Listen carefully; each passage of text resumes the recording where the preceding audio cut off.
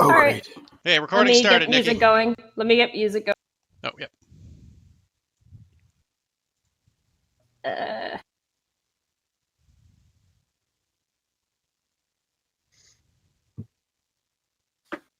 Why is everything open? Hold on.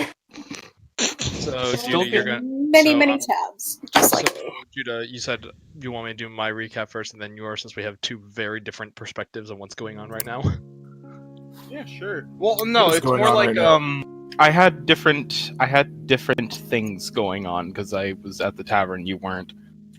So you cover what you did and what was going on there, and I'll cover what happened afterwards with Klaus.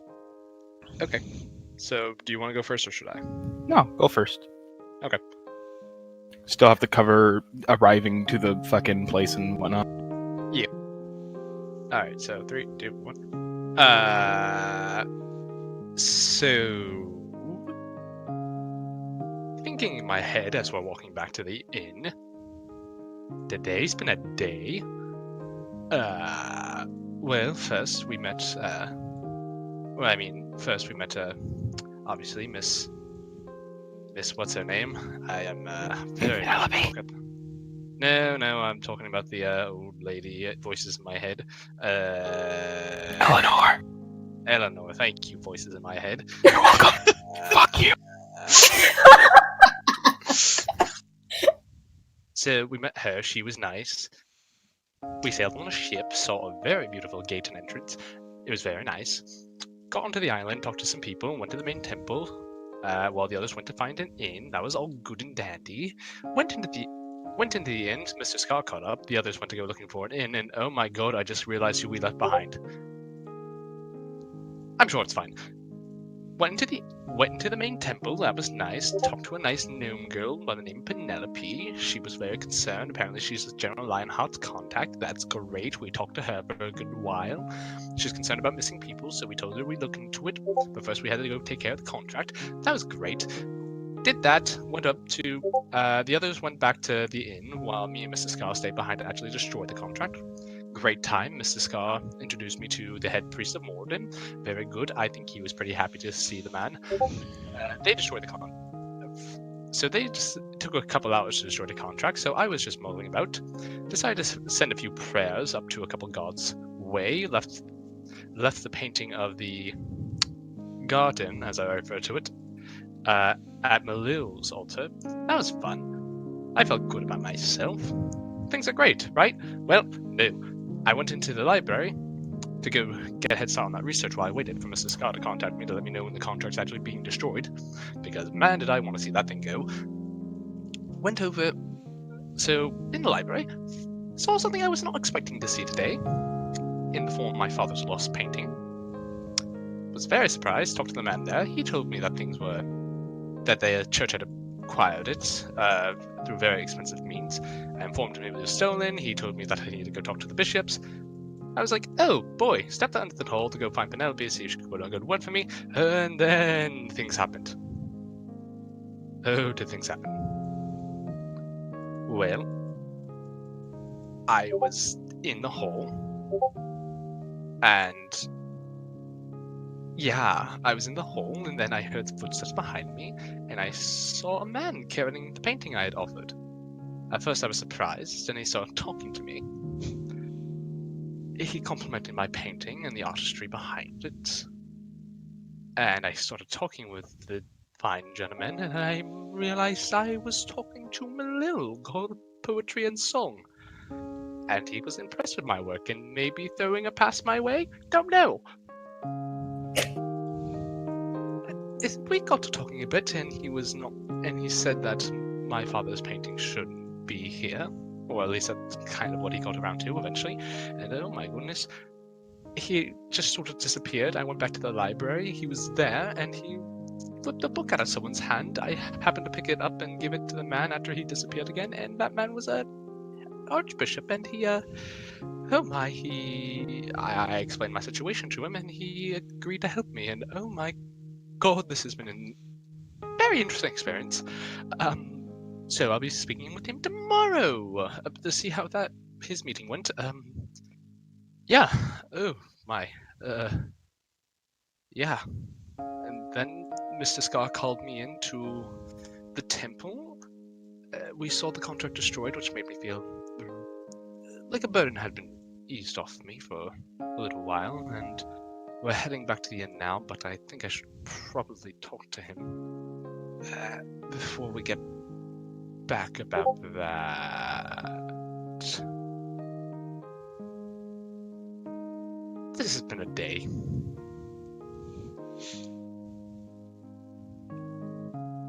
Scene. All right. Klaus picks up. So, it was a moment before we ended up breaking up our party. I ended up going with Varric, much to my dismay. Frankly, I was just trying to keep the parties kind of balanced. We moved on forward to the main temple. Nothing very much happened. Some girl named Penelope we ended up talking to.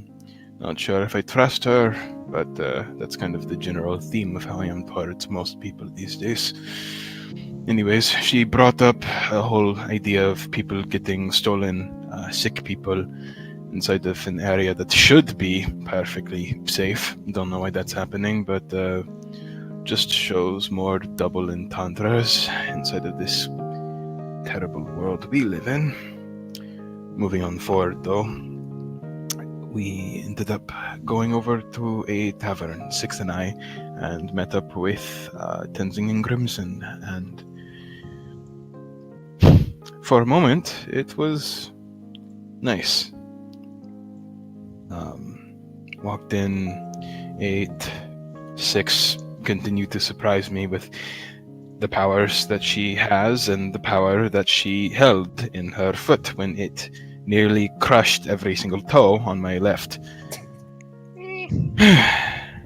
Needless to say, I wanted to maybe blow up a few empires in that moment. Instead, I managed to minimize the damage all into one watermelon. That is progress in my case. But I did something that is unmistakable that I can never do again.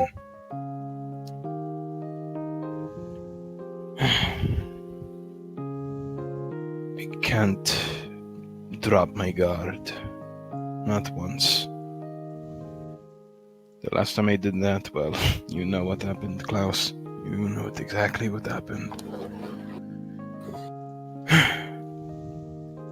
I have to walk out there and pretend as if nothing ever happened. Not yet. No. Never can I let my guard down. End scene.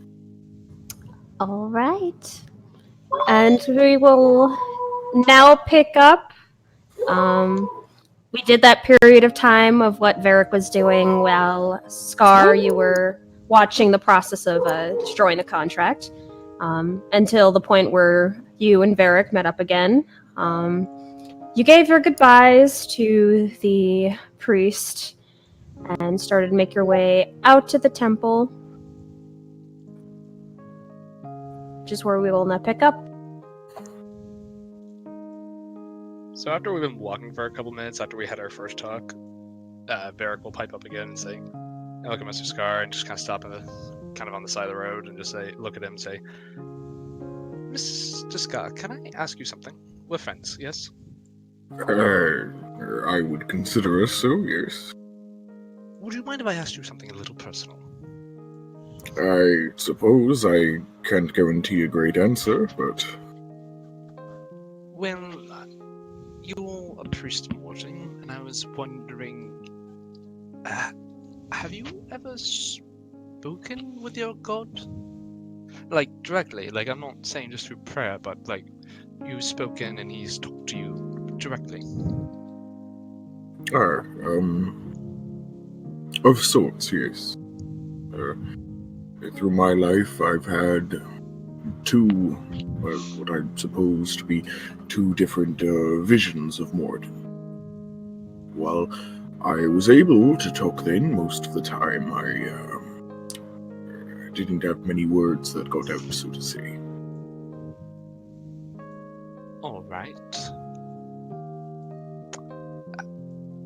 I'm about to tell you something. I don't know if you'll believe me. It's quite outlandish, but so you know how I've been looking for my father's paintings?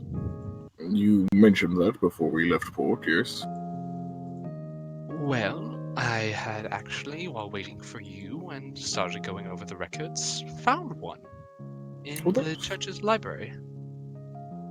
that's overall good, right?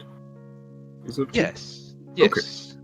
Well, I talked to the gentleman working in the library, and he informed me that the church spent a lot of money acquiring that painting. And when I informed him that it was stolen, he told me that I had to take this to the archbishops, who would probably not want to hear about it. All right. Well, oh, right, I did, so I went out and I talked to, well, I was going to go talk to Penelope, but I couldn't find her. And before I did that, before I went and did any of that, I set out a prayer to Lil. Because, you know, I'm not necessarily the most prayerful type, but I figured while I was here, I might as well. Okay. Well, I talked to, so I left an offering for him in the form of that painting. You remember the one that just kind of showed up? Yes, of the forest. Yeah, I'm still confused about where that actually came from. Anyway, I left that as an offering, and when I came back from the library, I turned around to see a man holding that painting. Okay. He was very impressed with it. It was And, impressive. well, yes, I just wish I remember painting it, but that's not the point. What happened there was, we talked for a good bit, and I think he may have been Lil himself. Okay. Well, the reason why I'm more convinced of this is that after we spoke for a little bit, he just disappeared in the blink of an eye. I went back to the library to sit down and catch my breath, and I saw him there, just sort of kicking his legs on the railing, and then he went. I blinked again. He was over standing by a man. He knocked the book out of the man's hand, which landed by my feet, and then he just disappeared again, and the man didn't even seem to notice his existence. And that man happened to be an archbishop of Bahamut. And Okay. well, and then I spoke with him for a good while, and he agreed to talk to the upper circles to see what he could do about the painting and maybe getting it back to where it belongs. I'm a little out of my depth at this moment, and I don't know if you believe me when I tell you all of this. It's.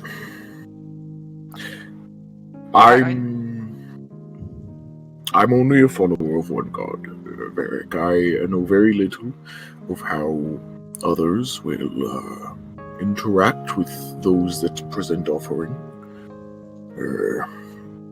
I would not say it impossible, and I would not say I doubt you, but I would say I feel a bit of skepticism, so to say.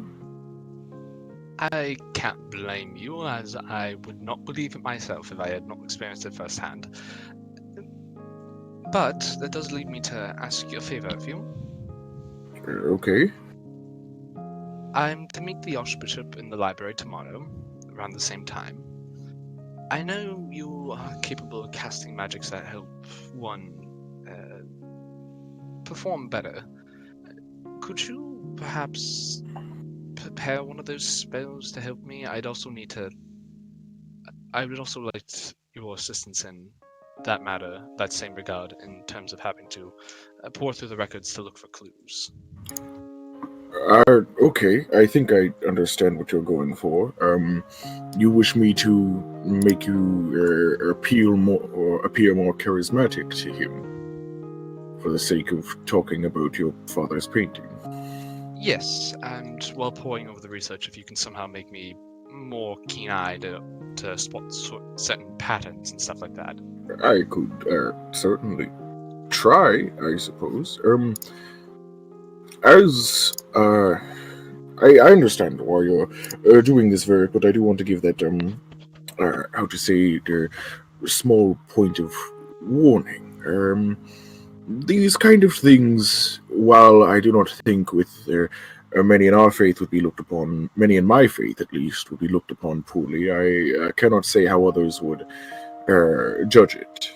It could be viewed as you coming, not being forthright with someone, while not directly a lie, being simply a lie of omission.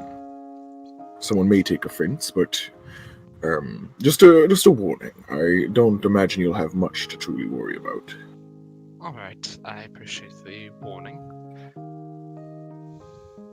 But again, I find nothing wrong with the issue. I understand this means a lot to you, and it is merely increasing your natural talents. If you are so wishing for this, yes, as I said, I can ensure that is ready for tomorrow. I appreciate that, my good friend. And like I said, I know my story may seem a bit outlandish, but I appreciate you, well, not necessarily believing in it, at least taking it seriously enough. I would say that there isn't a part of me that doesn't believe you. And I believe these things are very possible, but regardless of my faith, what matters is how you perceive it, how you wish to view it, and how you wish to let this affect you. Okay, well, I don't know too much about the god Malil. I know he's a god of poetry and song, and that he seems like a rather charming gentleman, but I will look into his teachings and see maybe if I agree with them. I think I probably will. Suppose all you can do then. I suppose. Now, am I supposed to become like a priest like you? I don't think I'm wise enough for that. No, I took a priesthood because not only did I wish to live my life by these teachings, but I also wish to allow myself to both teach others and to embody what I wish to be, so to say. But there are many a follower who are not priests, merely look upon the pews in a service and you'll see them. They can be tradesmen, workers, soldiers. All walks of life can view a faith. It's merely a matter of if you wish to uphold its principles. Alright. I will take your words into consideration, my friend. I do appreciate everything you've done.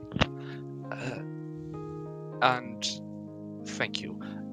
Oh, and if you wouldn't mind, I have a feeling the others would just call me a flat-out liar if I told them this. Would you mind keeping this between, or at least the specifically the god business between us for now? Well, of course, it gives me no benefit to tell them. I appreciate that. I know I've asked you to keep a couple of secrets in our journey, but I think that's because I trust you the most. Well, I'm happy you placed that in me. These matters, Varric, are between you and Malil. If there are something that you wish to keep to yourself, I have no reason to go against your wishes. And can I ask you one last thing? I suppose. I'm not very well practiced in the art of prayer. Could you give me a few pointers on how that works? Am I just supposed to get on my hands and knees and just think happy thoughts? Is it like meditation, or? It's... how to explain it? To pray to a god is usually to offer something, so to say. Offer yourself, offer your mind, your soul, or your wish to better yourself. Malil is not a god I know much of, but I imagine in their tenets they speak of what characteristics they wish to see primarily in mortal kind. I would say that so long as you attempt to follow by those traits, you shouldn't have an issue. Alright. Thank you. You're welcome. Yes, I think I have an idea of what I could do in that regard. Thank you, my friend. Of course. Is there anything you'd like to ask me while we're out and about? I know I've asked a lot of you. I would hate for this to sound rude, but no, I'm rather content with at least where we are. There are a few things that bother me, but nothing that I feel is desperate to be brought up. Are you sure? Little things can add up over time, you know? I, if anyone, shall be fine. You sure? I know you're wise and strong and very well capable of dealing with things, but you're still a mortal man. It's not anything to be ashamed of if you need to, even if it's just to vent for a minute. As I said, Merrick, I know what bothers me, and I know my means of handling it. I understand the value of sharing, but it is not my strong suit. Alright, well, if you change your mind, you can always come to me. I will certainly hold on that fact. We probably shouldn't be keeping the others waiting too long. We've already been out for quite a while. Fair. Thank you for the talk, though. Of course. I'm happy to have it with you. You're a good man, Mr. Scar. I like to think so. All right. Gay. You two continue your walk back towards the inn. After all of your business, it's very, very late at night. And by the time you show up at the inn, it seems that most of the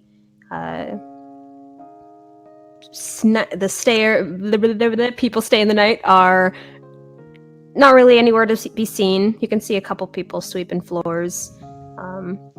When you enter, they give you a small nod of their head and then continue on with their work. I'm assuming no one besides Tenzing is on the ground floor and he's probably asleep at this point, right? Yes. Alright. Varric will just kind of go up to the counter and just say, a room for me and my friend here. The woman turns around to see you. She gives you a quick, welcoming smile, just like, yes, of course. Just for the night, or will you be staying for a number of days? I don't know how long we'll be staying here, so I suppose we'll just pay for the night at this moment. Of course. That'll be three gold per. Alright, and I look at Mr. Sky, it's like, I have this one if you just want to head up. Well, I thank you.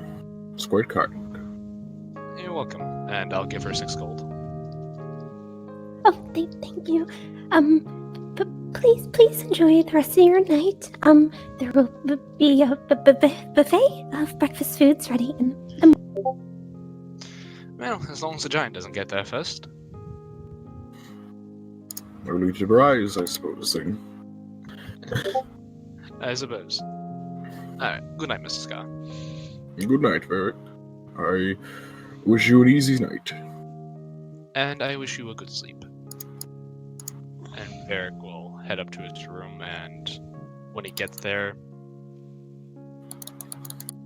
Question, if he were to paint a painting right now, would that leave him exhausted for the next morning, or no? I would have to say yes.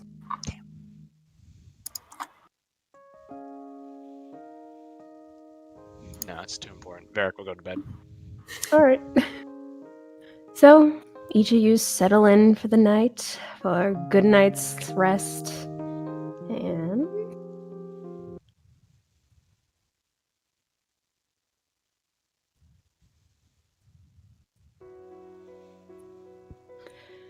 come the next morning, as the sun has risen into the sky, Tenzing, you are the first to awaken.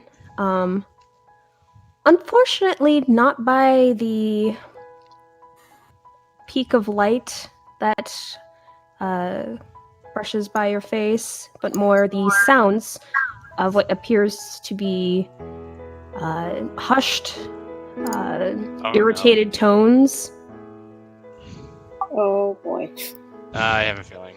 Okay. Time to die again, guys. I'm glad I did not Hey! associate with you guys. Oh, hey, Bill. Hey, I cut out for that like a minute there. Do you mind repeating? I heard hushed tones, but that was it. Yeah, that was basically it. Yeah, Okay. Tenzing he's the first to wake up because of hushed tones. Oh, okay. Sorry about that. You hear hushed, irritated, whispering voices. Sounds like more than Tenzing will blink awake and just kind of take a casual look around, see who's talking, but the fact that it's hushed is a little odd, so he'll just kind of look like he's still waking. All right. So you're waking up. Waking up and just kind of, what's going on, give a quick glance around the bar. All right. You see near the entrance, there appears to be an elven man, standing by a human man. From your point of view, where you're resting on the floor, you can't really see what they're looking at, but they seem to be speaking to something on a lower point of view. Their backs are facing you, so you can't really see their expression, but based on their tone of voice and their body language, they do not seem very happy. Tenzing will just kind of sit up a bit more and just kind of give, not like outwardly peek, but just kind of pay attention to it a little more, making sure that someone's not actually, I don't know, in trouble. Make a perception check. Yeah.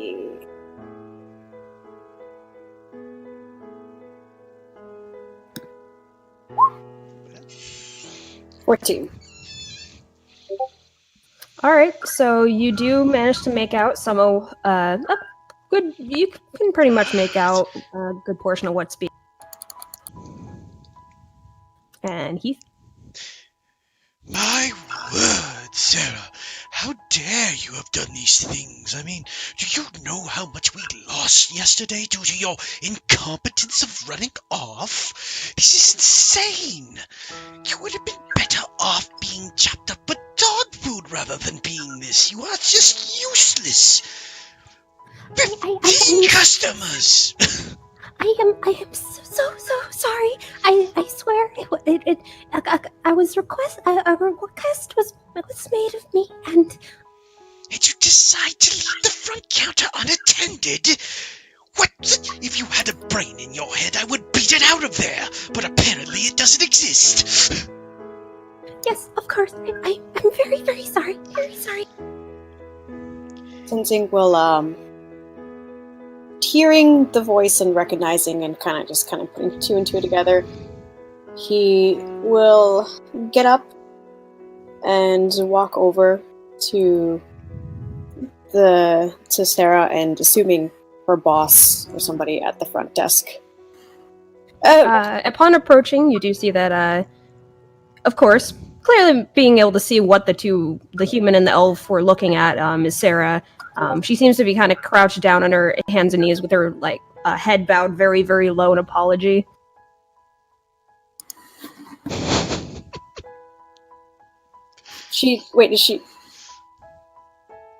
Sorry. She's on her hands and knees or just crouched over? Hands and knees, head bowed really low. Okay. In apology. Kowtowing. Yeah. Okay. Prostrating herself. Lucas. Okay.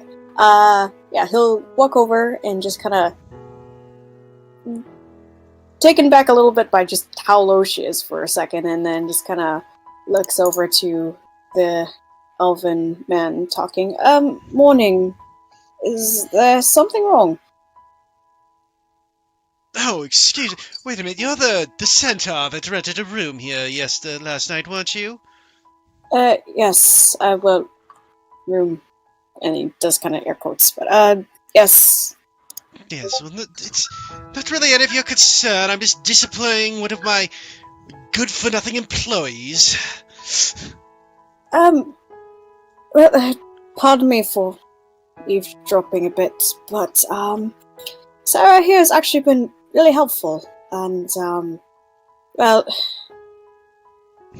her going out and getting a message, well, that was more of me and my companion's idea. We apologize for, making such a problem, but I assure you, she's, despite what happened or what it seems like, she's been a good worker. Well, excuse me for you not knowing anything, but Sarah, and he's gonna give her a little kick as she's lying prostrate, kind of the side of the head, is hardly anything but a good worker. She's done nothing but cause me issues, money, and due to your little message she decided to deliver on herself, she cost this in no less than 400 gold in residential people who were coming to visit. The stupid girl decided to run and leave her desk just moments after we just had a shipment of new people come by. This is insane and unacceptable of her. Hold on. And he just kind of immediately, as his foot just gets even near her head, he's already kind of walking over and in between them, and just kind of. So, might I ask, are there other employees that work with her at least? She's running the place by herself, and given how large this inn is, don't you think maybe she should have some extra help so she's not overwhelmed? She happens to be one of many who work here, my friend. It just so happens her job is to run the desk, as is Franz Jacques here, and he points to the human chef, is to run the kitchen and make sure the buffet and food is ready for everyone in the morning. Another issue Sarah has been having with the poor man, bringing special requests in the height of the dinner rush, making some sort of strange dish for some man.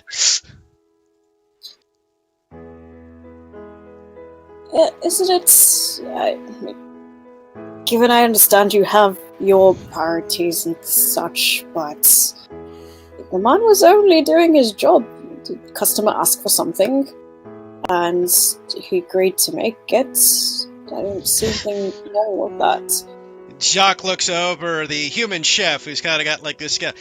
Yes, I may have agreed to make this dish, but it was upon her request and support, in constant assurance of the annoyance of her coming in. I had to do all of the cooking, and then she makes me make this dish that I could not care less about.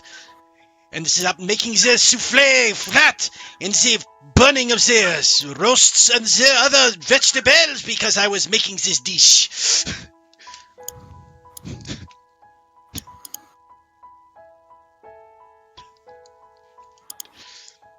Tenjin just kind of runs his hand through his hair because, oh boy, early morning, already conflict. I'm not smart enough for this.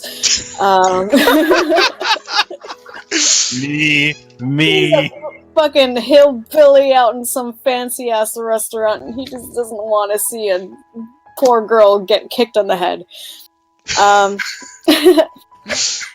But so. I mean, I understand that a lot has happened, and honestly, this is just something that happened with my group. Is there anything that we could do to amend for everything that's happened? I say there's very little you could do that would impress me to have Sarah here not flogged for her incompetence. I'm sorry, sir. It's none of your concern. But I do have to admit, this is my establishment, and I will treat my property as I see fit.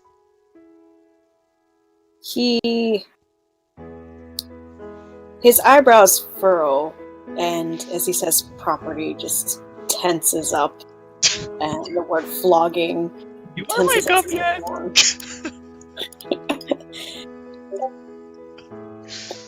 He Oh just no! Bye, Michael! Oh, bye! Oh, bye, See you, dude. Take it Michael. Take easy. care! Oh, man. Charismatic person leaving. Here we go. Oh, Same okay. You want advice from Grimson or Kovacs? Neither! You know, as much as he would love to hear Ghost Kovacs come by, this is not very good timing for that. Look, it seems like this restaurant could use a good haunt.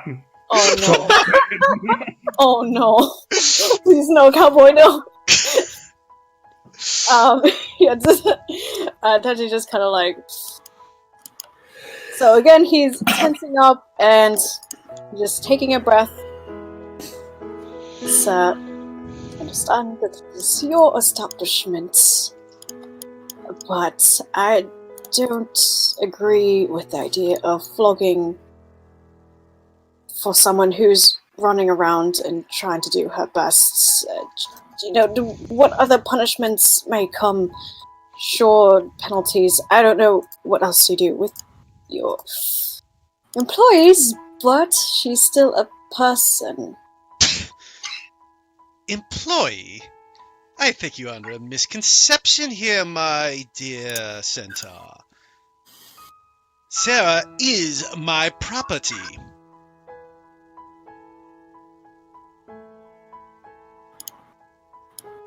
His tail starts switching, and his hooves are just kind of starting to dig up onto the floor a bit now that they're like outside.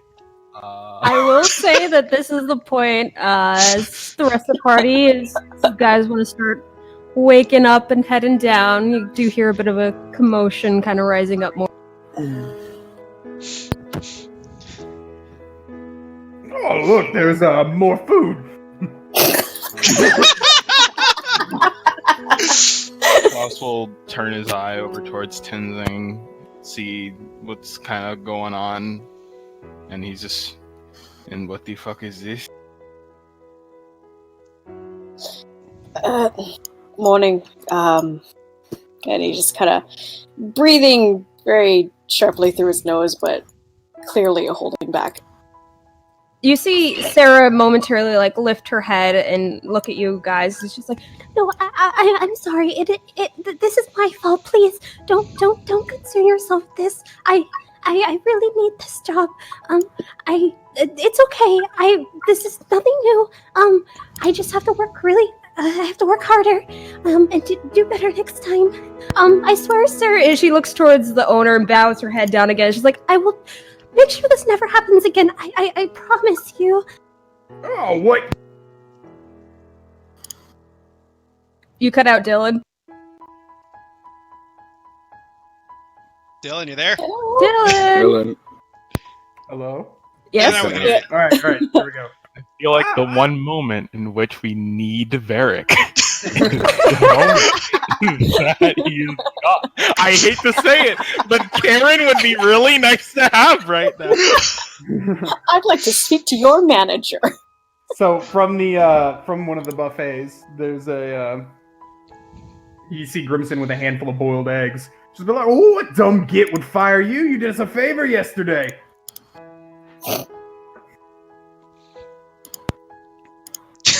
The elf will look you up and down and goes, Indeed. Well, that is not the point here. A favor, as much as it is for a paying customer, is not what she is here for. Her job is to take people in, put them in the register, and make sure that we have a steady flow of customers in and out. The fact that she abandoned her post for hours meant we had lost hundreds of gold, and worse yet, to that lying little piece of shit that is near my establishment to their establishment. Oh, well, the issue seems to be she wasn't doing her job, as you say. Well, that's our bad, personally. Whose responsibility is it to deliver messages here?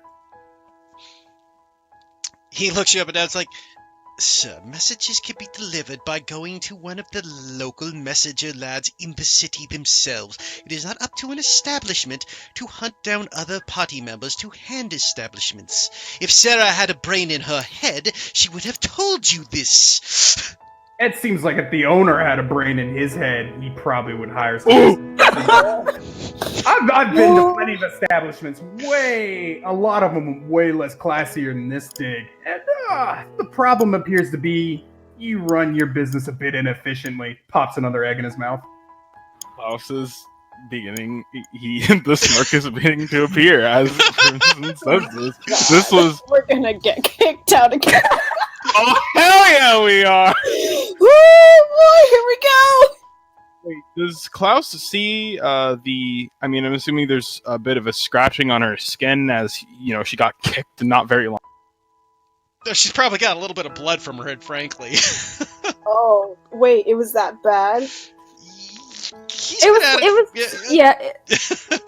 looks a little roughed up. Clear, like not beaten down, but a little rough. Okay, anger level just rose a bit more. Last time that I checked, isn't violence something that's illegal in this area? Of any kind, for that matter. On people, it is. That's not a person? Sorry, I couldn't have told that it was an automaton or some shit. Explain how this is not a person. As I explained to your equine companion, this is my property. Doesn't matter if she's property or not. She's person. Is there papers? Anything that directly inclines that she is your property? He reaches into his coat pocket and whips out a piece of paper. This slave paper at work proves it beyond a doubt. So you're telling me in the most holy place inside of the fucking world there are slaves allowed? He kind of gives a laugh. He goes, "You really don't know how the world works, do you, sir?" Oh, I know plenty how the world works. I just thought that this place was maybe different. Clearly it is. The Northern Empire allows slavery. Those of us with business sense take advantage of it. Business sense. Though I must admit, in this one's case, it was a bit of a blunder of an investment. The way that I see it is that when I was walking through, I was the recipient of this message. She was seemingly really pressured in order to actually get this through. So here's what I'm not understanding. If that is not her job, why did she seem to be so pressured in order to do it? Have you gotten her to do extracurricular activities before? No, I do not have her do. She is meant to watch the desk. The problem is the girl tends to have a tendency to forget simple duties like that, just as she has a tendency to drop the food in the back when she brings it to the front. He'll kind of turn over towards Sarah. Is that it? Did you forget when you ran over to us, or was there something else? Still with her head bowed very, very low, she speaks to you. It's just like, I'm so very sorry, sir. I'm very clumsy and forgetful. I make mistakes a lot. I am trying to get better. I promise. I want to know if she is saying that because that's what he wants to hear, or because that is what actually. Insight check? I want to know. All right, two insight check. I have a question as well. What is, out of curiosity, what is the going rate for slaves? Since I am from the north.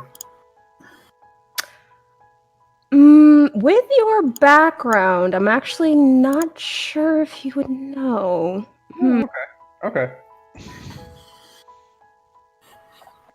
A 16 and a 12. Seems she's being truthful. You get the sense she believes she is clumsy. Okay, that's fine.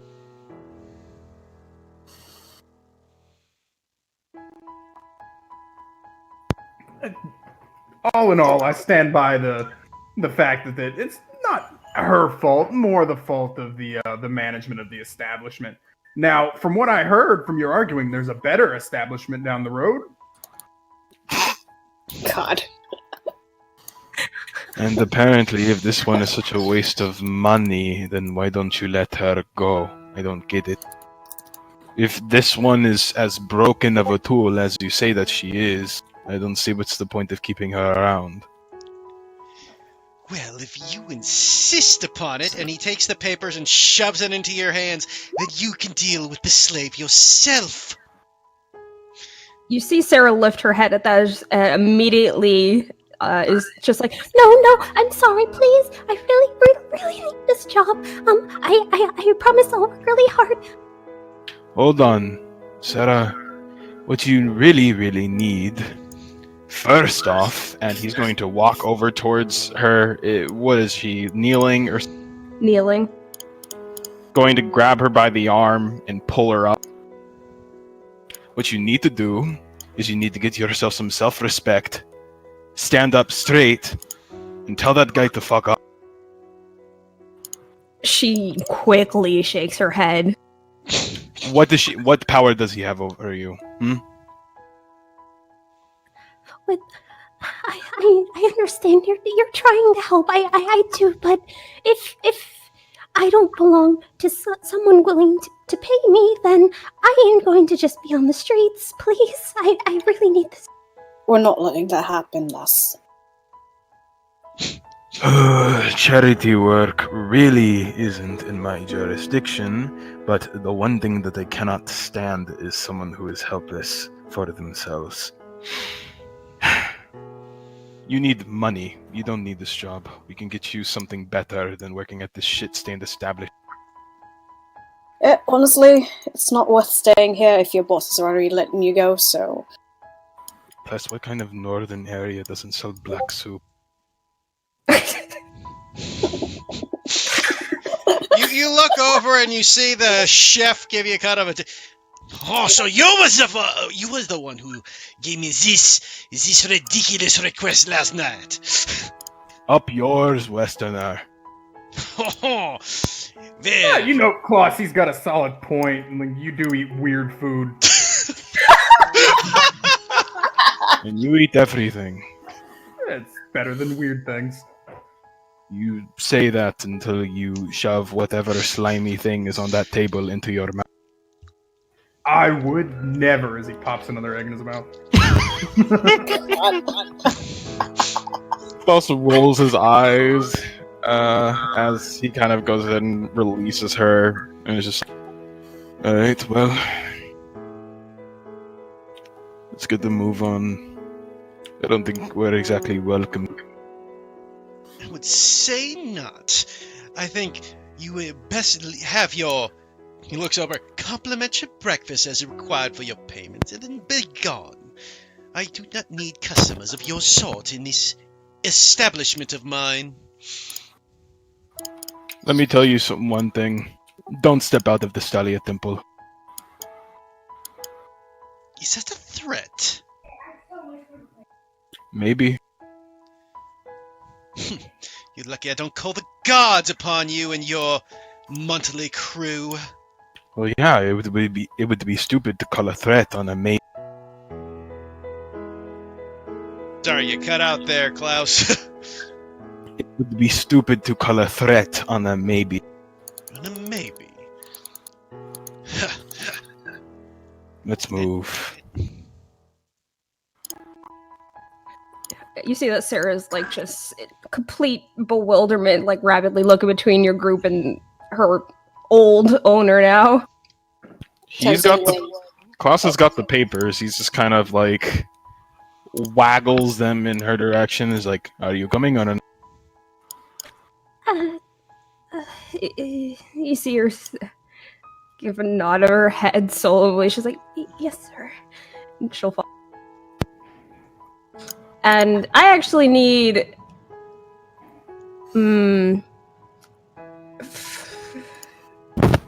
Yeah, since you guys are the most involved in what's happening, I will say Klaus, Tenzing, Grimson make a perception. Perception check. This is fun. What? Sorry, there was Perception a check. noise. Okay. Cool. Oh, thank God! Oh, thank Oh, God! cool. Perception, you say? To be fair, Tenzing's fucking mad, so... Oh wow, a 20 and a Yeah. 25.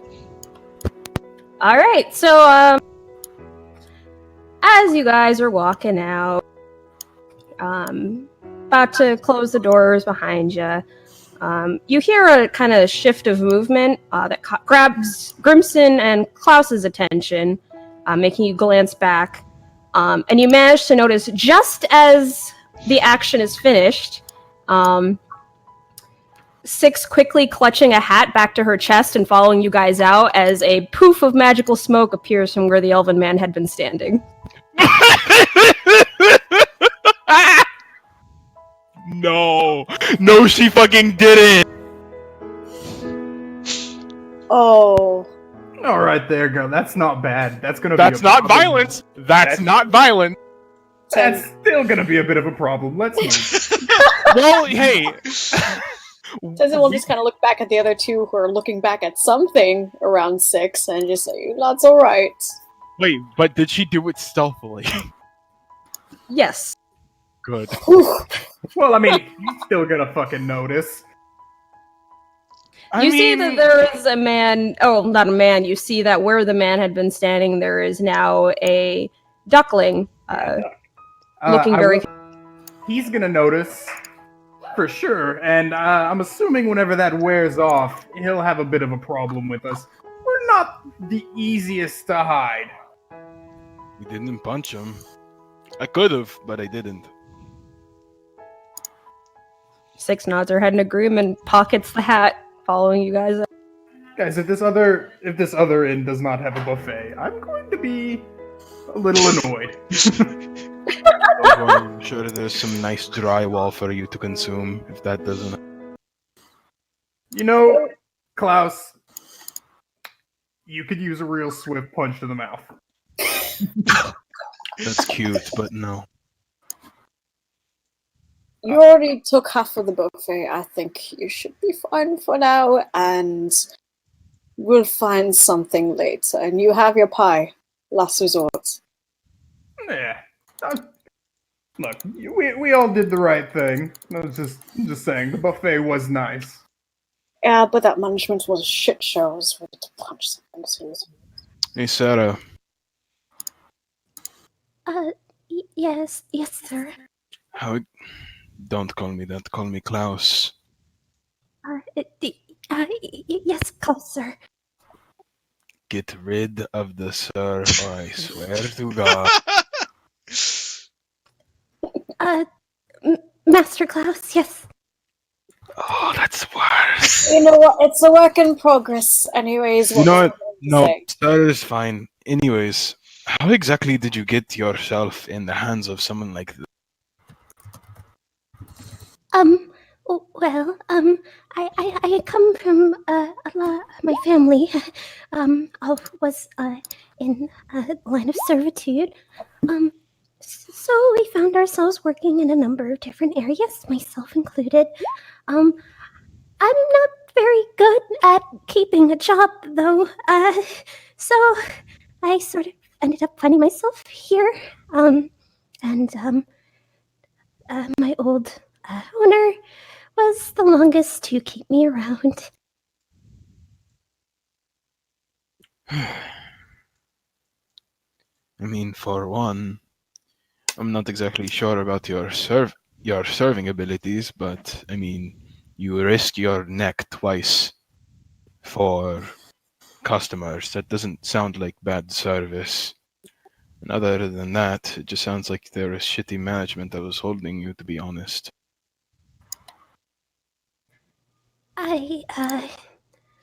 You see her kind of nervously glance around and then look at you. It's just like, I'm not sure how to respond to. Do you agree? Do you want me to agree? For fuck's sake. Is it possible to see the slavery paperwork that Klaus, are you just holding it? Yeah, and I would say in this situation Crimson's you gonna can snatch it. He's Yeah, gonna go for snatch it. it and eat it. Oh No- my god! Wait, Well, that's better than dry roll, isn't it? Oh, there you go. You're no longer a fucking slave, are you? Crimson, what the fuck? You see her face go completely pale. She's just like, And now I'm a criminal. A Oh, criminal? How does it make you a criminal if someone ate your papers not on your behalf? You wouldn't happen to have a curse mark thing on you or anything. It is against the law for a slave to dispose of their papers. So I will not be allowed to leave this island. oh, great news. You didn't dispose of it. Crimson, throw it back up! Just the paper, though, not the rest of it. Swallows. The Greys take a lot of pride in the fact that they're never thrown up. Well, lass, Look, so if the paper doesn't make you a slave, what makes you a slave? It's the papers. I'm still technically, because my name is under documentation of some sort. I don't really know all the specifics, but basically, if I am caught without my papers, I will be arrested on. If you're caught, right? Yes. Well, they didn't ask for they didn't ask for any of our slave papers when we got here. Well, we're not slaves, but it sounds like there's not exactly anything that could actually check you, really. That is dependent on the building. The what? The building. Building. So in other words, we can't keep you in multiple places. What about that other inn? Do you know much about it?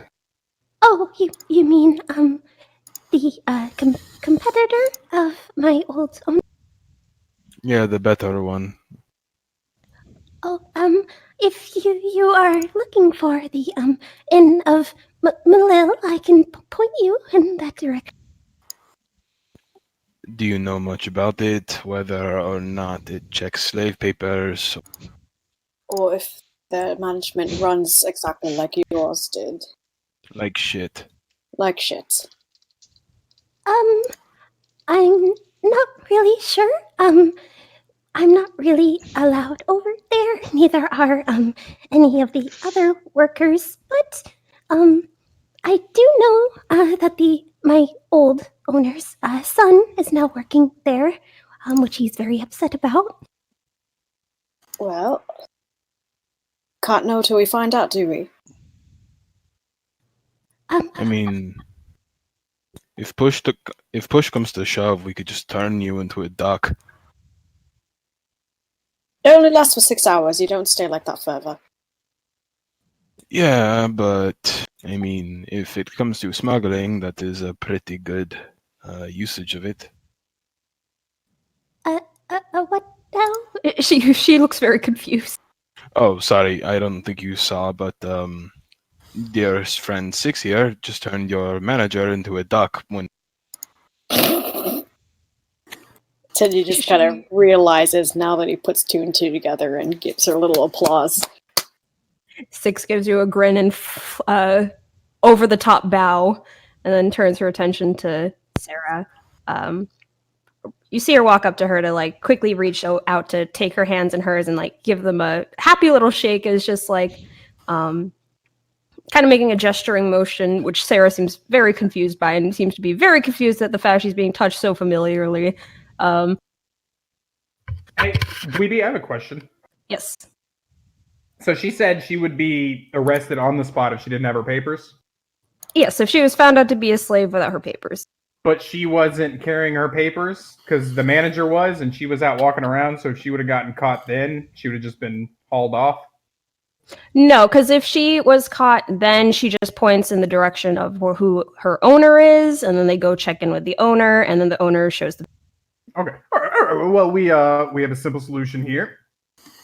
We just figure out how to free a slave officially. And I don't really know too much about that part. Well, I'd certainly like to know. For Look, I can get the paper up, or I can get the paper. Give me a few minutes, and then Varric and then I'll turn around and notice Varric and Scar aren't there. And just, oh god, we left Where- them behind. where's Nickel and Scales? Since Michael is not here, I will say that Varric was the silently. Oh no, I was gonna say at this point you could probably see Varric and Scar like running to catch up, like they didn't understand what happened. That works. Warning, sorry. Good. Where did you all go? I woke up and people were yelling at a duck. We took a slave and we got kicked out of the establishment. Again. Sorry. What?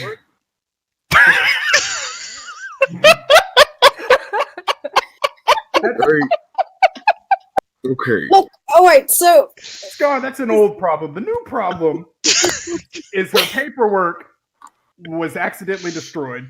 He sounds so confused. I'm gonna look to Gross on that one, on the hesitation, accidentally, and I'm gonna make an insight check. Even if you didn't even have to make the insight, Klaus was just gonna be like, No, I feel like there needs to be one. I feel like there does. I like actively see like a lump going down his throat. Like, he burps out a Okay. fragment. Okay, So besides the point. okay. The circumstances for the destruction of the paperwork is not relevant. it's kind of relevant. I can get them back. It'll take a minute, and then Varric can mend them, right?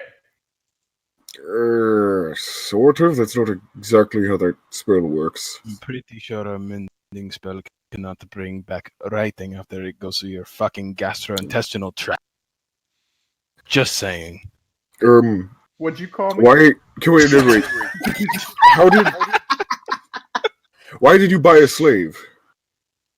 They were Actually, hack off. Whoever said we had to buy. No, we just pissed off the owner and then he slapped the fucking papers into my And chest. the owner It's like, was yeah. the duck. Yeah, the owner was the duck. Yes. Okay, I'm slowly getting this. So we're technically the owners now. Except for the fact that the papers are now gone. Of He, like, course. Stares at Grim from behind. But if we do get them back, and they are simply ruined, we can simply ask for new ones at whatever establishment sells slaves. Unless you want to guess. punch Grim really hard in the stomach in order to get them back, I don't think. Wouldn't happen. Go ahead, you can try it. No, trust me, as much as I fucking want to, I don't know who's watching at the moment. Your I 6'6" may have paws a- about wind up a punch, but stops. no. Actually, No. I don't. I thought I had the spell, but I don't. Never mind. Oh no! I thought I had a spell that could actually technically work with that, but I don't think I do. Oh, I wonder if this would work, actually. Hold on. Oh my fucking god. Oh. No, there's no reason Scar would have taken that this morning. I'm not going to say it. It would have been great to watch, though. Yeah, it would have involved me literally putting a curse on him to make him weaker of constitution. Physically impossible. So, okay. But you're going to pass them up, right? Not down. Oh. Alright, give me a minute, and Grimson's gonna duck into an alley. Then we simply have to say we're terribly sorry. paperwork got ruined. We have it here. Can you please provide us with another one? It is only paper. I'm sure not only do they have record of her, but they should be able to replicate it quite easily. I'm sorry, I'm gonna need you to repeat that. Boss will unceremoniously punch a wall as he's hearing this. Just while he's hearing what Scar's saying. He's just... Sorry, what was it you said, Chris? He said basically. All we'll need to do is essentially have the ruined paperwork, and then we can take that to whichever establishment sells slaves, and then using that, we simply... You see Sarah look at you at that. It's just like, I'm sorry, sir. There's no establishment like that on this temple. Well, then who maintains that slaves are being slaves? what was that? Then who maintains that slaves are being slaves? I don't think you were there for that conversation, Scar. I Basically, don't think I was, no! everywhere inside of the north, from what I understand, keeps control over, slaves, and they maintain it. But as for places... if they are maintaining it, then we should have the ability to get paperwork back. If they require paperwork, they should be able to provide it. I didn't say provide, they said maintain. No, but if they are requiring, we merely say, oh, we are terribly sorry, something has happened. We have the paperwork that shows we are proof of slave owners, because apparently we're that. And then we merely say, oh, could we get new paperwork? Because the ones we have are wrecked due to circumstances. I mean, technically, there has to be some place given even if it wasn't, well, and he just kind of gestures towards the alley. Even if it wasn't in that case, if something... I'm going to look for a guard. Yeah. Oh, God. You're gonna look for a guard? Yeah, I just want to see a guard. Alright, you would see a distance away, a bit of it, not too much of a distance away, just with an eyesight, line of sight. You see one of the Holy Guard stationed as still as a statue. I will approach the Holy Guard and it's like, is it possible that I could bother you for a second, sir? The helmet turns in your direction. I am terribly sorry. One of my compatriots has found himself in a bit of a mess, and we have found that paperwork ensuring our ownership of someone else has been befuddled and smeared. We were hoping that perhaps, since this seems to be a common thing around here, that there is a place we could maybe get it refurbished and renewed so that it does not look like a dog ate it. There is no such establishment here on the temple. You would have to go to Findlefair or any other city or town within the Northern Empire. Alright, well, thank you very much. She faces forward again. Sure.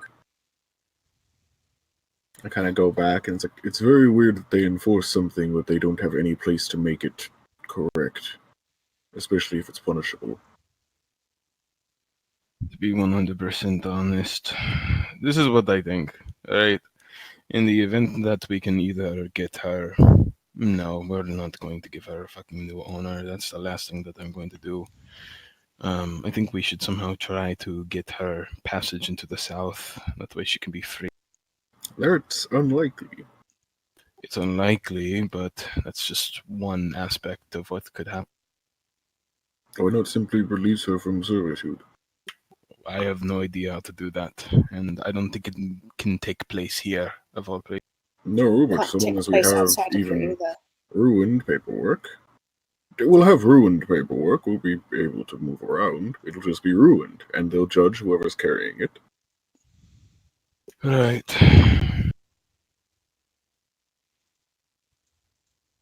Tenzing looks at Sarah and just kind of, Les, you have any other clothes than that? She looks down at what she's wearing and then back at you. It's just like, I did, back at the establishment, but, it is all under the ownership of my old owner. Alright, well, are there places here where we could get new clothes? I don't really have any money. Well, that's not your concern. Where can we get clothes for you? That will be yours.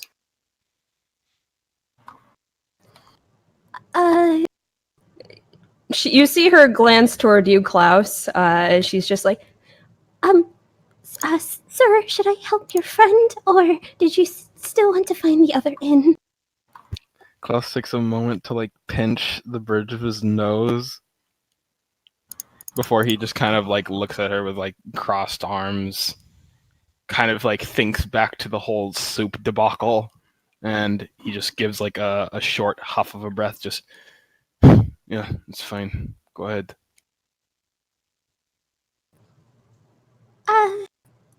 Okay.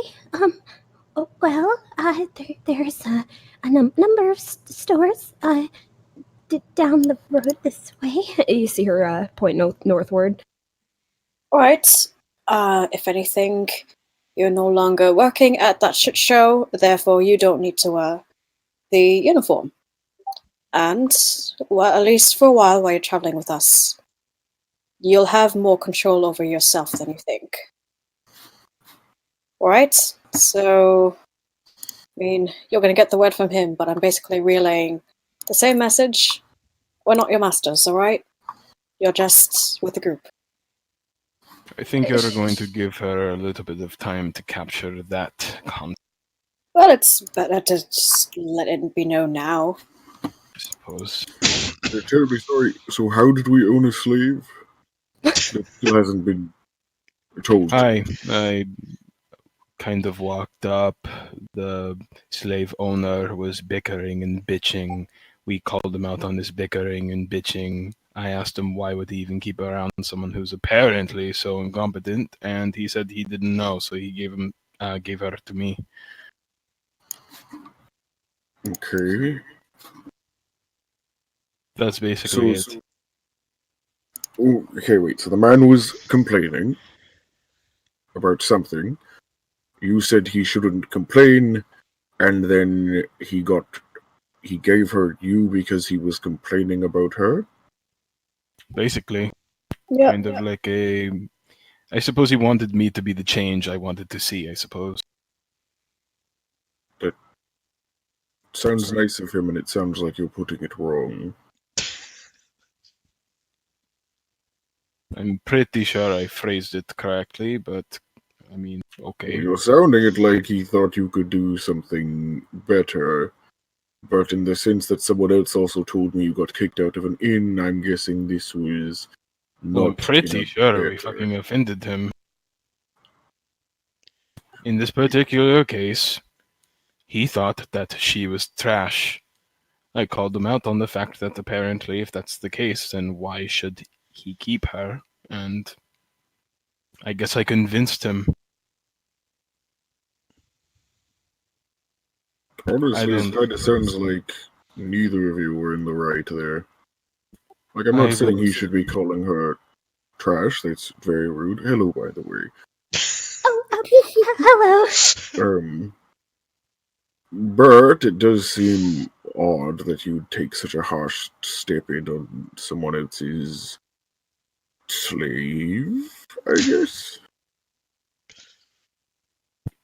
Klaus hears what you're saying, and he kind of averts his eyes kind of over towards her and kind of like towards the ground, and it's just, if there's one thing I don't like, it's when someone is completely defenseless towards another person. I'm speaking, and I didn't stop speaking until this happened. Do I regret it? Really? Not at all. Frankly, I'm just mad that I couldn't hit him. Correct. I'm terribly sorry to say, Klaus. He does seem You were in the wrong. While his opinion may not have been great, he's allowed to have it, and the unfortunateness is people are different. Of course, not everyone would stand up for themselves in the same vein that you would wish. Either way, I frankly don't care. Give me a morality assignment later. Right now, I think we have a bit more pressing things to take care of. I wouldn't call that a morality assignment, more of a personality assignment. What I'm saying is you both seem like you were in the wrong, and I imagine an apology from either side could be nice. Hey, I'm sorry that I told you that your slave actually matters and has autonomy. See, that's not an apology. You're not apologizing for the right thing. Also, you're being very condescending about it, and it comes off as rude again. Is it the right thing, or is it just being law-abiding? Like, at first, Klaus No, was I'm not saying the slave part of this is right. I'm saying that Klaus being rude and the man being rude didn't make either of them not rude. I will say, Klaus's face normally is like, it's already like a grouch. It's already like, it's already angry looking. But he's like, this is his neutral face. But as you say this, he just gets irritable, and you can begin to see the actual stress lines forming on his face. And he's just like, and then what? This is how my face normally is. Do you want me to change myself simply so I can go ahead and kiss up to some good for nothing noble? Is that it? I never said you should. I was just saying, if you were asking for my opinion on the conversation, that both people seem to owe the other an apology. That does not mean you have to follow it. Be who you wish to be, so long as it does not hurt others. I'm having one of those moments where I'm just like, I'm gonna say something, and then my me, I'm like technically metagaming right now because this is like, oh man, don't fucking say it. That's mean, but I'm not. Go for it. Ah! Do it, you won't. One second. I dealt with Kovacs, I can deal with you. This is very true. Yeah, no, Klaus just kind of like turns over to you and is just like, you're right, I never asked for your opinion on that conversation. So can we please move on from you? Yeah, that depends. And I kind of look to where Grimace went. Crimson. I'm gonna keep calling him Grimace. I don't know why. I saw it when I first read it, and I'm Klaus is anything different. Klaus is grimacing. Don't worry. Grimson, what are you doing in that alley exactly? Are you just like leaning over the wall trying to dry heave it up? Yeah. I'll shout, but like, guys, it's not working. And I'll come out of the alley. I'll come out of the alley. The Greys have a long history of sturdy bows. And I'm gonna look to Varric. I'm gonna say, Varric, do you have that spell or suggestion? I'm not sure if he does. This was the spell I was gonna use on you, but I don't have it. Check his sheet.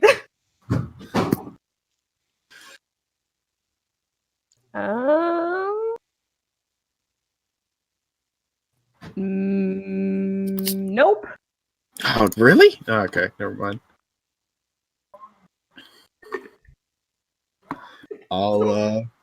I'm open to any ideas if anybody has any, but Six pats your arm for a second, Grimson. oh, thanks. You see her like make a gesture for you to lower your head. Oh no. Oh, all right. Grimson will lower his head. And I'm going to need you to make a con save as she shoves 2 fingers down your throat. I was thinking that. God. 13. You kind of get the immediate gag sensation that something's coming up, and then immediately like swallow it back down instinctively. Oh God. I was almost. Try again.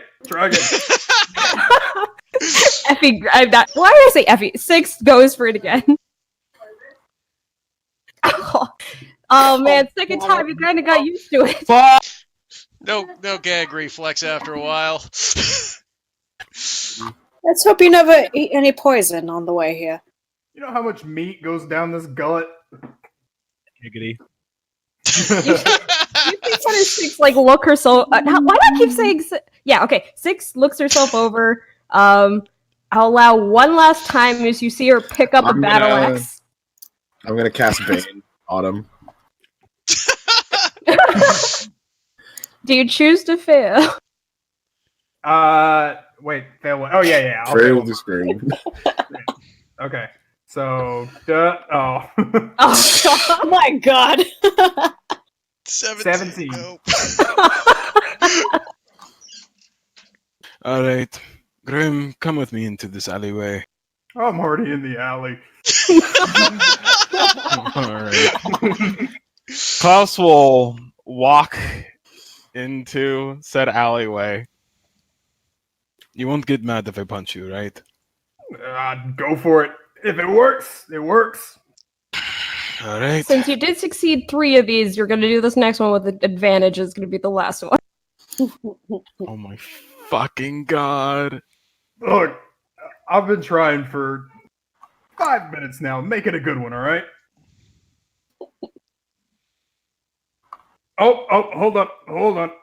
And I'm gonna open up the Oh wait, I do have a spell for this. I'm gonna open up my cart and or my coat and I'm gonna pull up my armor a little bit so it's just my big bare hairy belly. God. Hold on. I do have something for this. And I can just walk up to him, I put a hand on his shoulder, and I say, vomit, and I cast command.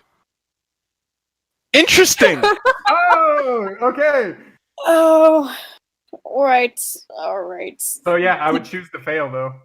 All right, immediately with the most violent feeling since you've been pushing it down for so many attempts now, you just hurl all over the ground, Grim.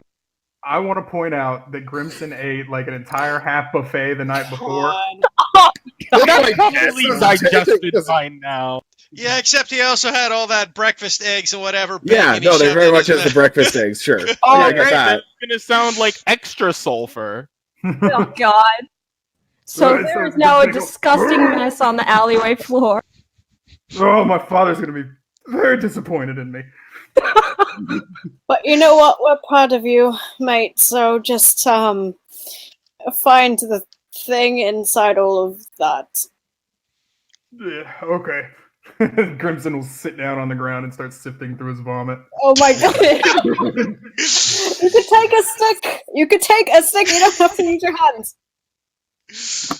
It appears like it may be a bit too late to suggest that. Roll an investigation for your vomit, Grimson. A full return. Oh, and then hold on. So 4. Oh, I would have stopped Bane. I think Bane would have had to... Oh, no, it wouldn't have had to stop. Oh wait, no.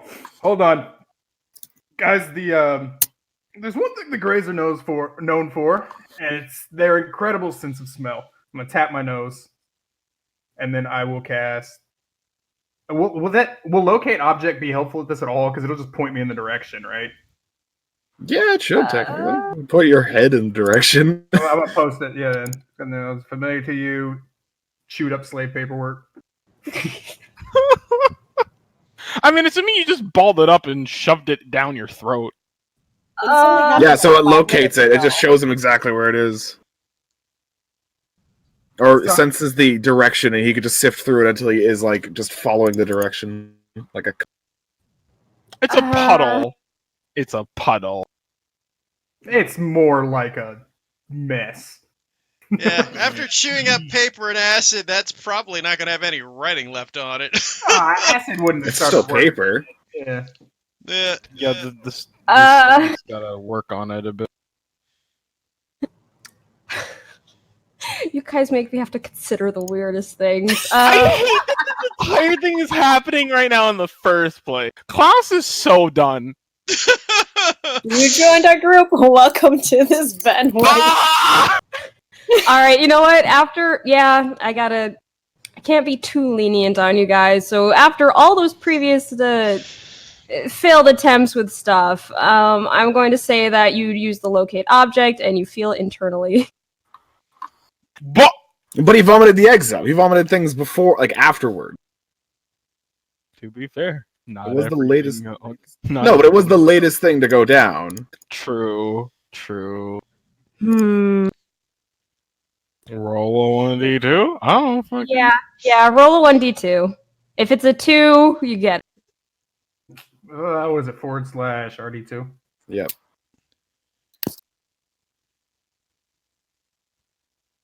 I fucked it up. Well done. I fucked it up again. What is it? / /R space D2. Oh, I just put the space in the wrong spot. Nope.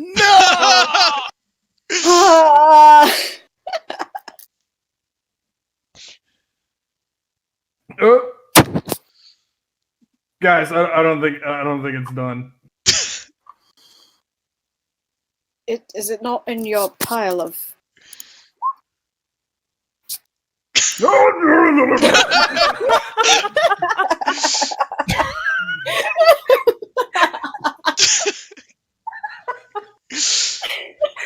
Terrible.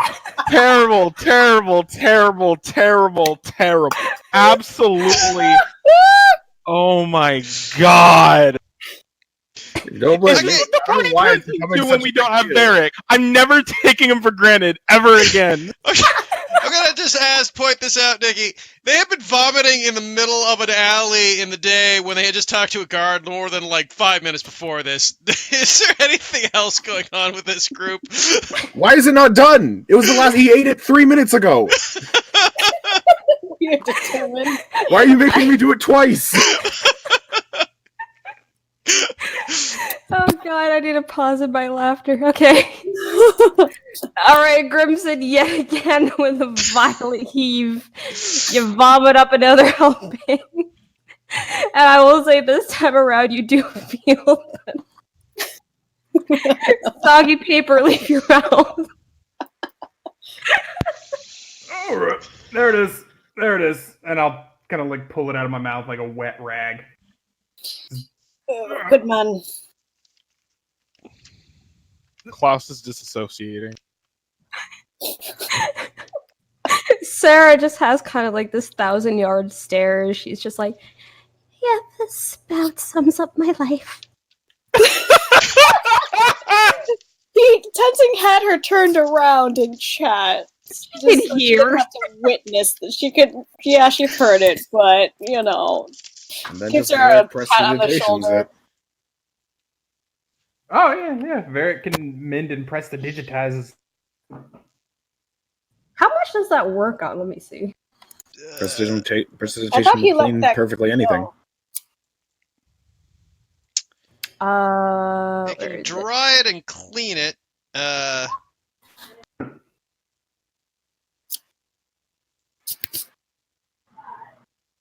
You instantly clean an object no larger than 1 cubic feet. Prestidigitation is okay. broken. All right.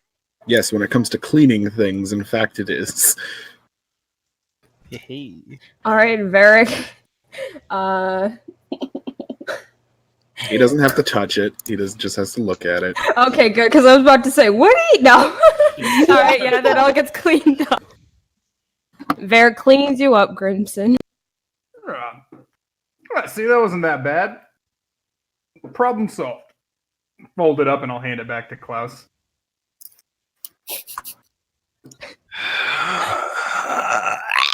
Okay. It doesn't dry it, though, right? It does. Yeah, it does. It does? All right. You know, the object is no longer soiled. Very much a soiled object would be a wet object. Yeah, it can be used to dry off your oneself as well. It's not Or everyone else if you're not selfish. even. Keep the battles in roleplay, mister. I take everything very personally, and I secretly hate you all. It's not a Scratch secret. Yeah, I was gonna say scratch the secretly part. They're coming. I get a daily message from Chris that just says "fuck you." I'm not surprised. I wouldn't doubt that at all. I wouldn't either. This abusive relationship that's happening here. Jesus. First Kovacs and then this. Anyway, yeah, he gingerly holds it until he realizes that there's not really actually a problem with the paper, and he kind of like holds it. I would probably like to say that maybe some words are probably a little bit smudged now at best. As it did have its way with the paper a little bit, but I googled it. Oh my god. Ink does not fully absorb into paper. It mostly sits on top of paper and would dissolve in stomach acid in 1 to 2 minutes. Oh, so it's gone. It's gone. it was like 30 seconds, guys. No, Okay, it was it like wasn't. 5 or Yeah. 10. Well, that okay. Hold on. Now we have to Google how long it takes food to reach the stomach.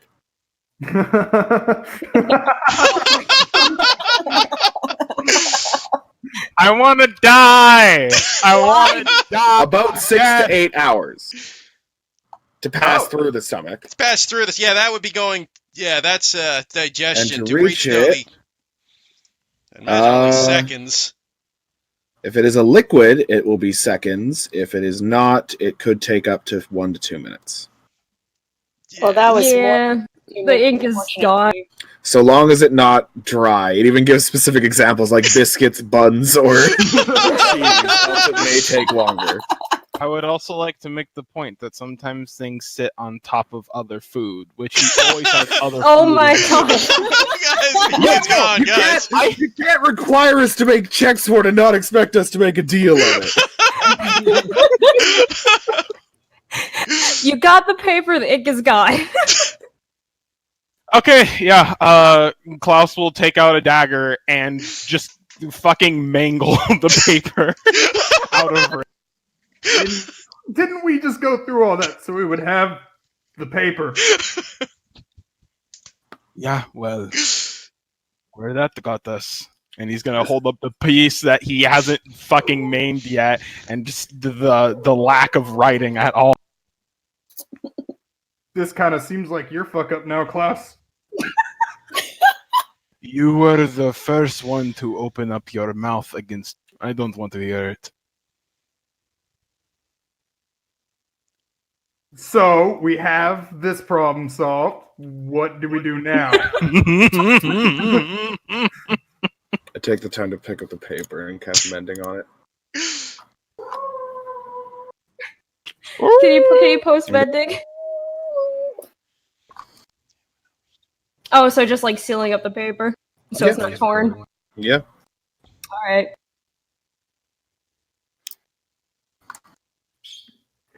So, Lars, you still want to go shopping?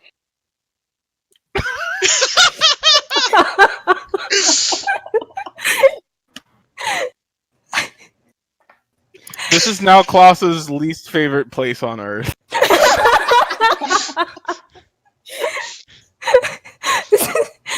Sarah looks towards you, Klaus, at the question Tenzin gives her, and she's just like, "Do I want to go with him, sir?" There's like a pleading please no in her eyes. Klaus will fucking pinch the bridge of his nose again and hold it there for like a solid 10 seconds before she like maybe asks the question again, and he just raises a hand and then a dismissive wave as he goes ahead and puts the dagger back in his bandage and will walk alongside. It's just let's just get a fucking move on in general. To the in I'm sorry, what? to the inn. Still the inn, or what? Where would you like to go? Well, Let's shopping so we can get you out of these rags. yes, and they wouldn't let you in anyways. You've given your uniform, so we have to make sure that you have ways. Was just to make sure, by the way, Varric's thing that he asked me about was today, right? He was going to see the. Yeah. Okay. Do we want to just say, for the sake of this, I give him the enhance ability on his charisma, and he goes about that? Okay, way yeah. to deal with this garbage. Yeah. Sure. So on invincibility, I hit him with Eagle Splendor. His hair has a new sheen to it, and he has advantage on charisma checks for an hour. Her name is Sarah, first of all, Chris. Oh my god. Kicked from the game. Alright, so Varric parts from the group as you guys make your way to go shopping. In response to, I think it was Klaus, you were the one that said, or no, was it Tenzing that said the establishment wouldn't want her in there with her clothes? Yeah. That was Tenzing. Alright, in response to that, Sarah's just like, Oh, well, the Inn of Malil doesn't really have, a dress code. The irritation, toward between the inns is more of a one-way, street. So if you go in there looking like a complete and utter maid, they won't have any fit about. Not that I'm aware of. Are you sure? I'm pretty sure. All right. What about other places, though? I mean, we're not going to just be at inns, I don't think. What exactly is the plan? I mean, what are we doing? Well, now? she can't stay here, so we need to get her the fuck out of here. But let's work on that later, because we have a thing, from what I understand, from Varric. Wait, what about let me pull up my notes here, see what her name was again. Penelope? Penelope? Nope. Eleanor? Eleanor, yeah. He just kind of looks to the others. Just, what about Eleanor? She's around. Do you think she'd be willing to help us out here in this case? At least to give her a place to stay while we figure out all Hope the to shit. fucking God she can. I think so. Looks to Grimson and Scar, see if they approve.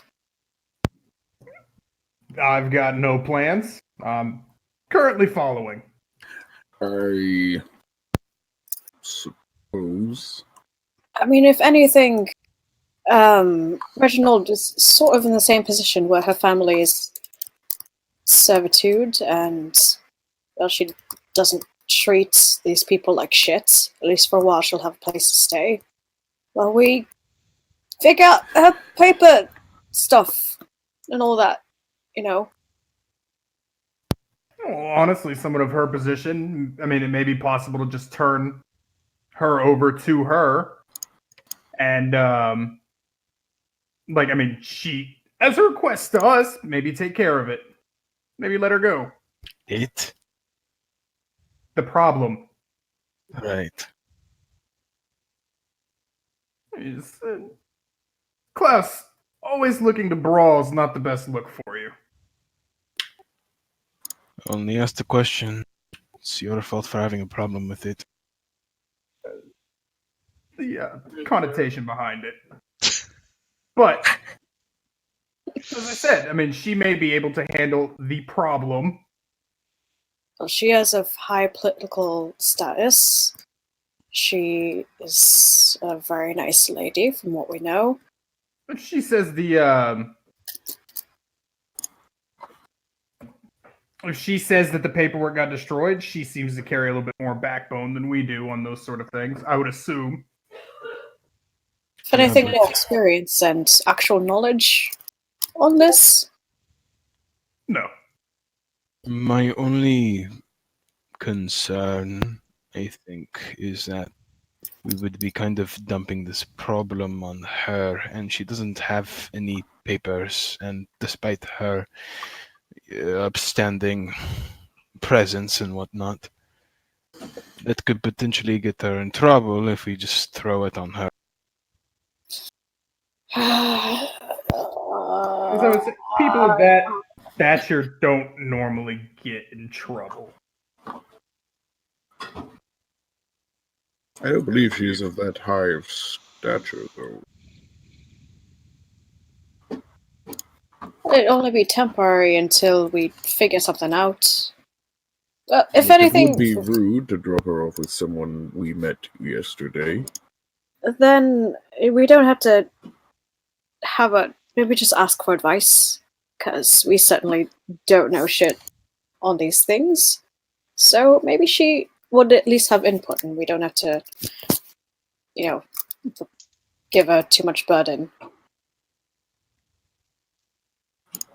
We could certainly ask for advice on the matter. She may have a better proceeding of how we could go about this. Surely I do not believe they would use an institute on an island without the means to rectify issues. That would be foolhardy at the very least.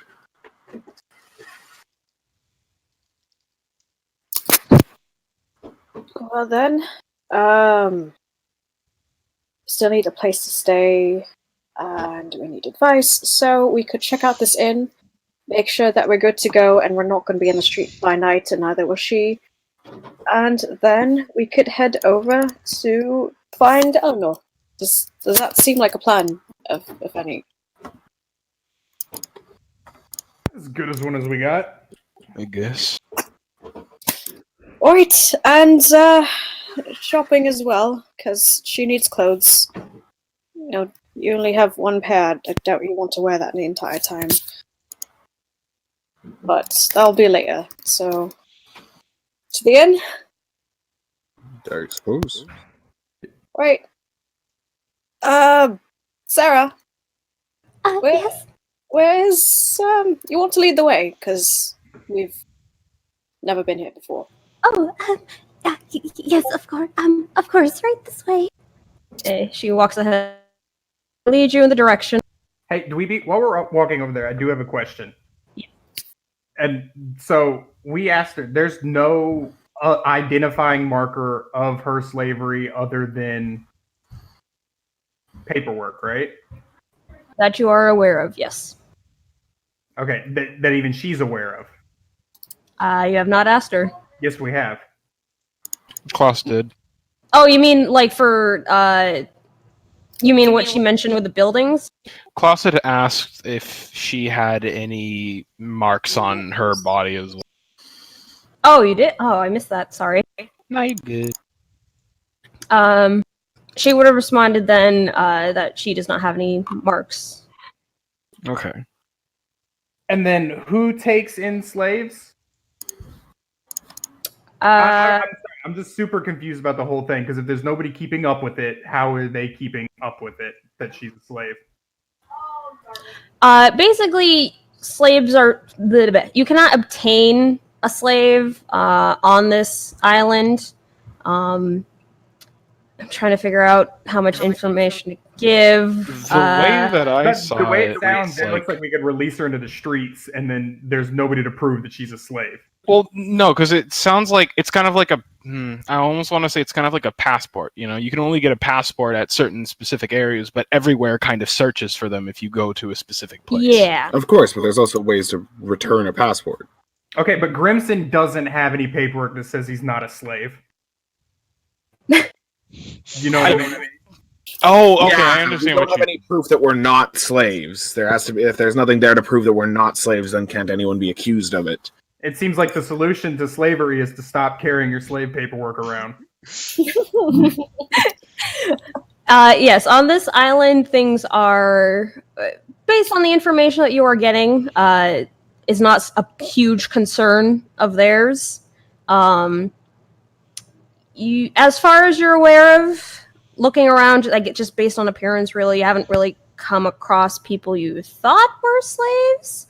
But for people wanting to make their way to whether work or vacation or whatever here on this island, they can bring along their slaves and they'll have the paperwork in order to do so.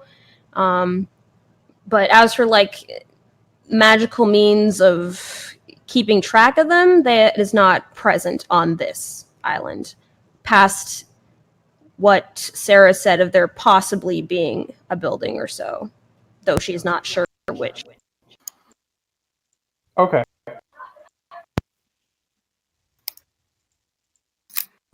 All right, let me move you guys over. All right, so as you guys follow Sarah in the direction towards the Inn of Melil, as you get closer, you can hear some lively chatter and music getting closer the closer you get. And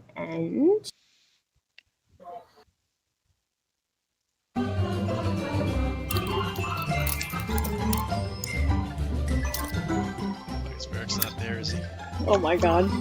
So poor Varric wasn't able to go to this tavern.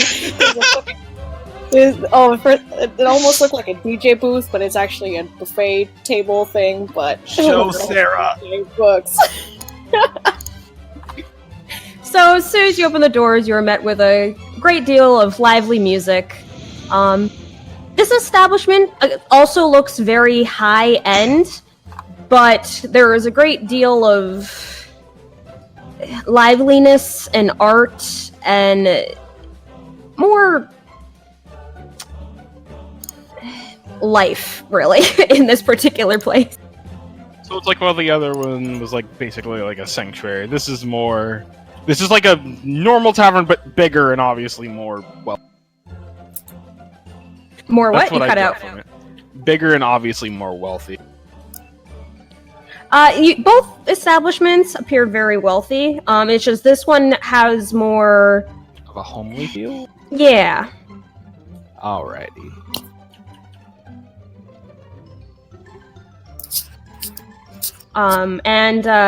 As you guys walk in, it seems like you get like a couple customers glance your way, but quickly return to whatever conversations or drinks that they're having. You do spot a couple of more flashy individuals scattered throughout the room. Some talking to people, some leaning against the wall. Each of them immediately glance your way as you walk in.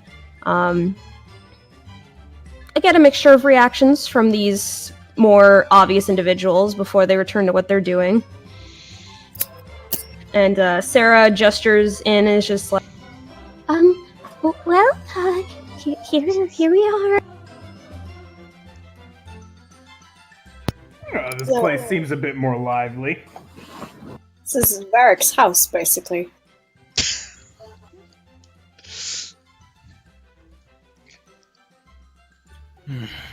Alright, so we're getting ourselves turned in here, right? Checked in. I suppose. Tenzin's walking to the main bar. as you do see what appears to be a dwarf sitting on one of those bar stools. At the sound of the clop of your heels making his way against the wood, looks your way, and Heath. My word! A centaur! You see this dwarf, very androgynously dressed. You can't tell whether it's a boy dwarf or a girl dwarf. Fuck gender, this is our world now. Very, very flamboyant, very over the top, and excited to see Tenzing. Oh my word! It's been forever since I've seen a centaur. Well, yep, here I am, and does a little And just to give you guys a better dance picture. with Oh, hello. I love. But Tenzing does a little horse dance. His Prancing. he just a little prancing so against the wooden floor, so it's obviously kind of like da-da-da-da-da-da, and does like a sort of cheesy hands out jazz hands. Oh, how wonderful! I love it! I love it! Oh, and such a handsome man, too. Oh, you're just saying that. Oh, and you work that flank, boy. You work it well. Well, thank you. I like to think I learned a thing or two from my friends here. He just kind of gestures at Varric, who isn't here. Klaus is just Eric kind isn't of even in like the room. rolling his eyes at this conversation. It's just like, what the fuck is happening? Oh, these are companions, you said. Oh, who's the glum man in the robe? Robe. kind of looks over towards towards them and is just like, Cloud. Oh my, Klaus, aren't you quite interesting? You really do pull off the brooding handsome type.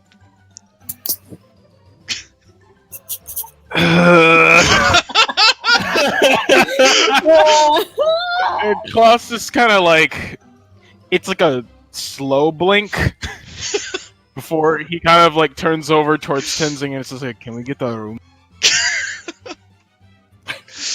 Gives his shoulder a pat. Yeah, so that's Klaus, that's Crimson over there, 6, Sarah. Oh And, my, what a beautiful thing you are! I love your hair as he goes up to 6 and just shakes her hand and goes, oh, magnificent. 6 like flutters her eyes and makes a pshaw motion with her hair. Oh, you must give me tips. It's so wonderful.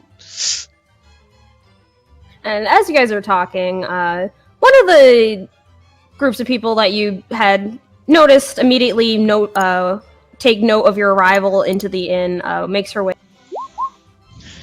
And is that something you can blow up? Oh, yep, I can blow up any pick you want. Yeah. I love her, I love her, I love her, I love her, I love her, I love her. She walks with a very like assuredness to her, like kind of like a sway to her hips as she makes her way over and crosses her arms, looking at all of you with a friendly smile. It's just like, Careful now, Sam. You don't want to go scaring them off. Oh, Nadine, you know that I don't scare anybody off unless I really want to. And she's going to go. Sam turns to Tenzing and gives him a wink. Just kind of Straight panic? taps his head and scratches the back of it. Nadine shoots you a look, Tenzing. It's just like, Oh, don't mind them too much. They're a little, they got themselves a taste for centaur, and they never went back, I suppose you could say. Oh my. Oh, yes. Does that mean that the she- handsome, charming little centaur was one What of does the centaur longest taste experiences of my life. You... I want to leave this place immediately. This is the first time that Klaus has even thought about that. Oh, come on, Klaus, look at this place. It's looking amazing. You got art around here, you got great people, you got music. What more could you ask for? And I if know you what like, I you wanna can do, some but I'm not company sure. instead. Wait, sorry, say go ahead. again? the woman, the girl with the large curly hair speaks up at that. She's like, And you can get yourself some company as well if you want. Oh, indeed. We have only the finest here, like my sweet Nadine. And of course, if anybody would like to sample dwarven wares. he gestured to himself. We Oh, and do if you forge have- only the finest. And if I don't happen to be your cup of tea, there's also Felicity way over there. and she gestures over towards the other woman, if you want to blow her. I'm gay for both of them. I'm having a breakdown. You see that Felicity seems to be kind of like leaning over a table, like elbow on it, and her chin resting on her palm as she's talking to what looks to be a flustered woman and man sitting at the table. And at the call of her name from Nadine, she looks over towards you guys and gives like a lazy wave. And then Nadine again, still gesturing towards her. She's like, That's Felicity. She's a bit on the more, if you'll taste some more aggressive. And over there, and she gestures over towards the guy with the blonde hair. It's just like, that's Marcus. Uh-oh. Oh. He's a little, he's a man of little words, but he keeps good company as well. And then over there, a more popular party goer, if you looking for good conversation during your drinks, is Fabian over there. He's all so beautiful. You listen closely. Ozen is foaming at the mouth. I'm just imagining the pure and edified panic that he would have at this. Right now, on the other hand, Klaus is just disassociating as he's just seeing this, and it's just like, what's happening? So Nadine is just, after gesturing to each of her co-workers, rests a hand on her hip, is just like, But I don't recognize any of your faces. What brings you round these parts? Business. Vacation business. Both. Trying to relax at least. Emphasis on trying. Klaus Also, looks at him, don't use, like, looks at him with the eyes that just say, don't use the word relax. you see Nadine and Sam give each other a look and then look at you tensing. It's just like, I mean, if you're spending the night here, we can have some company for it brought up to you. I think we'll, I'll pass on that for now. Thank you for the offer. Are you sure, hon? And Sam's just gonna tap your, like, the top of your belly. Oh my god. Your horse belly. He just instantly, like, kind of flinches. Not flinch in a bad way, just like, oh god, I'm being touched. Flustered, trying to hold it in, and, you know, scratching the back of his head. No, thank you. Well, thank you for the offer, but, again, I'll pass for now. And, if you change your mind. you see Nadine kind of make like a dismissive wave of her hand towards Sam and looks at you again, tensing. It's just like, Don't mind them too much. Honestly, if you're not looking for more intimate company, we also can offer a more pleasant conversation type of company.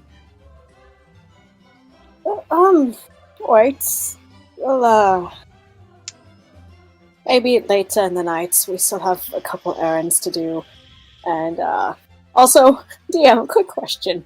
yes. For science purposes, Oh no. Oh no. Oh no. how big is Fabian? I knew it! Looking from where you're standing, he's not too far away. He seems to be kind of like clapping a rhythm for the people playing up on stage. He looks to be about, you surmise, maybe 6 foot, 6'1". Uh-oh. And how big? Muscle at all? What's that body type looking like? Today is a day. I'm just gauging to be in character. I gotta know these things. He looks like he works out a bit. Doesn't skip arm or leg day. Seems to be twunk. Yes. Twunk or okay. Okay. Partial gay panic. Yeah, I was about to say, will Tenzing hold it in? Nope. Ish. He's listen, he's trying to avert eye contact. Well, where are you gonna look? At the fucking this guy? What does he look like? There's plenty of things to look at, okay? Your northern, southern, and eastern flank You are surrounded. all blocked by beautiful people. Listen. Yeah, so yeah, me as a player, I'm like, oh god, beautiful people, wow, I love them all. Tenzing has his tastes, just saying. But keeping his eyes averted. But anyways, Nadine. oh damn it, my map. Go ahead. But yeah, he will. What was happening? Oh yeah, so she offered company. We're talking, and he said maybe Yes, later. if you're not up for the more intimate type of company, they also provide more friendly company. Okay. Yeah, I'll. You know, don't mind chatting later tonight, but we still have a few errands to run. Do we rent some rooms here? And would you happen to have ground floor rooms where I could just pull out a mattress? Oh, my dear. No. We don't have ground floor rooms, but, well, like I said, I had a centaur here last, and I thought to myself, it's mighty rude of us not to have our own little space for the centaur. So, you see that little platform over there? And he points to this. Mm-hmm. That's a special little invention us dwarves came up with. It's called an elevator. It'll take you right up the floor to the special centaur room I had built here just a few years ago. Tenzing immediately whips his head to the other party members. We're staying here! Klaus will just like whisper under his breath, unaware that it would be perfect for them to hear, and it's just like, was it really that good?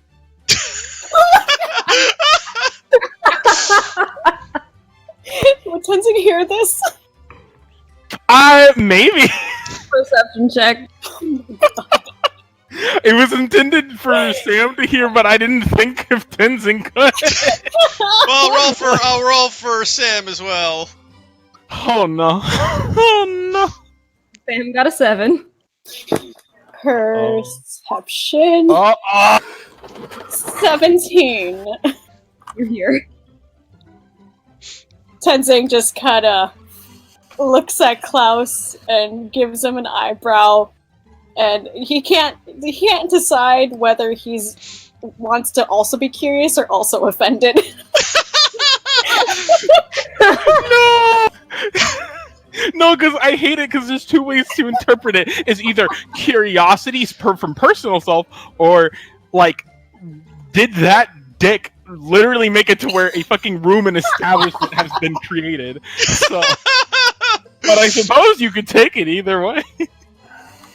Dylan, what the fuck is that? Why? Oh, fucking god. What's Grimace? It's his new character art, obviously. Oh, okay. Oh god, yeah. Poor Klaus. Confusion and confused whether to be offended or not. Klaus like doesn't even notice you looking at him, and before he just kind of like looks towards you and is just like, what?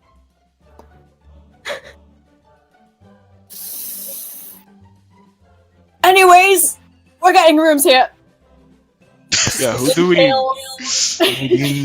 do we talk to about this? I'm assuming the barkeep, the tavern keep. Well, you could talk to Eddie over there, but I am the owner of the establishment. I'm just as viable for this. You Before are. we make any major decisions, everybody, what's on the menu? Oh my! Look at that big old hairy hunk of meat. Yeah, just don't flatter me. Just menu.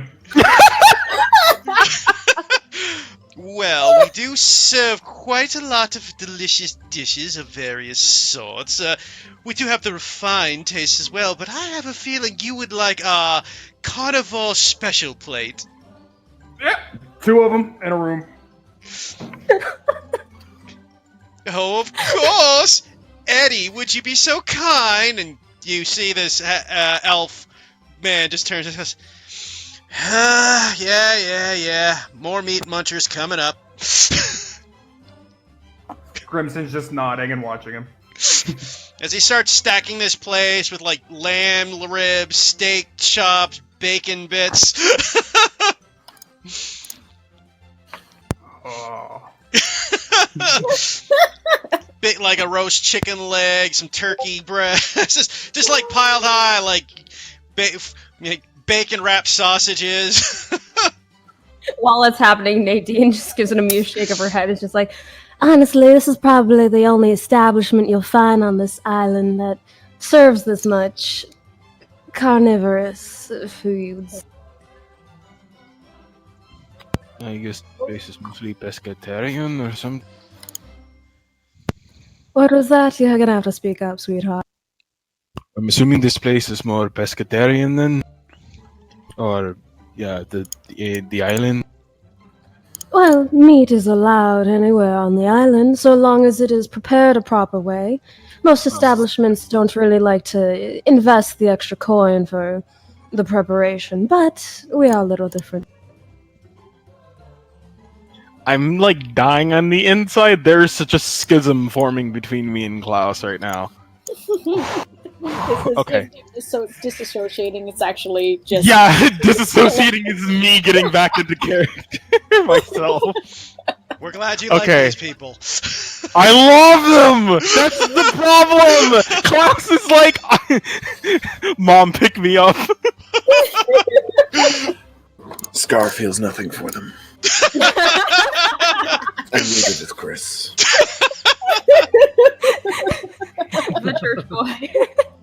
I need a church girl to go to church and read your Bible. Oh Look, I just want to point out, like, if anybody ever approaches Grinson, it's just a growl out the side of his mouth as he keeps eating. Yes, he's got like he's got like a plate of food stacked probably like 2 feet tall, just loaded with every sort of meat you could imagine. You better have 2 plates of food, because I ordered 2. Yeah, he's getting the second one going. It takes time to prepare these beasts. Alright. Making sure this is important. Nadine looks towards you guys again and it's just like, so, either you're looking for some company of any sorts, whether myself, and she gestures to herself with a flutter of her eyes, it's just like, or any of the other fine-looking individuals around here. Klaus attempts to not look and will stare at her dead in the eyes and just, I don't think companionship should be necessary, but as far as it goes, is there any type of variation with the rooms that you all sell? She just holds dead eye contact. It's just like, well, are you looking for more solo, double bed? What is it? Actually, wait. Klaus will kind of like look back at Scar and is just like, under the assumption that nobody in your party is romantically involved, I'm assuming that we're all getting singles, right? I am unaware if anyone is, if it's happening. Kind of looks at Tenzing and Six. Six also looks at Tenzing and gives a exaggerated kneel as she takes Tenzing's hand. Tenzing does puts one hand on his forehead, takes her hand, and does like an exaggerated "oh my." Klaus will bite the corner of his mouth as he prevents himself from any emotion and will look back over towards Nadine. It's just like, oh, the singles. Well, if you change your mind, you know where to find me. She shoots you a wink, Klaus. Klaus will do a very slow blink and nod at what she had to say while his eyes are still closed before moving on to stare at some wall. As you do that, Sam turns to Nadine and goes, "Oh, Nadine, it looks like you've planted another one." Poor boy's a little shy, it seems. Oh, I gotta hope I try to get my hands on him before Felicity does. She will destroy that man. Oh no! Might be good for him, though. Looks a little tense. Klaus pretends. It's literally those moments where people are like talking. It's like when people are like talking about you directly around you. You just pretend not to hear. Like that's literally what's happening right now. He's just like, oh man. And like holding her chin thoughtfully, she's just like, I suppose Marcus might be a good type as well, but he seems a little tense, so I don't know how the silent type would work with him. That is true. Favine's usually pretty good at getting people to open up, though. She shoots Sam a wink. On the other hand, I suppose if he's looking for more muscle relaxing, Felicity could give her one of her special massages. They're a bit rough, but they do tend to, get that muscle joints back into niceties. Felicity does got a decent amount of muscle on her arms, that's for sure. Oh, indeed. I had one of her do my wonders for my neck when it was so stiff, and I felt like I was in heaven again. That's true. And then you see, like, Nadine kind of notice she's kind of getting lost in conversation. She turns back to the two the group that aren't staring at the wall currently. It's just like... So, is there anything else that you folk will be looking? We need to know if there's any place on the island that handles slave work.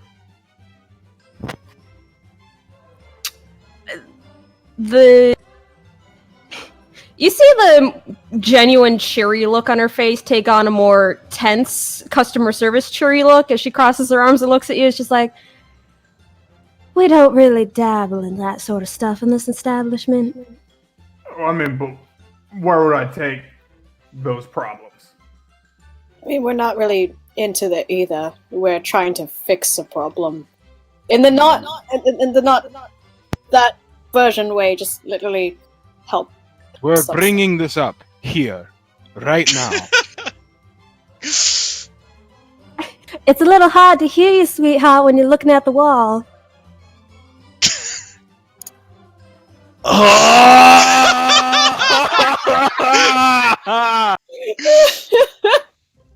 Klaus will slowly pivot as like a soldier, and he will turn to the rest of the group, including Nadine. But he will turn over to look over at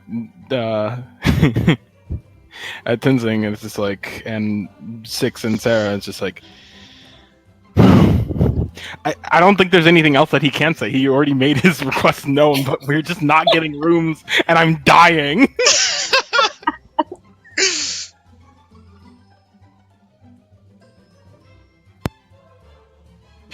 So So- we're getting rooms and then leaving, right?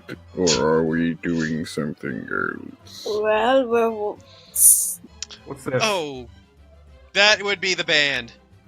Oh, I thought it was a fight ring. I was about to get excited. we're just here to help one of our friends out, and we're not in any way associated with owning slaves and the like. Except this one. He owns that one. What? You Except really this didn't one, strike and I'll me point as the at you. type, honestly. As he looks at Klaus. Wait, what? Grimson was saying, except for you, because you owed a slave. No! And then what did Sam say? It's like, you didn't strike me as the type. All right. I think you guys broke Klaus. Yeah, you guys did it. You guys fucking did it. He's going to just take the far. Yeah, no, he's gonna. I pay 3 gold for a room, by the way. Okay. You can add 1 gold. It's 2.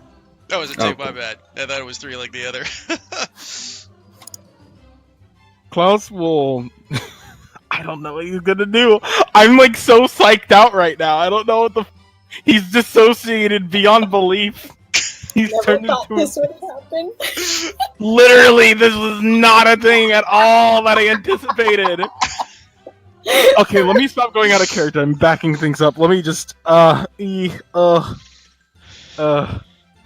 If that was it, then how much? Yeah, Klaus will just like sigh in a defeated way and just kind of look over towards Nadine, and it's just like, how much is a room?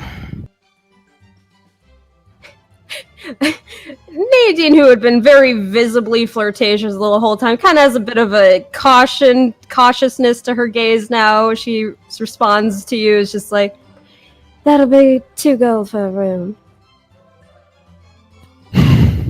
He will cough up such, and just pull out of his coin purse, gingerly place it in her hand before just looking at everyone and looking at Sarah, and it's just like, pulls out another 2 and the room for her.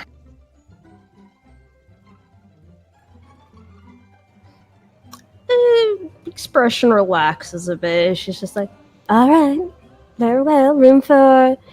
I don't believe I caught your name, darling. And, you see Sarah kind of jump. It's just like, Oh, I'm sorry, Sarah. It's a pleasure to meet you. she glances towards you, Klaus. It's just like, Are you sure, you want to, pay for my room? I already did it. Very well then. I suppose that's what I will do then. oh, Yep. man down. Welcome back. Man up! It's all good.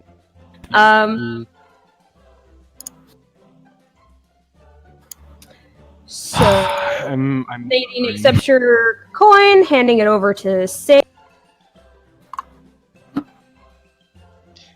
Well, we do thank you for your business.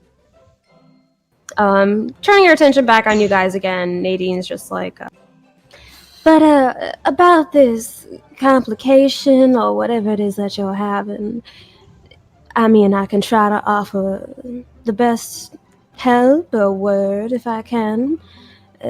What is this issue you have going on? Oh, we accidentally came into a whole bunch of slave and trying to figure out a way to relinquish that.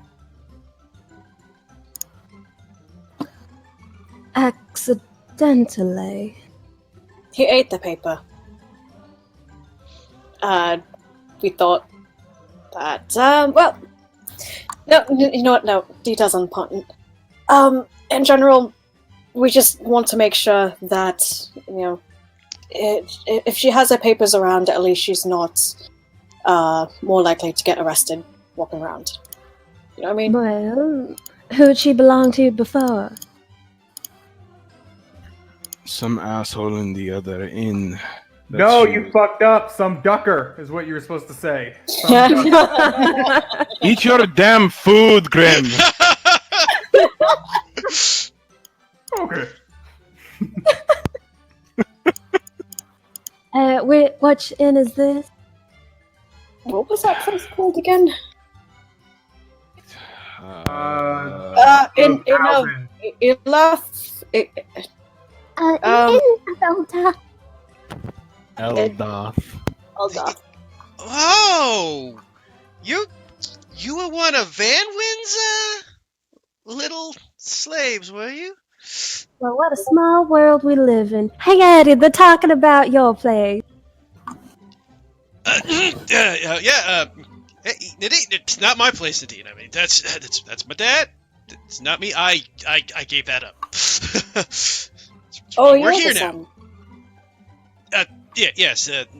Sorry. I'm Eddie, the bartender. Well, nice to meet you.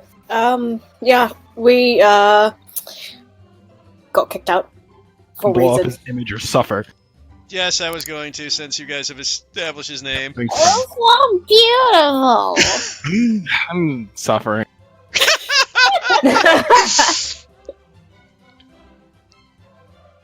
Well, so basically you're a little uncertain of what to do with her, is that? Well, ideally, we want to just walk around and do her own thing, and not be Hello. homeless. Oh, welcome back.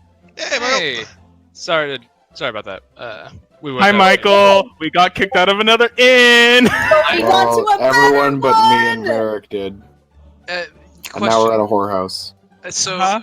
what Well, I not really. can someone give me like a quick like Spark Note summary of what I missed because like we went out to eat.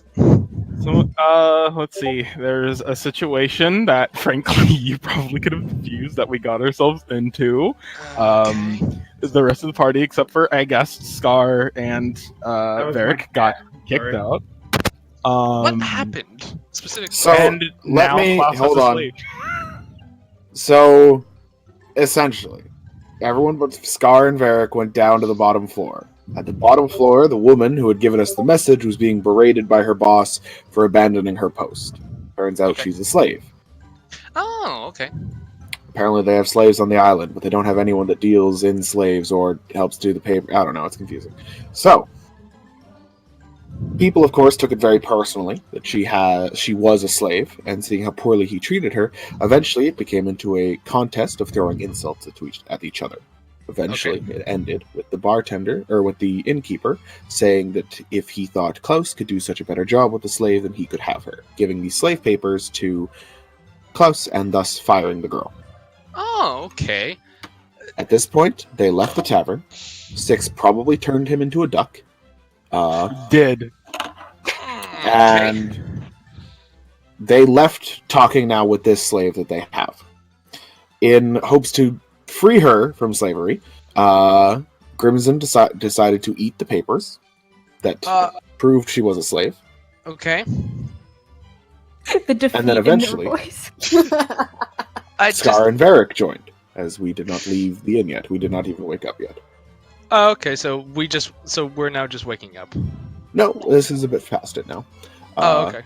So we've caught up to them, understood the problem with having a slave without papers, though not finding a way that they can be identified.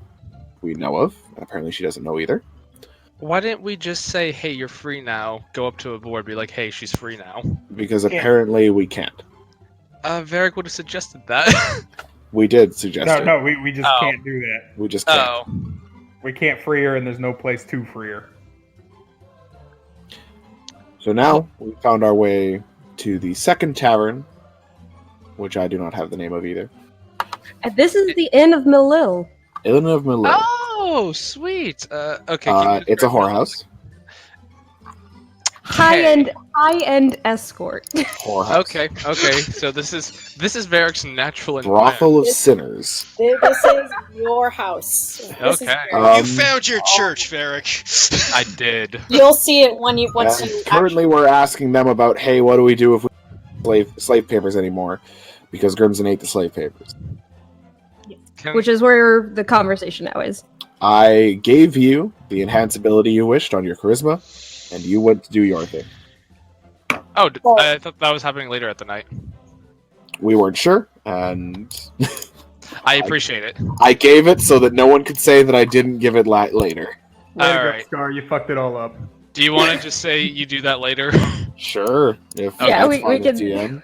Yeah, I'm fine with that. Sure. Alright, so I'm going to try to jump into the situation now. Varric will just snap out of his gaze and be like,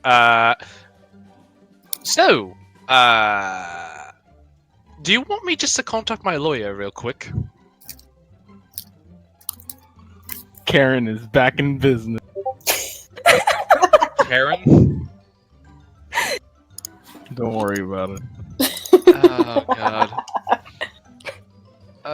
So yeah, Varric will just say, hey, do you want me to contact my lawyer?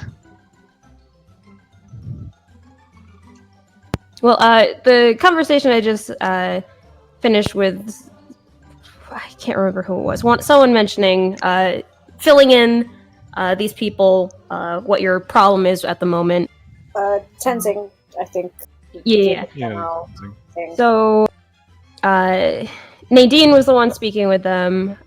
She's just like, Who's Nadine? Nadine is Wanna this blow up her woman image? here. Yes. Nadine. Okay. she's one of the high-end escorts. Got it. Along with the Everyone other here is an escort. Everyone here with a border seems to be an escort. Got it.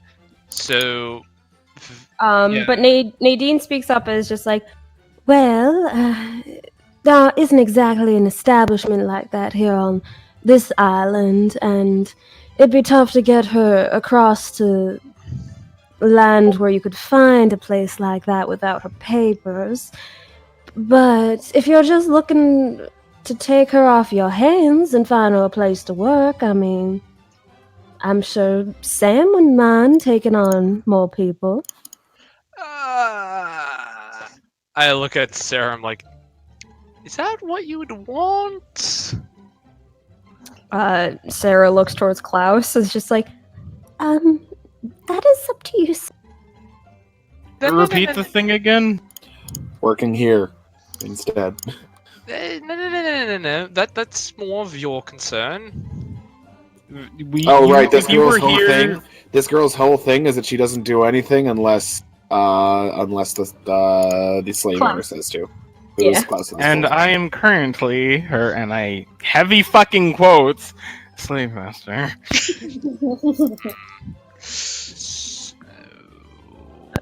Nadine's just like, Don't worry if you're worried about her taking on my sort of job. We got other sort of work she can do. Oh, well, she makes a good messenger. I mean- Sarah slowly looks towards you. Oh my goodness, this is I'm under the assumption that she could do things like cleaning and other things inside of the back and whatnot. Well, we could always use another maid to help clean up the rooms when the customers are finished. I suppose we could put her there. And we don't really believe in the whole free work thing, so she'd be making some. enough. So, I'm gonna ask you a question, and I'm gonna need you to answer honestly. In general, you would say that you treat enslaved individuals quite well? We are not exactly the biggest fan of the word enslaved in this establishment, but to answer. As a thing, I did cast Stone of Truth. Okay.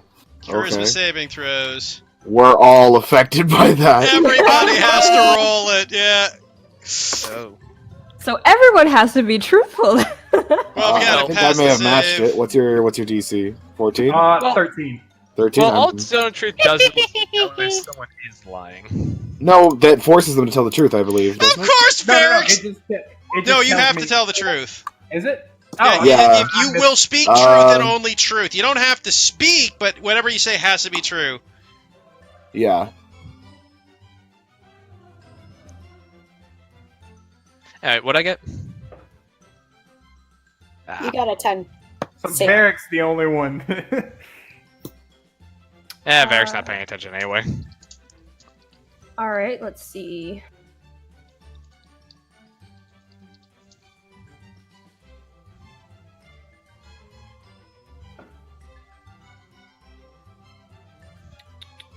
All right, so that stretches how far again? Let me 15 feet. 15 feet. All right. I mean, I would have directed it directly at the person I was talking to. At the very least. I mean, I wouldn't have gone to the other side of the room and fucking asked them the question. Oh, so like her directly in the middle? Yeah, that's all I really care about is asking her if she's gonna be nice to a slave. Look at that. We get Scar, Sarah, Klaus, Sam, 6, and Tenzing. My ability to light intact. All right, well, Nadine failed, so she's just like, where was that? Yeah, so we are not exactly a huge fan of the word enslaved in this establishment, so we would treat her like any other employee. That's good enough for me. If there's nothing we can do about freeing her, this seems like the next best option. And I'll turn to the rest of y'all, ripping off a piece of turkey leg.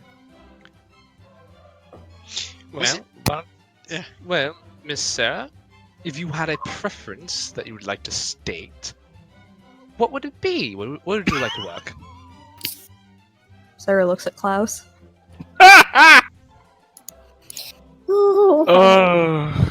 I hate it, but I was prepared for that.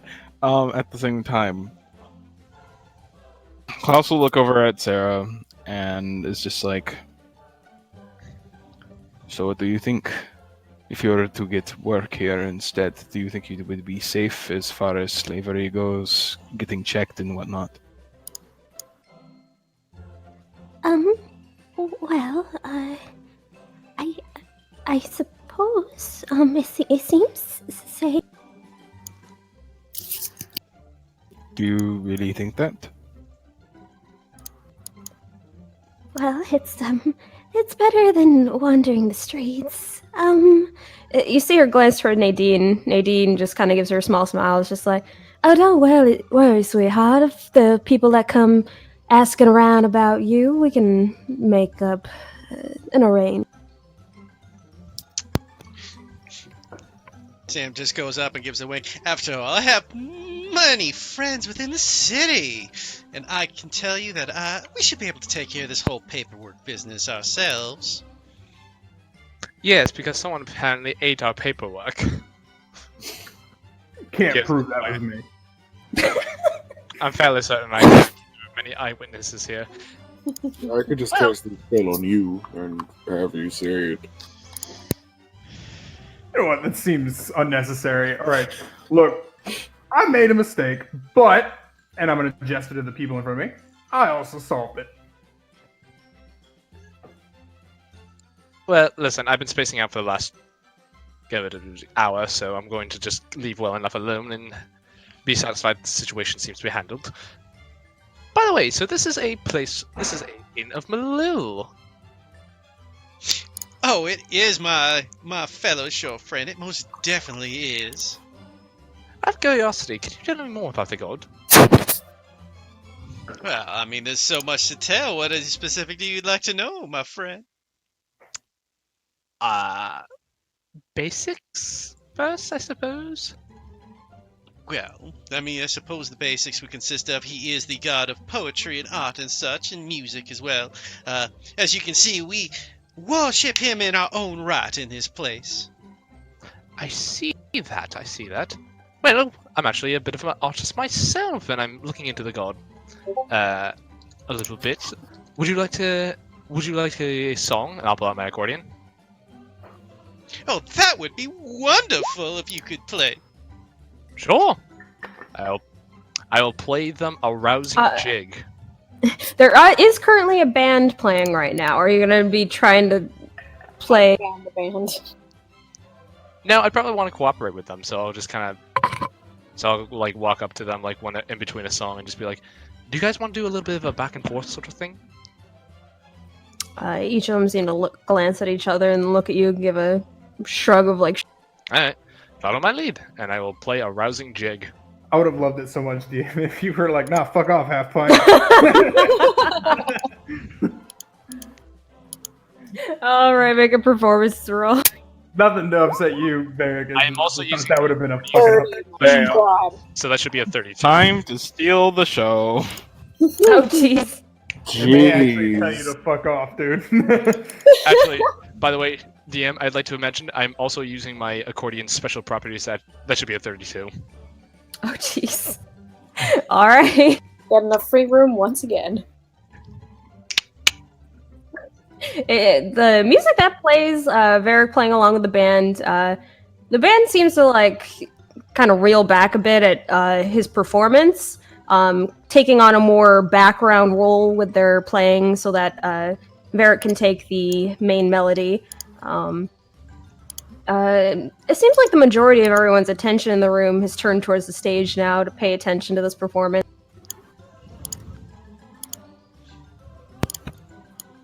Varric's just doing a bit of a jig as he's playing.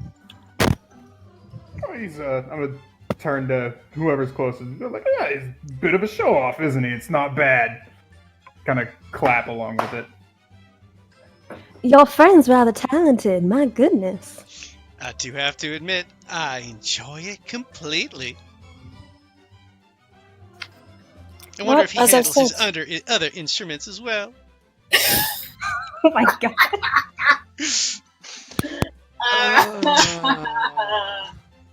I'm in pain. Varric enters the room. It is a party. Varric suddenly just like clicks into existence again. His mind finally free from whatever his thoughts were, and then just like, well, time to party. Time to party. As your song comes to an end, one of the more fancier dressed individuals who you got a sense worked in the establishment as well, who had been clapping his hands along to the beat of what the original players were playing, seems to give a more heartier applause when you finish and step off the stage and approaches you. Oh, hello. Is this Pavel again? That is Fabian. Okay. Who is Fabian? He's the purple one. Oh, well, he looks like a charming young gentleman. He- Anyway, Oh, sorry, Nikki. I was just reading up on Milan just in case he had more questions. Or Malil. So yeah, sorry, Nikki. What was the cue for him? Vera just finished his amazing performance, and Fabian, who had been clapping along to the beat to the original band, now approaches Varric as he steps off. oh, hello, sir. Well, hello, my friend. You have such a wonderful way with your instrument. Well, I thank you kindly. I'm very well practiced. I can see. Mila must have blessed you greatly to be such a great wonder. I think so. I'd actually like to learn a bit more about him. Well, if you are interested, I happen to be one of the most educated people in the Great Milan. Oh, really?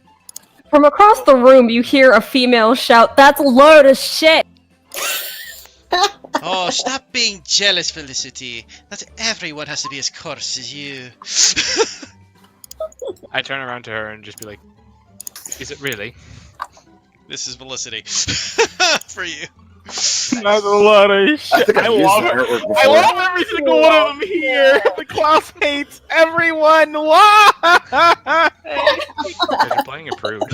Anyway, Varric will turn to Don't her. be gay. What do you mean? Be gay all the time.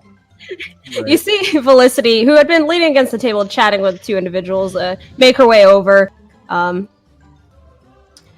She walks with, like, a sureness to herself in the way, like, you might expect of, like, a guard or soldier of some sort. And she makes her way over. Taking the, water. Takes water. All right. Good to I killed the hydrate. DM for my amazing performance. Felicity takes some water before she speaks up. Yeah, sorry. Taking the smoke out of her mouth and pointing it at the end of it towards Fabian is just like, you know that most of us here are much closer followers than you are. Oh, I admit there might be ones more closer, but none is more knowledgeable than me.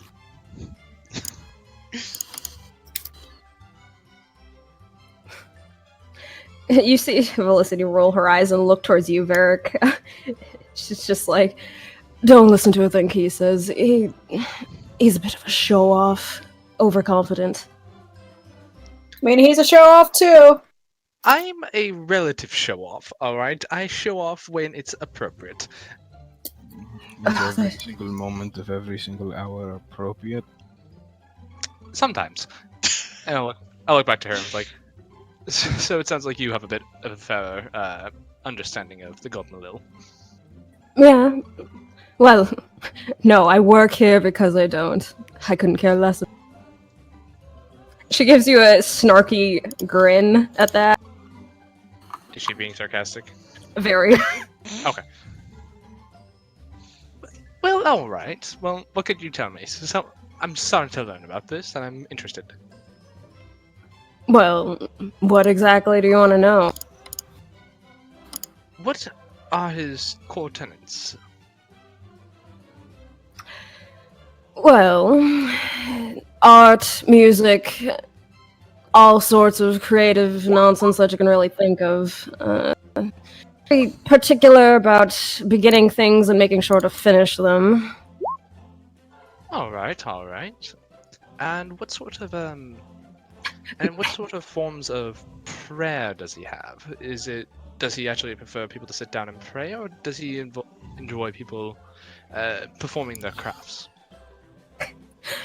Hell yeah, he enjoys a type of prayer. And she kind of like gestures to herself and the other high-end escorts.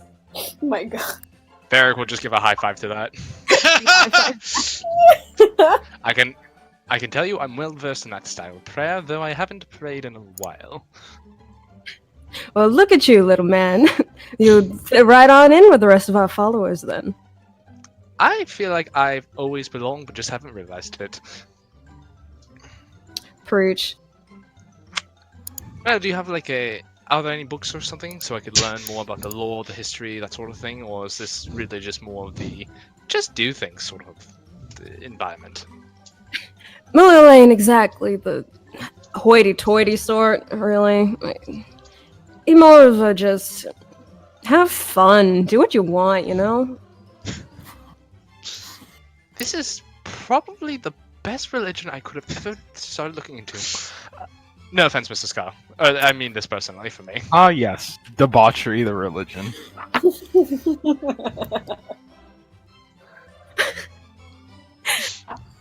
Now I have to ask, what about committed relationships? Is he against those, or are those another form of expression? You see her gonna put her smoke back into the corner of her lip. It's just like, I'm not exactly a preacher formalil, so who the fuck knows what he's thinking, but I doubt he would give a shit. Fair enough. This has been quite informative. By the way, Varric Knuckle, proud member of the Painters Guild. She holds out a hand. It's just like, Felicity. Just Felicity. You gotta pay for a view nice to get the last name. I think no offense, but I think I shall pass. That's fine, you're not really my type. A little hurt by that, but okay. Wow! Just out of curiosity, though, like, so do the actual preachers actually ever stop by here, or?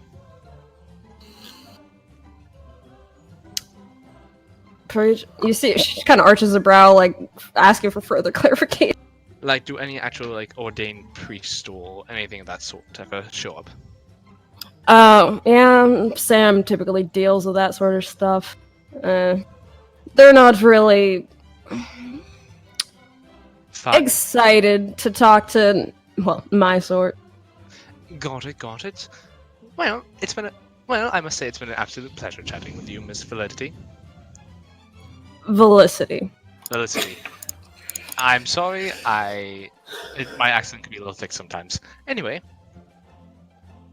this has been quite an educational trip, I must say. Well, if you got any other questions, you know where to find me. I'm typically around this area, or one of the rooms, one or the other, really. Thank you very much. Now, actually, now that I helped you, why don't you help me?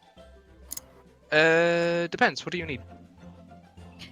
Felicity kind of crouches down, resting her arms on her knees, whispers towards you, gesturing towards both Six and Klaus. Is just like, what are the names of the pretty ones? Wait, to who in Klaus? Six and Klaus. Oh, okay. I'm being scouted! Ah! Did they not want to give their names? Well, based on eavesdropping, I'm not gonna even deny it. I was fucking eavesdropping. Six doesn't see. Well, why did I say the elf girl? She doesn't really seem to talk. And then the other one. dude, yeah, the other one. I almost slipped. That's me fumbling because I know your guys' names. It's just like, No worries. No, we're just so pretty that she feels like she knows it, but she doesn't. She felt a connection and instantly knew. and as for the other one, the second that Nadine just batted her eyes at him, he had to go off into a corner. So I can only imagine what he'll do if I go, you know. Well, I won't tell you the... And Varric is whispering this back. Well, I won't tell you the girl's name because I respect her too much. But the guy's name... Whom I have no respect for. who I don't really know too much about, except that he's kind of grumpy, but seems like a decent enough person. His name's Klaus, so I don't know, have fun with that. Alright. Thanks. She Just holds out. don't tell him I told you that. I would never. Alright. She stands back up, resting her hand in her pockets. Her attention now towards Six and Klaus is.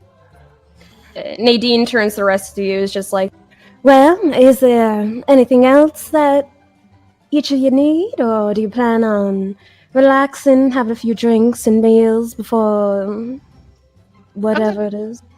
Well, I was actually hoping to, while we have some time to kill and before we head back to continue our investigation, I do want to let you all know that I do have some personal business I need to attend to later tonight. I was thinking about maybe I could pour over the records at some point to get a head start on that. But until then, if you guys wouldn't mind waiting about an hour, I'd actually have a painting I've been wanting to paint since yesterday. I suppose. Yeah, well, our original plan is pretty much fixed, I guess, so.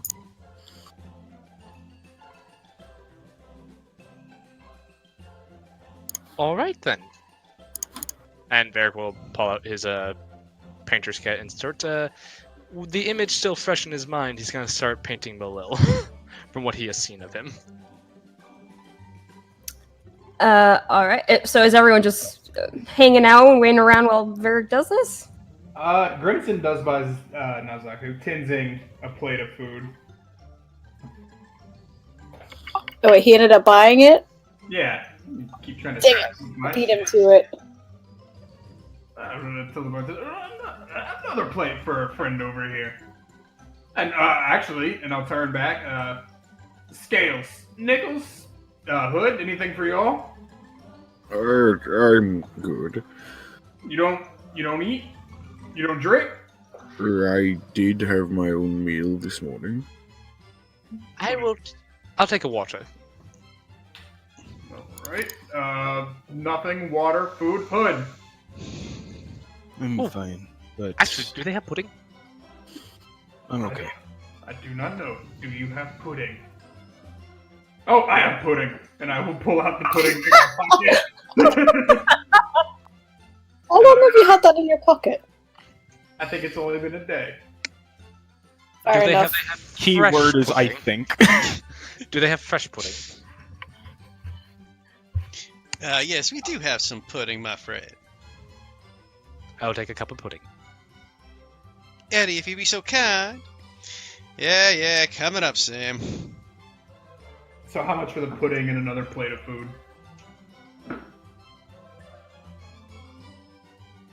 We'll say 2 silver, Dickie? Yeah. Sorry, I was about to type it out to you real quick. Tenzing takes out 2 silver before Grimson can give anything. I got it, mate, this time. Well, that's nice of you. And, I'll shove the silver back in my pocket. Pats his back. So, you all delivered your thing where it needed to go, right? Yes. What's the plan now? Well, we had gotten information that there may be trouble afoot here, and that's one of the things I want to look into. You know, at this point, we should just lay everything out. They've been with us for a while. It's going to get confusing. They can't help us if they don't know what's going on. Well, we're looking into a missing persons case. Seems like 6 individuals have gone missing from the main temple after being discharged early. Sociophiles wants us to look into it. Okay. Well, that's fair enough. Just point me in a direction when you need it. I'm getting a bit antsy. Oh yeah, you lads went and got information. Well, yeah, me and Grimson are kind of in the dark here, so just update us or after this. There's not much to actually keep up on. It's just people have been. He kind of keeps his voice down, assuming that we're not all in this group of being surrounded by escorts right now. I'm assuming we would have taken a table. I'm gonna go over here. Where is Grimson sitting? Because his icon is like way down there. Oh, and assuming just the table. That table? Migrate to the bottom left, guy. So Klaus, you're like grabbing a table, trying to encourage everyone else to follow. Yeah. The opposite Careful. table of Grimson. Oh shit. No. Class goes to a different table. Grim's gonna go, "Ugh," and pick up his plate. Sensing was with him, so we'll help him carry shit. And yeah, I'll sit down and Wait, where's my bird? Oh, right. Klaus will tap. His hood. You cut out. Klaus will tap his hood. I can't see up there. You're like twice my size. No, I was underneath the assumption that Hercule was gonna peek out. You do see a floof of feathers pop up from the top of the. Oh, Elko, come here. Hercule looks down at the drop to the floor and just hops out. Oh no! Yeah, Klaus will catch him. It's not that big of a drop, is it? How tall is Klaus? For a little fucking baby animal, it is. It's like dropping a small dog.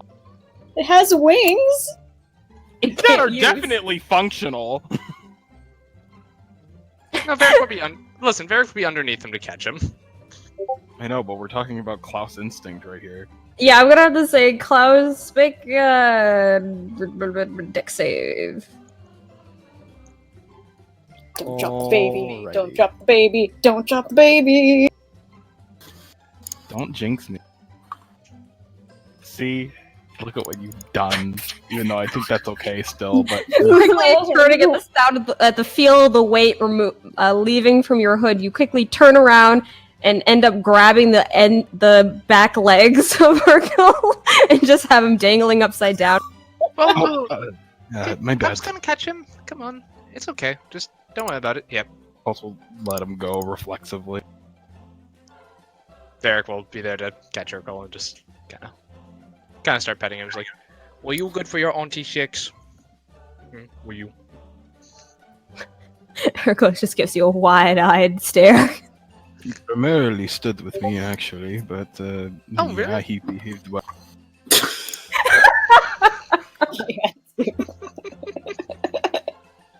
Klaus feels so out of place. Oh. Well, thank you, Mr. Klaus, for keeping an eye on Hercule for me. And I will start. Varric will start scratching him underneath the chin, underneath the cheek where he likes it. under Klaus's chin. Yes, Varric will float up 2 extra feet to scratch Klaus under his chin. No, it's not. That's a large height. He's twice your size. You gotta get up on your toes there, buddy. Yeah. Anyway, no, I'm Varric will halfway just up his scratch torso. Hercule underneath the beak and just start where he likes to be scratched and just be like, "Oh, I missed you, little guy." Wah wah wah wah wah wah wah. Klaus watches this for like a moment before turning back to Tenzing. So basically, there seem to be people, sick people. Apparently, this entire temple is kind of a bit of a, I don't know, a bit of a safe haven for the sick. They come here to get healed, repaired, really all of it. And apparently, some people, before they were discharged from the temple, they seem to be missing, or coming up missing. We were commissioned by a woman named Penelope. Well, I shouldn't say commissioned, because it's fucking free labor, from what I understand, but we were told... We're helping by the her. innocent. Pet your fucking bird. I can talk and do that at the same time. I'd rather you not, but anyway. That's kind of what's happening. So somebody is collecting sick people from the temple, one of the biggest places around here, and Well, not no necessarily. one's batting an eye. Well, not necessarily from the temple. From what we understand, people are getting discharged earlier than they should, and then they go missing after Yeah. they leave. Really, our only clues at that point are that. So, I was gonna head back to the temple today to start looking at the records to see if I can't notice any sort of patterns in them. Maybe time between disappearances, commonalities between those who've gone missing, maybe they've all been worked on by certain people, that sort of thing. Alright. Try to get clues to point us in the right direction. Otherwise, we really don't have much to go off of.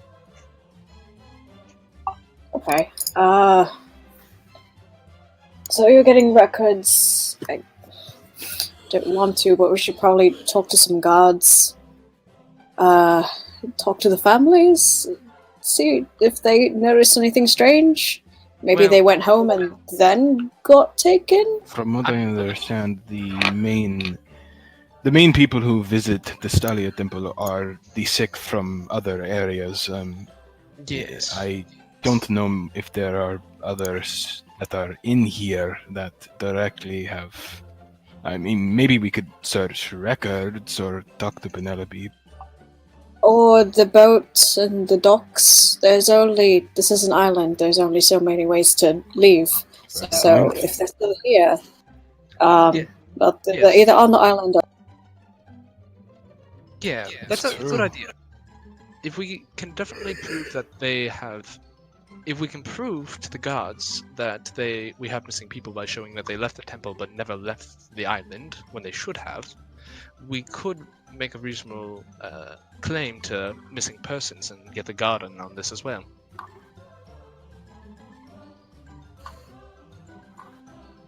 Good idea, Taxi. Sorry. Did you Wait, not did you hear? say? Go ahead. Varric basically just said, if we can prove by showing that there are records of them leaving the temple but not leaving the island through the docks, we can prove that we can prove to the guards that there is a reasonable, that it's reasonable to assume that there are missing people, and they can start helping. I mean, this is all. Actually, that's right. So, a general asshole sent us here, but does the rest of the island know about these missing people? Like, is it a concern that they've already started taking precautions, or It does not seem to be a concern they've acknowledged. all right? So it's either really suspicious or they really just don't know. I think they're trying to save face, is what's happening. All right. So we'd have to be able to prove beyond a reasonable doubt that these people are gone missing to get anyone to look into this matter, besides us. All right. Are we doing this tonight, or are we starting tomorrow morning? Well, I had to go back to the temple tonight anyway, so once I'm done with this painting, what time is it, by the way? At this point in time, it'd be Noon? 10, 11 Oh, a.m. yeah. Yeah, we got plenty of time. Yeah, Varric will just say, well, once I finish with this painting, I was gonna go back to the temple and start poring over the records to see if I can't get any more information, maybe get a clue trying to point us in the right direction. From there, we can make... If you guys want to head off to the docks, I can give you the names of who's gone missing at this point, and you guys can see if there's anyone registered leaving the island by those names. I believe I would have to help you get into temple records. did Actually, not. no. I was able to get in there quite easily by myself. A nice gentleman basically handed me the records. Well, it's better to have two heads looking at a bunch of papers than one. That is true, and I would like your help with that, Mr. Scar. Very well. All right. Well, I could go to the docks. Whoever else wants to. I'll come with. Docs sound pretty fine to me. I'll go that way. Alright, and Six, would you like to come to the temple with us, or would you rather stay with everyone else? You look around, Six is not sitting with you guys. Six? That's You see she's across the room. Felicity seems to be talking to her. Oh! Varric will kind of wander over there. I don't think you need to. she'll probably be fine. She can take care of herself, She can, but... just as long as she's walking the next morning. And not revealing the fact that she has a slave marking. Yeah. Right. Actually, in fact, Oh. She needs to. Well, we need to inform her what's going on. So, Varric will kind of go over there and just. First off, what are they talking about as he approaches? As you approach, you see Felicity is just kind of. She has like an arm rested over Six's shoulder, kind of like leaning her weight in against her. Is just like, yeah, honestly, I've never seen such beautiful hair before. You have to tell me how you do it. And you see Six is just kind of like wide-eyed staring. Varric will be a bro and intervene and just go, Six, we're planning on what we're doing next. Would you like to join us? Felicity gives you a stink eye, Varric, as Six. I'm sorry, we have things we have to get done. You know, it's very important, and we're a group, so we like to make group decisions. Six, would you mind joining the rest of us if you're not busy? You see Six, who's just like standing there, wide-eyed, looking at you, and then looking towards Felicity, and Felicity just like, all right, fine. Talk to me later, sweetie. You see Felicity press a quick kiss to Six's cheek and then walk off, and Six just kind of like watches her leave for a second, then looks at you, Varric, and then makes a like wide gesture with her arms, like, "Did you see that?" I thought it was going the other way. I am very sorry. I did not realize that was the direction that was going. I apologize, and I will make that up to you later. Klaus will kind of push his way past Varric Hey, and kind of move over to the left, to the right, to the right. I apologize, Six. I'll make it up to you later. How about that? In what way? Oh, haha, very funny. I was just going to give you an inspiration before you go off and have your fun. You see Six quickly shake her head. You guys are no fun. Anyway. Klaus will walk up to Nadine and Sarah and kind of making sure. He'll just walk up to Sarah specifically and just like, so, about this area. Are you going to be alright? Oh, I think so. At least, Sam and Nadine seem very, very nice. If this is where you want to leave me, sir, then, I don't. Well, you need to get used to something, right? As far as it goes, you're of course going to have patrons and, well, no, you're going to be working in the back. So as far as it goes, the only people that you're going to have to answer to is people like Nadine and maybe Felicity and the rest. As far as that goes, well, it would be nice to answer to them with honorifics and whatnot. You are your own person now. You understand that?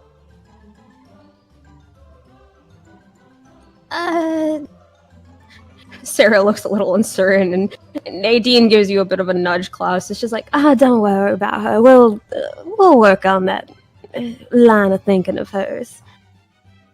All right. Thank you. Oh no, thank you. You see Nadine just reach up to scratch at your stuff.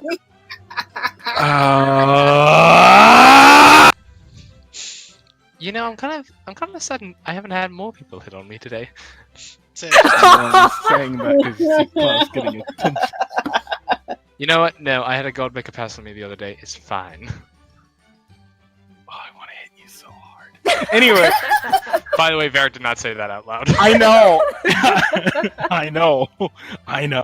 I'm sorry. Sis, would you? Klaus stares at Nadine, and we'll just like take a hitched breath for a moment, just like a. All right, Varric, we need to go now, right? Yes, Six. Quick breakdown. Me and Mr. Scar are heading back to the temple to do some research and and going through some records. The rest of them are heading down to the docks to establish that the people who have gone missing haven't left the island. Which would you prefer to go with? As I'm holding Urkel. Illegal bribery. She squints at you for a moment, and then You see her gesture towards the party and give a questioning tilt of her head. You get the sense, like, wondering who's going where.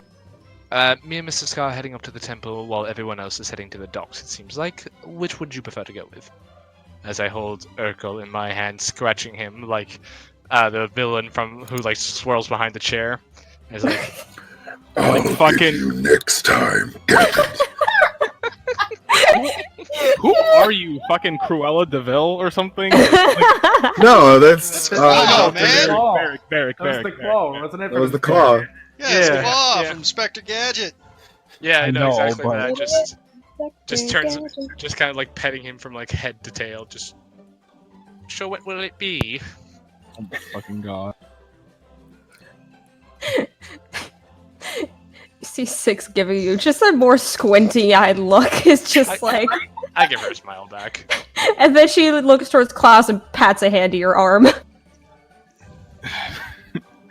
Klaus will roll.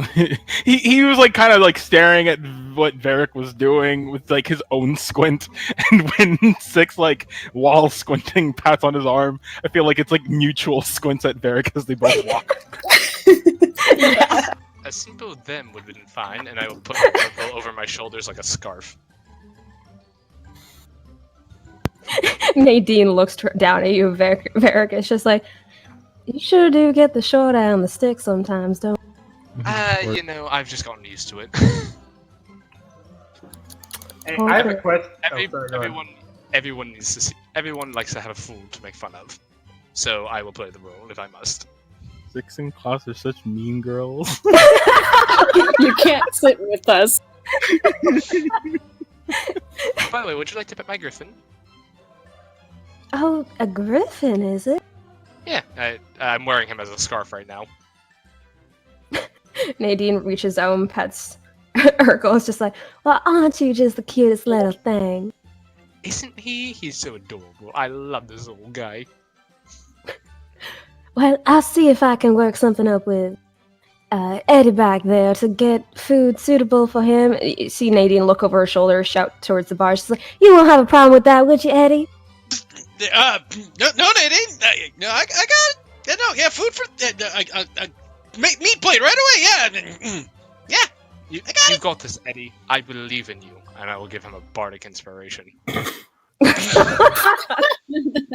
Make my griffin something that you would be proud of. That would feed your own griffin. If you were rich enough to have one, pay.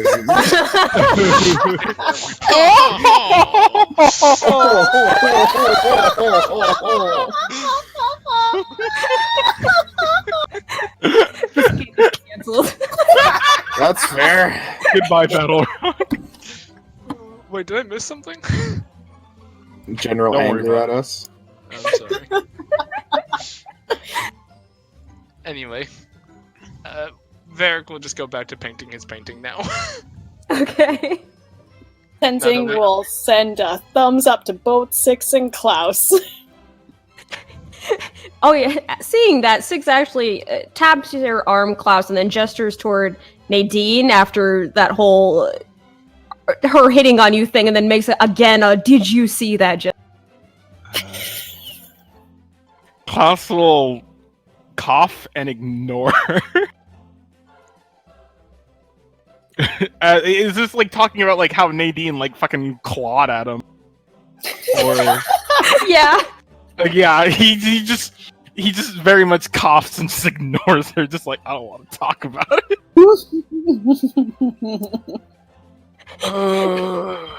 As you look away, Six makes eye contact with you, Tenzing.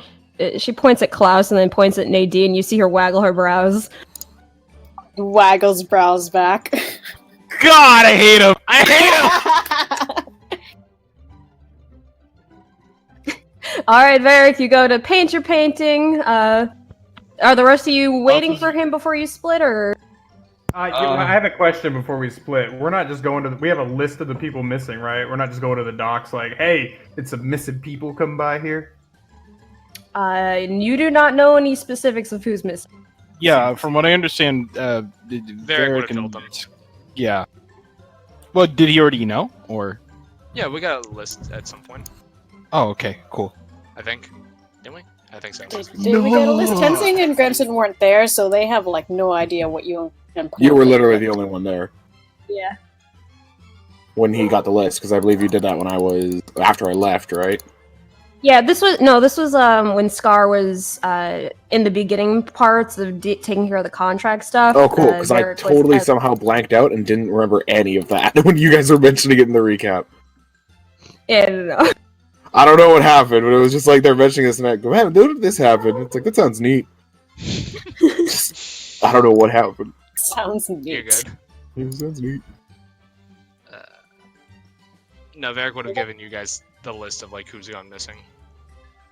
Okay. Because he did look I just- over that a little bit the other night. I know that. Yeah, that's fine. I just want to make sure we weren't gonna go all the way down to the docks and be like missing people. Well, because now, remembering clearly, because we ended the session after you spoke with the Archbishop about the whole painting ordeal, right? Yeah. All right, and so under the assumption, you spent some time until you were called for looking through the records. Actually, make an investigation check for that. I never had you roll for that. Oh, okay. Investigation, you say? Mhm. 21. All right.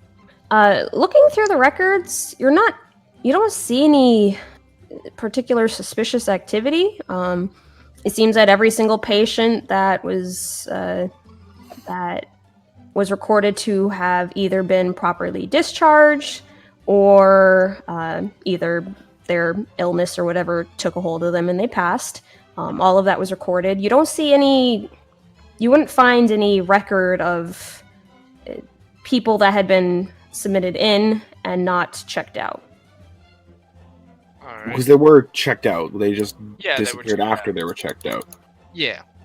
Varric was looking for things like similarities between the victims, when they were taken. Is there sort of like a pattern to like time between victims? Like, is there like if I were to graph this, would it show like a exponential graph of increasing frequency, or would I be seeing like a linear fashion? Do they have commonalities between their illnesses, their races, their occupations? Like any information I can glean from like similarities and differences between them, and then time elapsed between cases. Okay. Well, with the 21, you would notice that there would be a couple of individuals who were discharged without the final signature of the individual tending to them, or nurse, whichever it was, and instead signed by... One moment.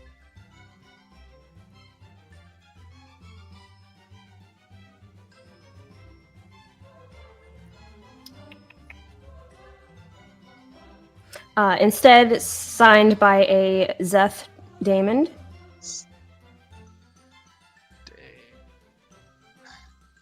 Seth Damon. So, I don't claim to be very bright, but it seems to me like it might be more pertinent to go visit a Seth Damon as opposed to seeing where these people are at the docks. Well, If they pass through the docks. Well, from what my initial investigation has turned up, that is, if this Seth Damon is involved, it'd probably be best to keep that information low profile, so we don't tip him off if he's up to anything suspicious.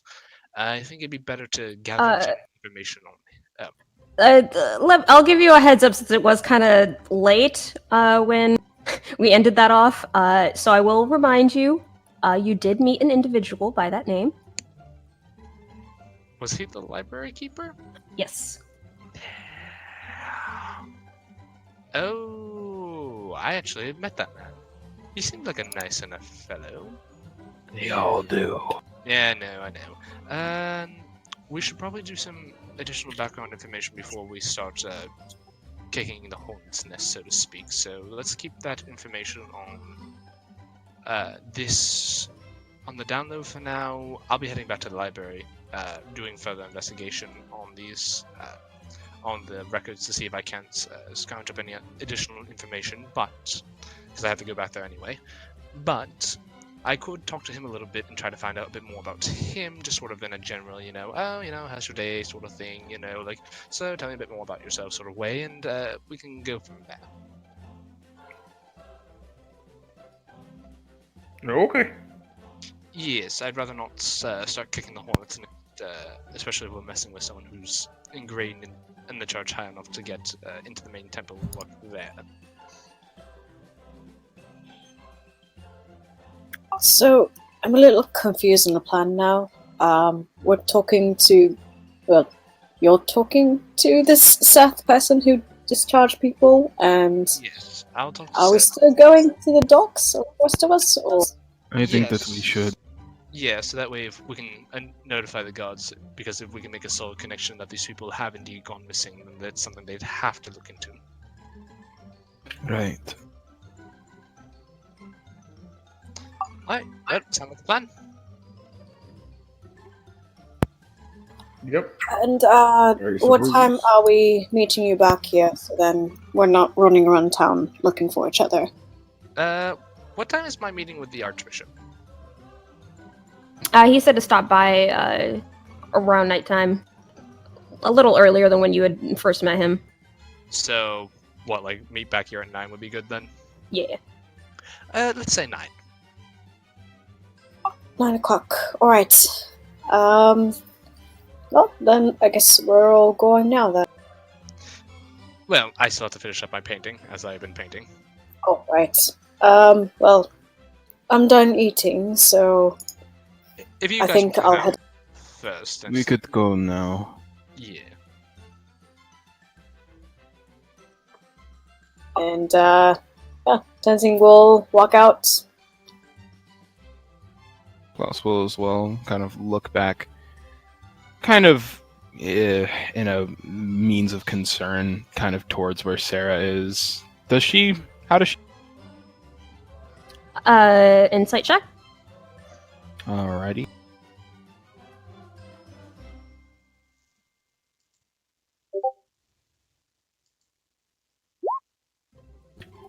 Nice. We are 21. still in sync. God damn it! Don't be gay. She- I can do anything better than you. Oh my god. She seems to be a little nervous, which is nothing new based off of Yeah. how you understand her person by this point. But she does seem to be kind of like shyly friendly in a sense. Like she's kind of pleased with the conversation that she seems to be having with Nadine. Alright. Just seems like they're Possible having a kind nice of- conversation. He kind of looks, and his eyes grow a little. I would say his eyes grow a little bit compassionate as he kind of sees this, and he'll stop for just a quick moment before he just kind of nods and Heads out, you said? Yeah. Alright. So, just so that I understand, because it seems the plan kept going all different ways, you guys are still Very much splitting up 2 different directions, or all together? yeah, nothing changed. It's the same. Alright, so Scar and Varric towards the main temple. Yes, but first, how'd the painting turn out? Performance check. And how'd my bird's food turn out? You don't know yet.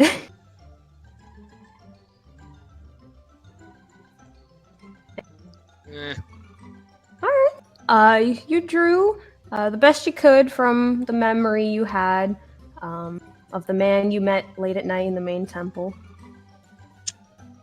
I need to work on this a bit more. Varric the perfectionist. Absolutely. This is literally the face of a god. He will not show this to anyone until he gets it right. He will. Who is carrying the bag of holding? We never established this, by the way. We did. Grimson's carrying it. Did we agree to that? You had mentioned it, but remember, a bag of holding. I thought it was Varric, to be honest.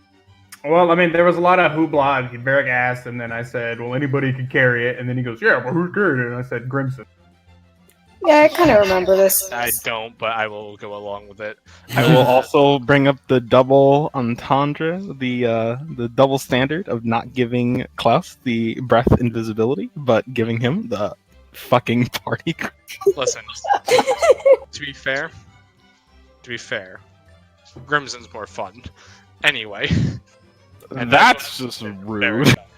That's what matters in Varric's eyes. Anyway, Varric will just kind of be like, I will work on this later. And look at Mr. Scar and say, alright, I'm ready to go. As he hides away that painting. I will go with him. Okay, hey, speaking of which, we haven't added anything to it, but can we just put like a tab, or like a notepad that just says bag of holding on it? I got it. That we can all edit. Thank you, Heath. Yeah, we haven't had anything to put in it yet, but we will get there one day. Oh, I'm gonna fill it full of food right now. Oh my god. Listen, Says Effie's donut bag all over again. That can only hold up to 500 pounds. Don't. He's gonna put all of his fun inside of it. The bitterness of that answer. Varric got that. I don't know what you're talking about. Varric got that so we can store equipment and other valuables in there, not so it can be someone's snack bin. Well, now it's just like Effie's collage of sweets. It's a donut bag. Except it's probably filled with spaghetti. We're gonna put like something really light in there, and the whole thing is just gonna burst, and we're gonna be like, "What the heck?" And just see nothing but like plates of uncooked spaghetti. Just. What's that vine where the guy falls and the spaghetti falls out?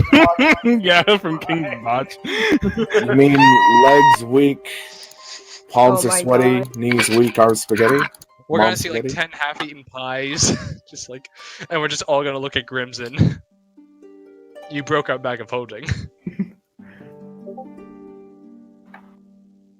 Alright, Fast. who to follow first? I will take care of the bigger group first. So you guys are making your way toward the docks? Alright. After a little bit of time, Klaus will kind of speak up and it's just, so,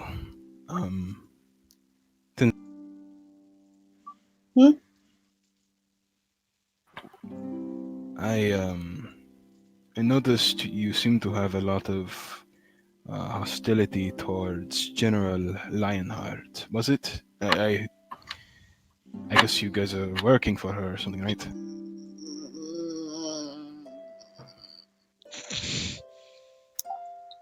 Yeah, maybe I might not like her a lot.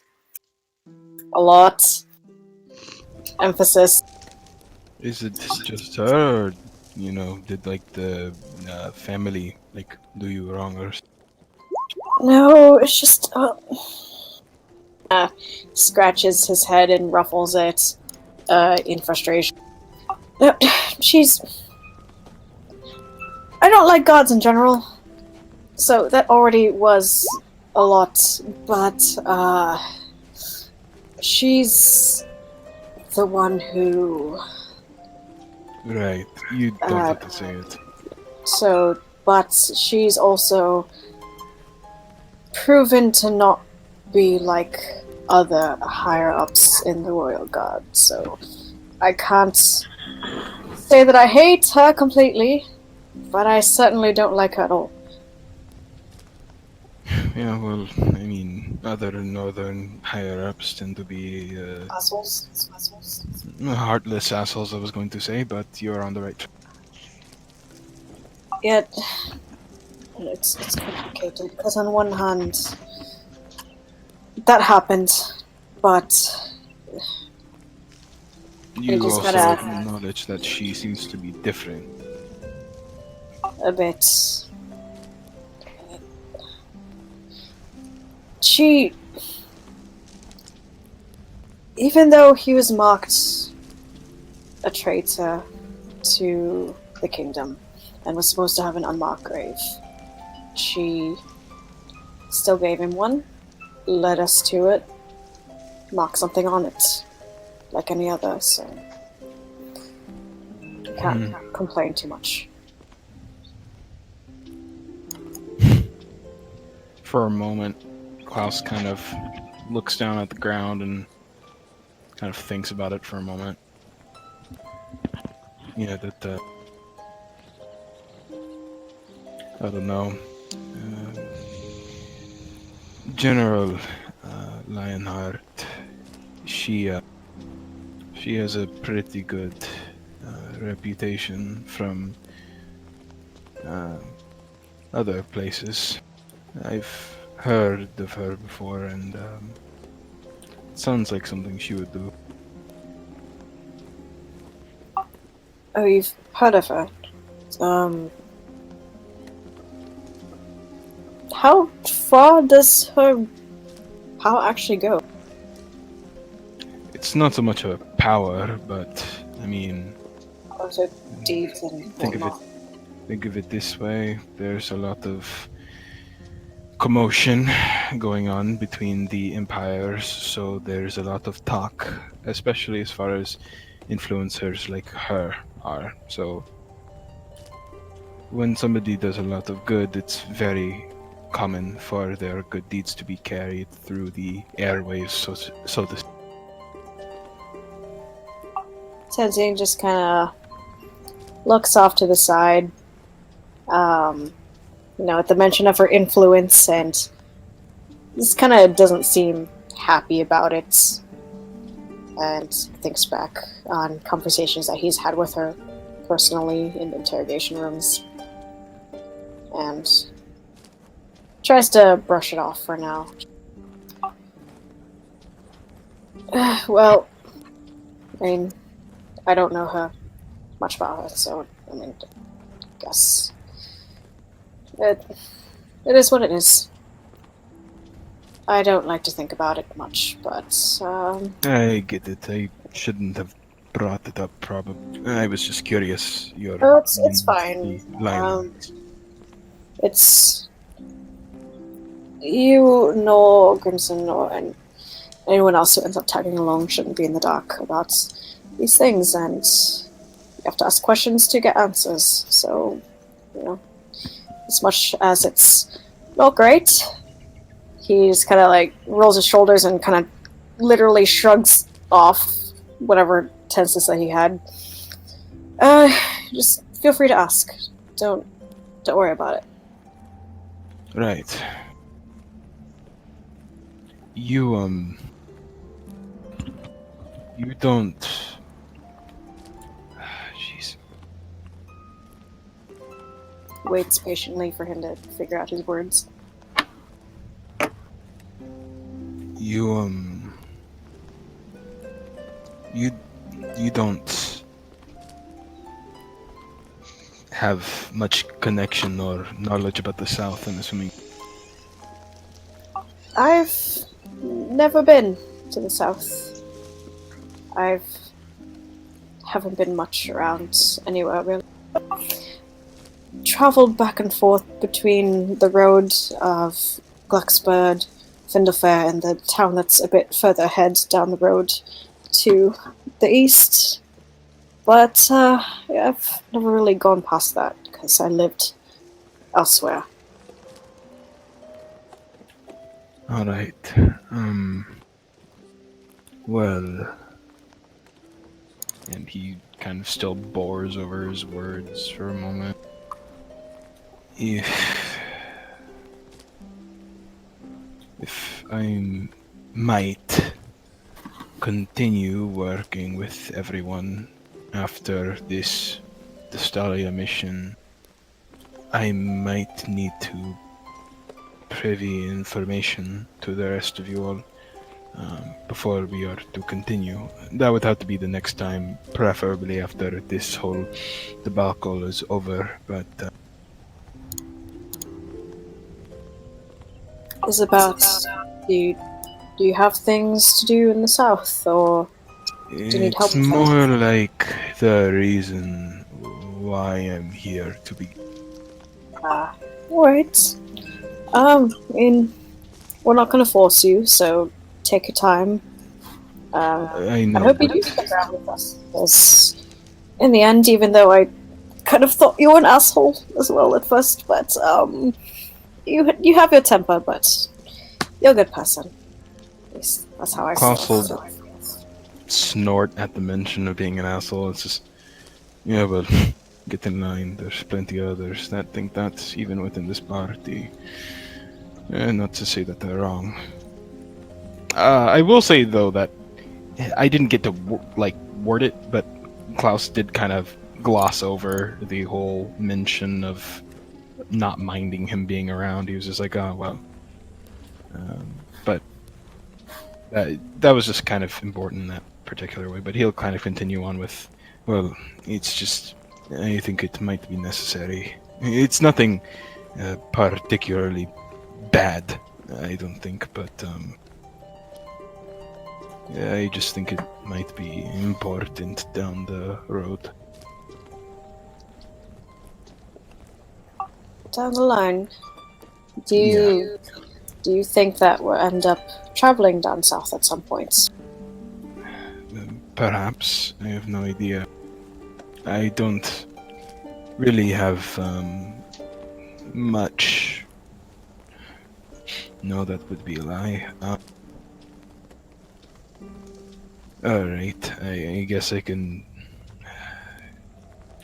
kind of stopping the party in the kind of walk that they currently have. Can we talk somewhere else real quick? It's not going to take long for the both of you, Crimson and Six. Oh, no problem. Alright. Six? Are you asking them to follow you, to talk somewhere else, or stay where they...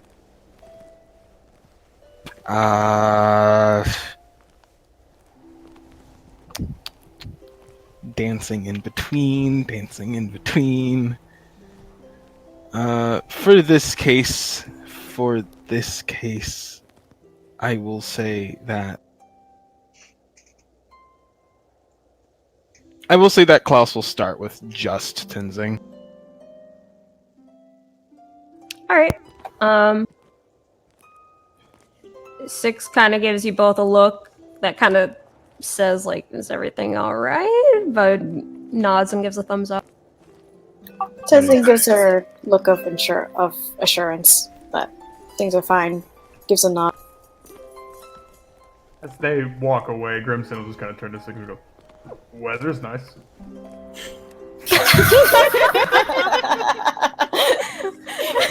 I love it. Six slowly looks at you. She just stares. Grimson's just staring straight up at the sky now. Six kind of looks forward at no one in particular. She's like, what do I even say to that? Looks up as well. Is it a nice day out? Yes, clear.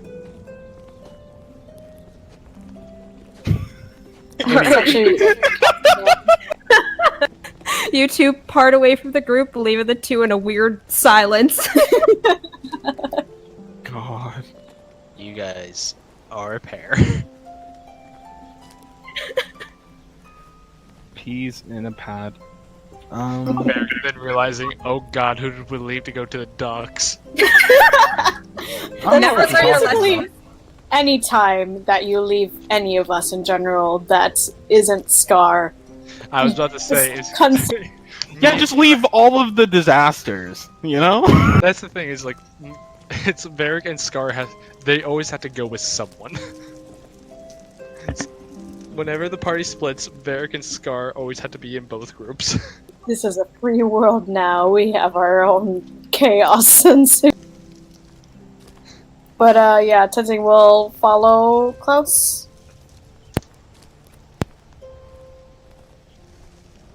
But let's see. God. When mom isn't home. But yeah, kind of step away for a bit, and we'll kind of.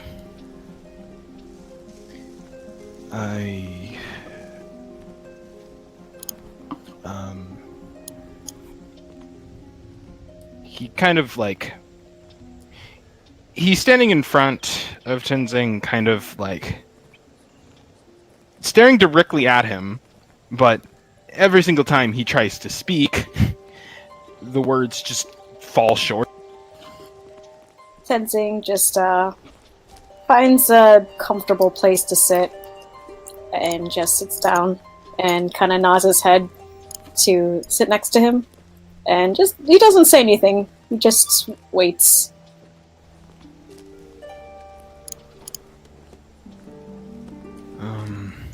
Alright. So...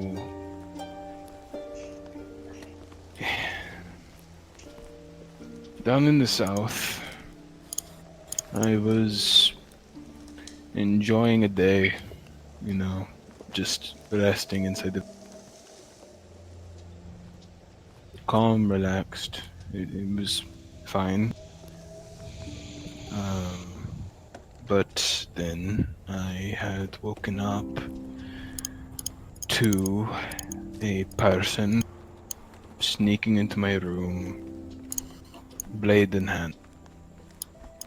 Oh. When they saw that they had woken up, they charged at me. I was not harmed for the one time that I thought that I could drop my guard. They had made a move towards me, and I managed to fight them off. But even though I know what they look like, that's not the problem. It's that I don't know who they were associated with at all. Could have been, I don't know, somebody that they maybe pissed off. They've pissed off a lot of people in the South, frankly. Not the most of power that I know of, at least, but long story short is that somebody wants me dead in the South, and I have no idea if that is just one person. I don't know, it could have been some crazy serial killer, or it could have been a member of something much bigger. I didn't know what the fuck to do, so I took the first moment that I possibly could to refuge in the north for a bit of information, and by frankly forcing myself into the party, I was hoping that I could not only stay on the move in numbers, which, I mean, of course, assures my safety, but it was also to, you know, maybe find out a little bit more on the side, but I realized at first I didn't want to say anything because it would harm my chances getting in. I shouldn't have done that prior, but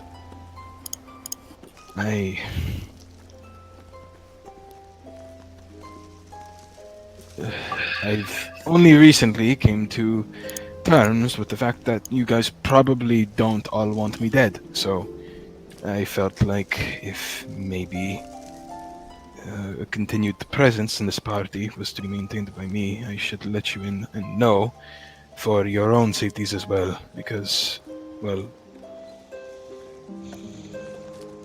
then I guess I would be kind of an asshole if I were to secretly endanger you all behind you. More than I guess I already did. He seems embarrassed. Tenzing just kind of gives a shrug, smiles. And she's like, yeah, I mean, that is good to know. Obviously, if we have random assassins coming after us, that's not ideal. But, I mean, the last person in our party also, well, not for certain, but it was a high possibility that he was being chased after people as well, so it's not something that we're unaccustomed to. Did he get into any detail of what these people were like?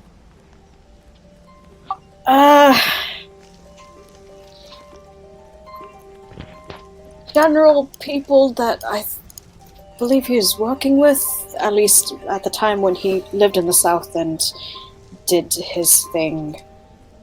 Working with who? What's it called? The watch guard? I think it was the Watchers. Watchers. The Watchers. Yeah. The Royal Guards, the Watcher. Would Klaus know anything about the Watcher? With your background, Might be something you have to type if I do.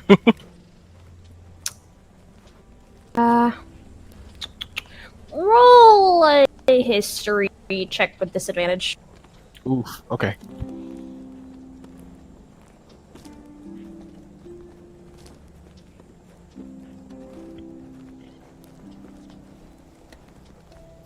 Okay.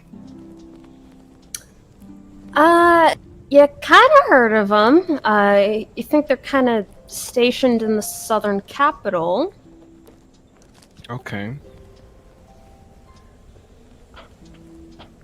Well, in any case, honestly, I'd never heard of them, but according to some other party members, it seemed kind of important. But yeah, he used to work for something big, and he did something, got wronged, and then ended up doing something that got him in trouble.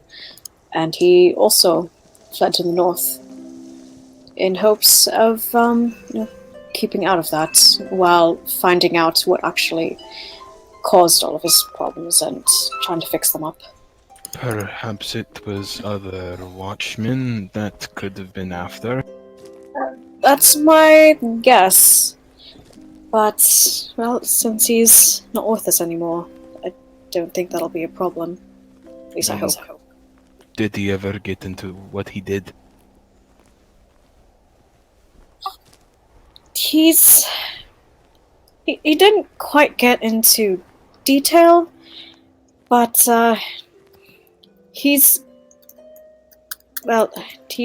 gone down a not great path of unfortunately taking lives in his hopes of figuring out his mission and helping innocent people in the process, and kind of holds the burden of the casualties that came with it. As far as I know.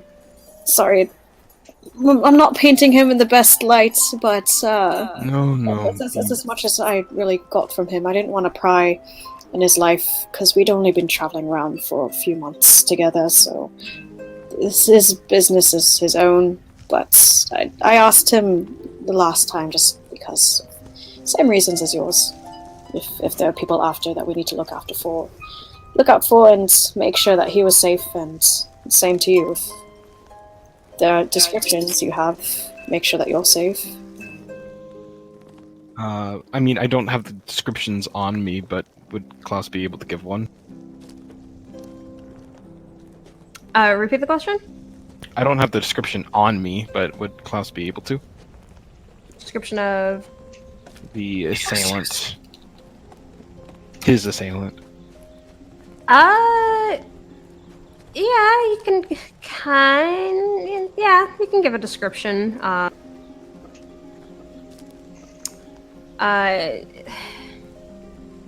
The best you can do really is kind of point out some clear physical attributes of. You know that they had short, black hair, pointed ears. Not really sure if half elf or elf. They had a sort of light tan skin. But what stood out the most from them is that they had a deep scar that reached from cheek to center of the...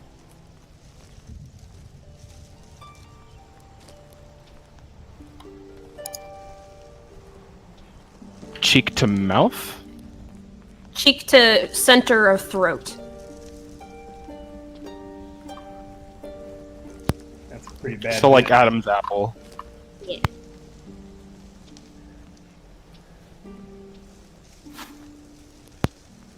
Oh, look, 6 a bird. While there's this break, by the way, just giving a heads up, I do have to leave in 15. Oh, okay. Noted. Okay. Yeah, Timothy will just nod and say, "Alright, we'll keep an eye out, and I'll look for your expression the most to make sure if it's a person or not. I'm not gonna attack people who happen to have the same scar as that." Yeah, of course. And as far as protection goes, I'm sure I can defend myself. Well, either way, I'll have you back. And Sure? if you want to let the others know, I'll let that be on you. You let me know if it's okay to tell the others. But, I would like to tell them myself. I have a greater sense of accountability in that. alright. Either way, thanks for opening up to me, mate. I'll do my best to keep the secret and make sure everything's alright. And let me know if you need anything. I was kind of like... God, pain. He just kind of nods, kind of while looking ahead, not quite... Actually, no. I will say in this particular case, he will kind of like look over up at Tenzing. It's just...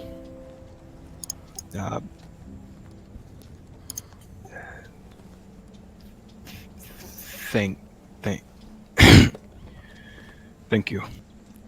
There it is. No problem. And just remember, you're on a group now, so don't try to do shit on your own, because you don't have to. You know that, right?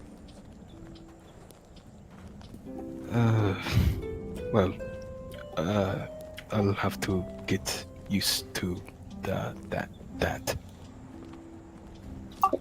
For your safety and, well, more selfishly, my heart of not getting a heart attack, of going around doing your own thing, because last guy did that often enough, and, you know, we're all friends here.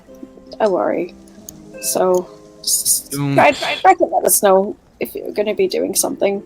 Don't worry, I may handle myself better, but I know how to follow a basic at best. Alright.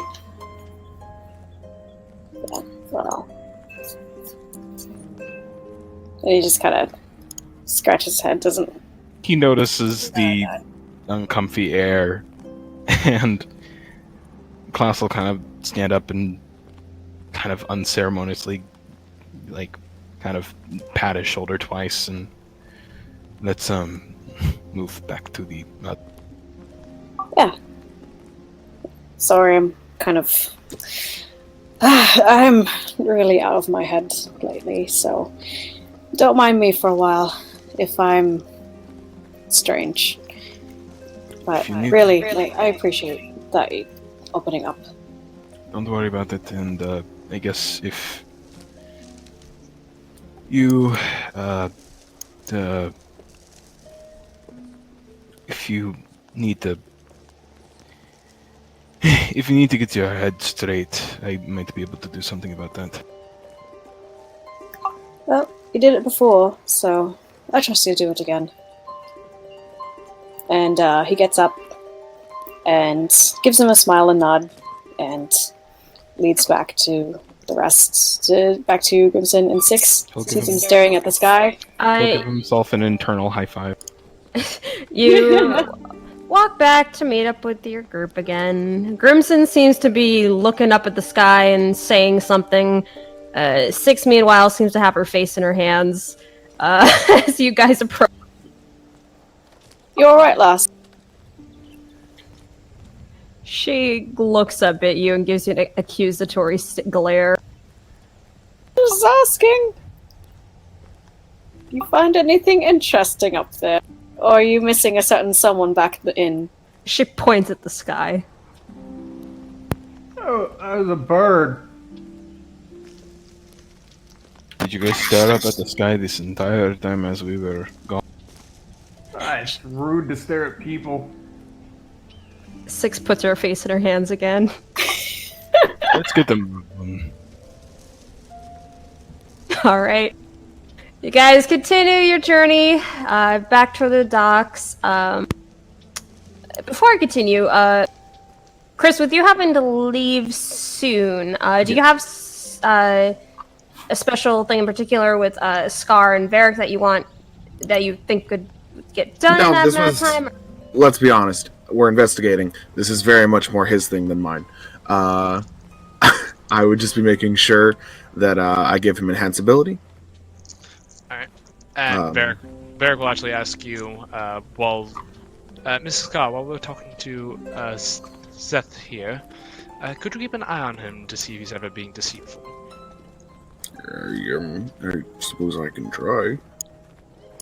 I would appreciate that. I'm asking you to insight check him because mine's not great. I understand. If I'm not there for that, please do that for me, Dweeby. Okay. Thank you.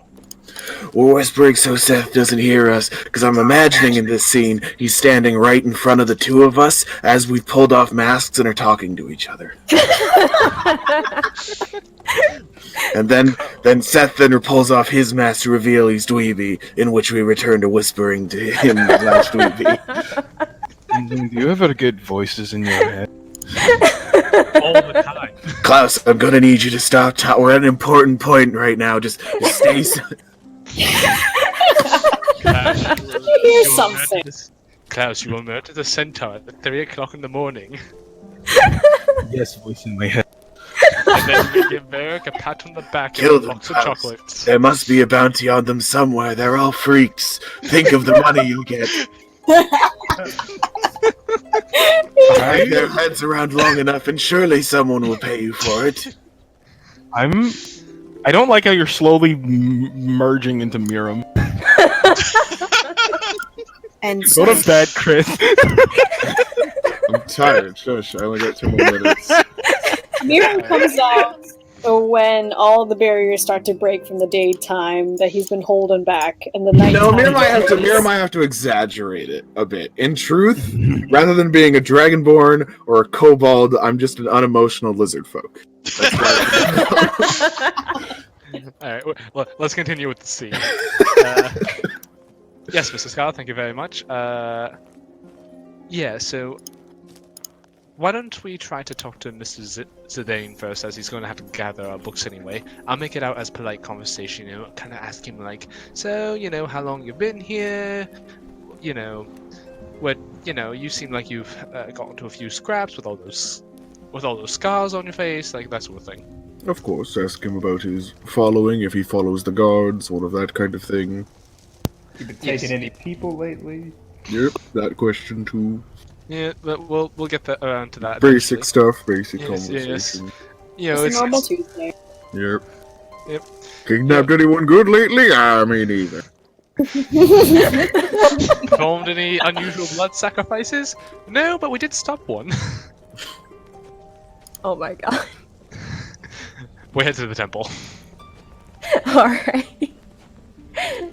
I will keep in mind the Scar insight and whatnot. Alright, then...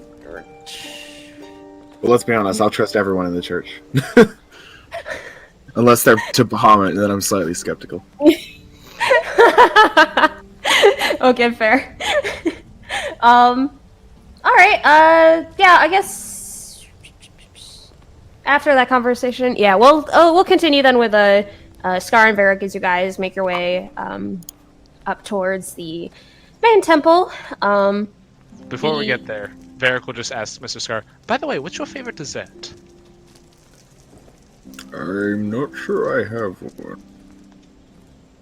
You don't eat a lot of dessert when you're raised in a church by a dwarf who really can't cook. Well, you know what then? It is going to be my To be honest, my dad tried, and boy did he try. He was not very good at it. Fair. You know what? It shall be my A lot personal of mission soup. now. The It shall be fire my- of creation is he becomes a cook. Oh my god! That is a loud Speechless. silence. You're welcome, guys. That means that he's This is how right. my brain works. Anyway, Continue. I don't believe I have one. Well, Mr. Scar, it shall be my personal mission now to make sure on our travels, have you try desserts and see which one is your favorite. That sounds both interesting and potentially tedious, but I will certainly try. We'll see what kind. I have a feeling you'll try. I'm not a huge fan for most very sweet things, so we'll have to see. Maybe darker chocolate. We're getting distracted. Let's get back to the test guy. Oh god, Scar really is, man. I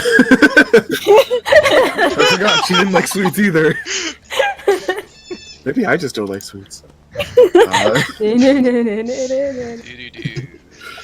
Chris is projecting a little too much. All right, you guys make your way up to the main temple.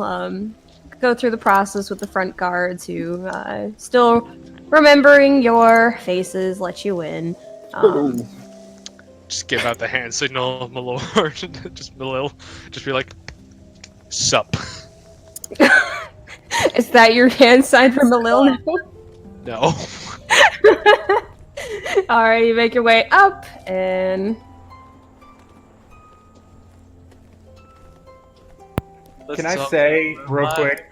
I love that Scar's reaction both times that he's come here has been, "Oh, hello."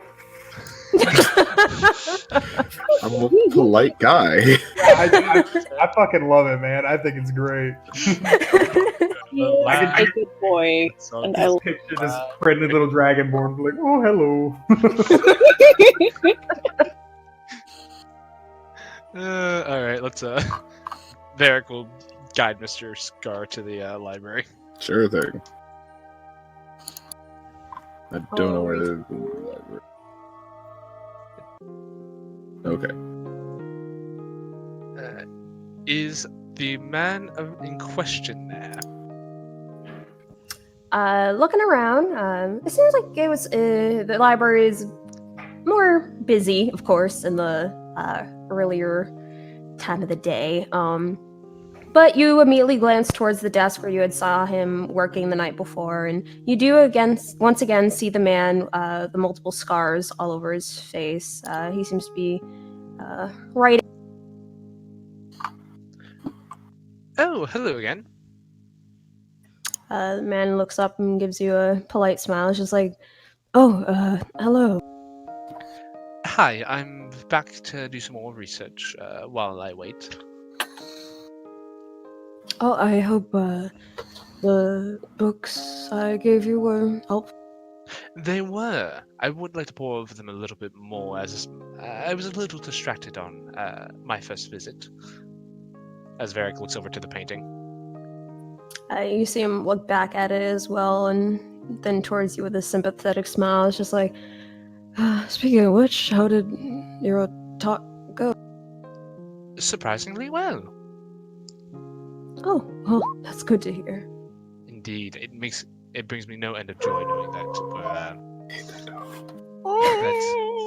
this matter was taken seriously. Now, if I may ask, could you recollect those tomes again? I'd wish to pour over them a little bit more. Oh, sure, of course. Give me one moment. You see him finish scribbling out whatever he's writing and get up to head over towards the shelves and following the same path he did before to grab what you were looking for. Alright, Varric will then ask, while he's doing that, do you need any help, good sir? Oh, no, it's fine. So, this is quite a collection. How long have you been working here? Like, you must have read every book in here. Every book, I would not say that, no. But I've been working here for, oh dear, how many years has it been now? 6, 7? 6, 7 years. Impressive. That's quite a long time. What did you do before this? Before this, I just cleaned the temple. Really? Yep, I developed a bit of a relationship with some of the workers here and kind of managed to talk my way up to this position. So, are you like an ordained priest then, or were you more of a, or are you just someone who was just kind of hired to keep the books? I'm mostly just. I like to think of myself as a priest, but amongst all the people here, probably not. You could consider me more a record keeper or librarian. Really? Well. So, where are you from then?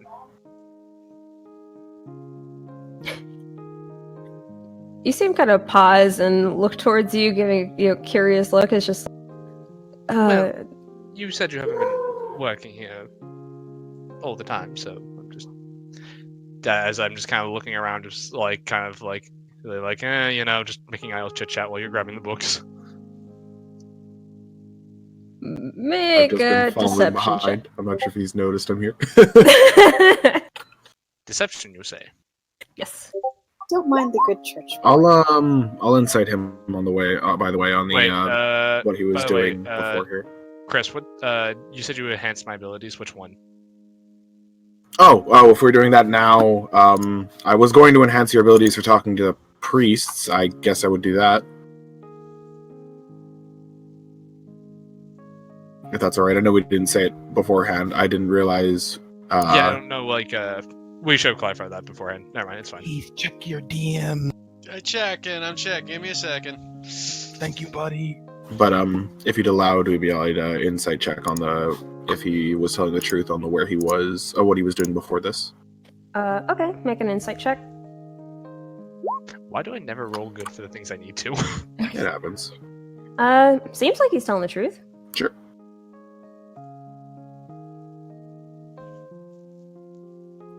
As he continues gathering the books, he's just like, funny enough, this island is where I grew up. Really? You were born on the island? Yep. That's impressive. I have not spent much time here. I'm sorry to introduce myself. Scar, a traveling priest of Mord. Ah, Morton. You see him kind of like adjust the books to move them onto one arm and holds out a hand and greets. Of course. Give him a hearty shake. Shakes it back and You continues must know. with certain books. It's just like, well, welcome to the church. Thank you. I've been most enjoying it. I can't imagine what it would have been like to be raised on such an island. There are so many different cultures, theists, people in general. I certainly imagine that to be a unique experience. I suppose to people not used to this area, it sounds like it could be. Yeah, it's the life I grew up with, though, so it's what I'm used to. You do meet a lot of interesting sorts, though. And pray tell if I'm asking too much, curiosity has hold of me here. Do many people have children on the island? I haven't seen many as I walked through the town. I wasn't sure if it was a commonplace thing or not. Looking for a little bit more action here, hey, Mr. Scar? As I kind of like elbow his knee as I am only that tall. Verica lost 3 rounds. I'm fortunate to say no. That kind of thing is a bit beyond me. I jest, Mr. Scar. I do have to say, though. Of course. Well, I was just curious though. You've lived here your entire life. You must know all the best places to eat. Well, to be honest, I don't really stray outside the main temple that often. My work is my life, so. I can understand that. It is certainly a marvel to behold. Isn't it? You see him look out towards the library with this prideful look on his face. Okay. So, So you just mostly spend your time in the library? Do you have other duties to attend to while you're here? I attend to the library, keep track of the occasional record, and make sure each of them are properly taken care of and recorded about once or twice a year. Transferring forbidden readings towards the back. You see him gesture towards a door in the corner, very far corner of the library. It's kind of like it seems barred, and there's a heavy lock hanging from it. It's just like, for the less. I give a kind of like a queer look at that and like, forbidden. I wasn't aware that you would even keep such things in the library.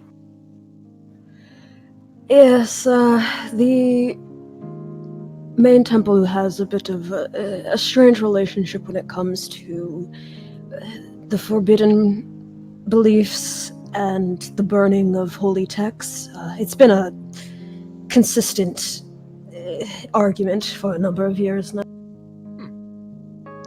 So what particularly makes it forbidden, though? Just like things of the occult, I'm guessing? Yes, some occult, some, other things. You see him kind of make a face like he's not sure how much to say. I understand. You don't need to worry yourself. Can we like see the books? Like, are they visible? Through the bars, you can see, the area behind it is pretty dark, but you can make out the outline of some. I look, it's like I must admit, it's almost worrying they have that in near plain view. Well, as I'm sure you noticed coming in, you have to have special permissions to make your way into this establishment, and in order to get back there, you have to go through a number of security of sorts. God. Would hope so. Does anyone actually go back there, though? Like, why would someone go back need information like that? Oh, yes, I go back there, and a couple archbishop have access. But why would people go back there in the first place? Like, what information could be back there that would be of use to the church? Oh, not to use it, no, to deposit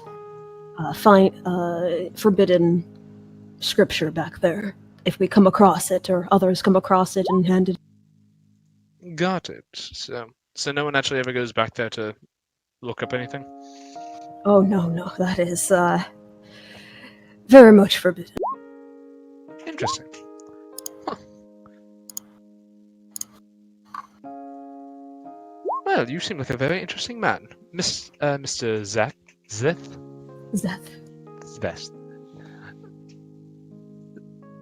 Out of curiosity, though, if you don't mind my asking, I am kind of curious. How does a librarian end up with so many scars? I'm sorry. I like to hear stories, and I like to tell stories. And you seem like you have a rather interesting one. If you don't want to answer, that's fine. But Make a persuasion check.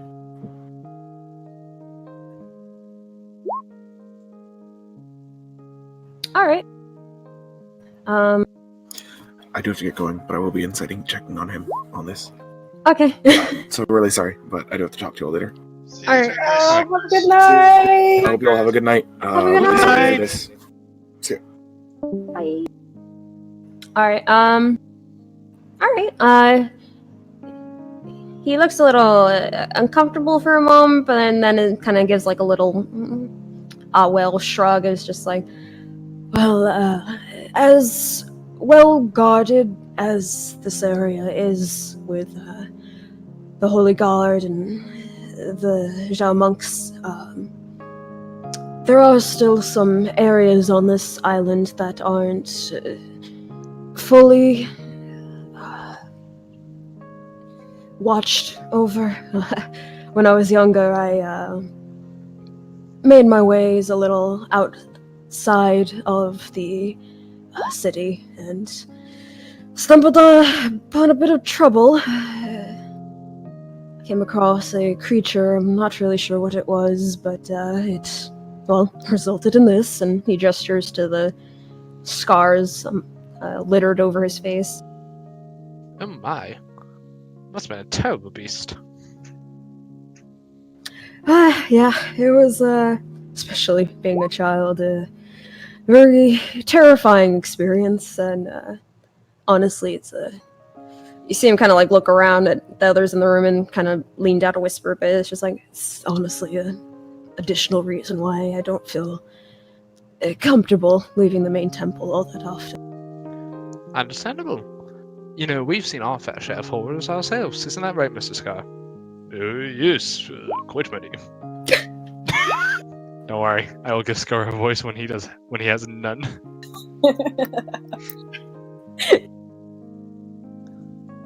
But that's a story for another day. Or actually, I do have a painting, although I will say it is quite gruesome. Sorry, repeat that? I said, that was a story, I can tell you that much right now. I do have a painting, though it is quite gruesome. I'm a bit squeamish. Yeah, you probably wouldn't want to look at it. It's quite, how shall I say, explicit in its blood and gore. It was quite the battle against such a horrible, fiendish creature. So you're a fighter? Oh God, no. More of a, shall I say, recorder of recent history. I see. Well, you must come across many interesting things. You see him grab one more book and then walk over towards one of the tables to set it down. It's just like, oh, that's everything. Anything else you need me for? No, that's about it. Listen, I will be sure to come back and tell you many wonderful stories of things we've seen on our adventures. I look forward to it then. He gives you kind of like a amused half smile. Do I sense any deception at all? Insight check. Oh right, I'll have Scar do. 11. Where's Scar? Sad thing is, I am proficient in this. Jeez. You want me to- Heath, no. can you do it? I got it. Also, Zach, would you try to save the RP for actual game? Oh, Oh, I'm sorry. sorry. They're trying to be time efficient. Hold up one sec. I'm crashing here. No, the recording. No, I No, need not to the know what happened. computer. Just the just roll 20's crashing. I will type out my reply. and I we will opened leave up the Scar's rest. sheet and my in roll 20 crashed. Got it. Scar too powerful. While we Just wait gotta for the reload results the of page. that, Varric will just say, "We thank you for your assistance, and sorry if you were prying a little bit into your life there." Oh, no, it's all right. It's nice to have a chat with people who didn't grow up here sometime. Oh, I'll be sure to tell you all sorts of wonderful things, like the carnival that came to Findlefair. Marvelous time that was. Interesting. Well, yes, I look forward to hearing some of your stories. But if you'll excuse me, I gotta get back to work. Of course. He turns around to take a seat at his desk again. We will take a table at the far end of the library. Sit down and just whisper. And Varric will just whisper to Mr. Scar. That is weird.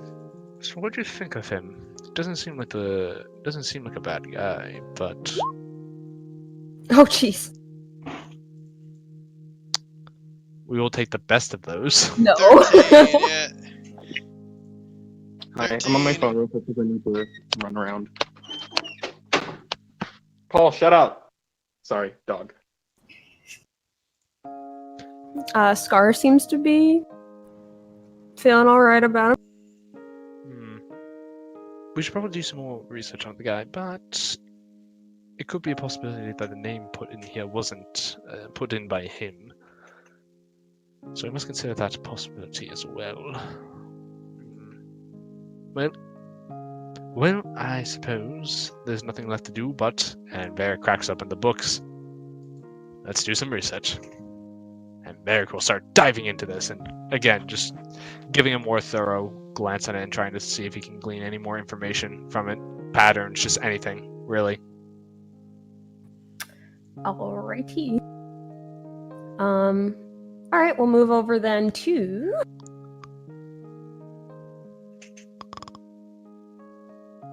Give me like 5 minutes. Sorry. It's all good. I gotta read over what you guys are doing anyway. Hold on. You can just honestly recite a lot of it because we didn't really get that far despite the amount of stuff.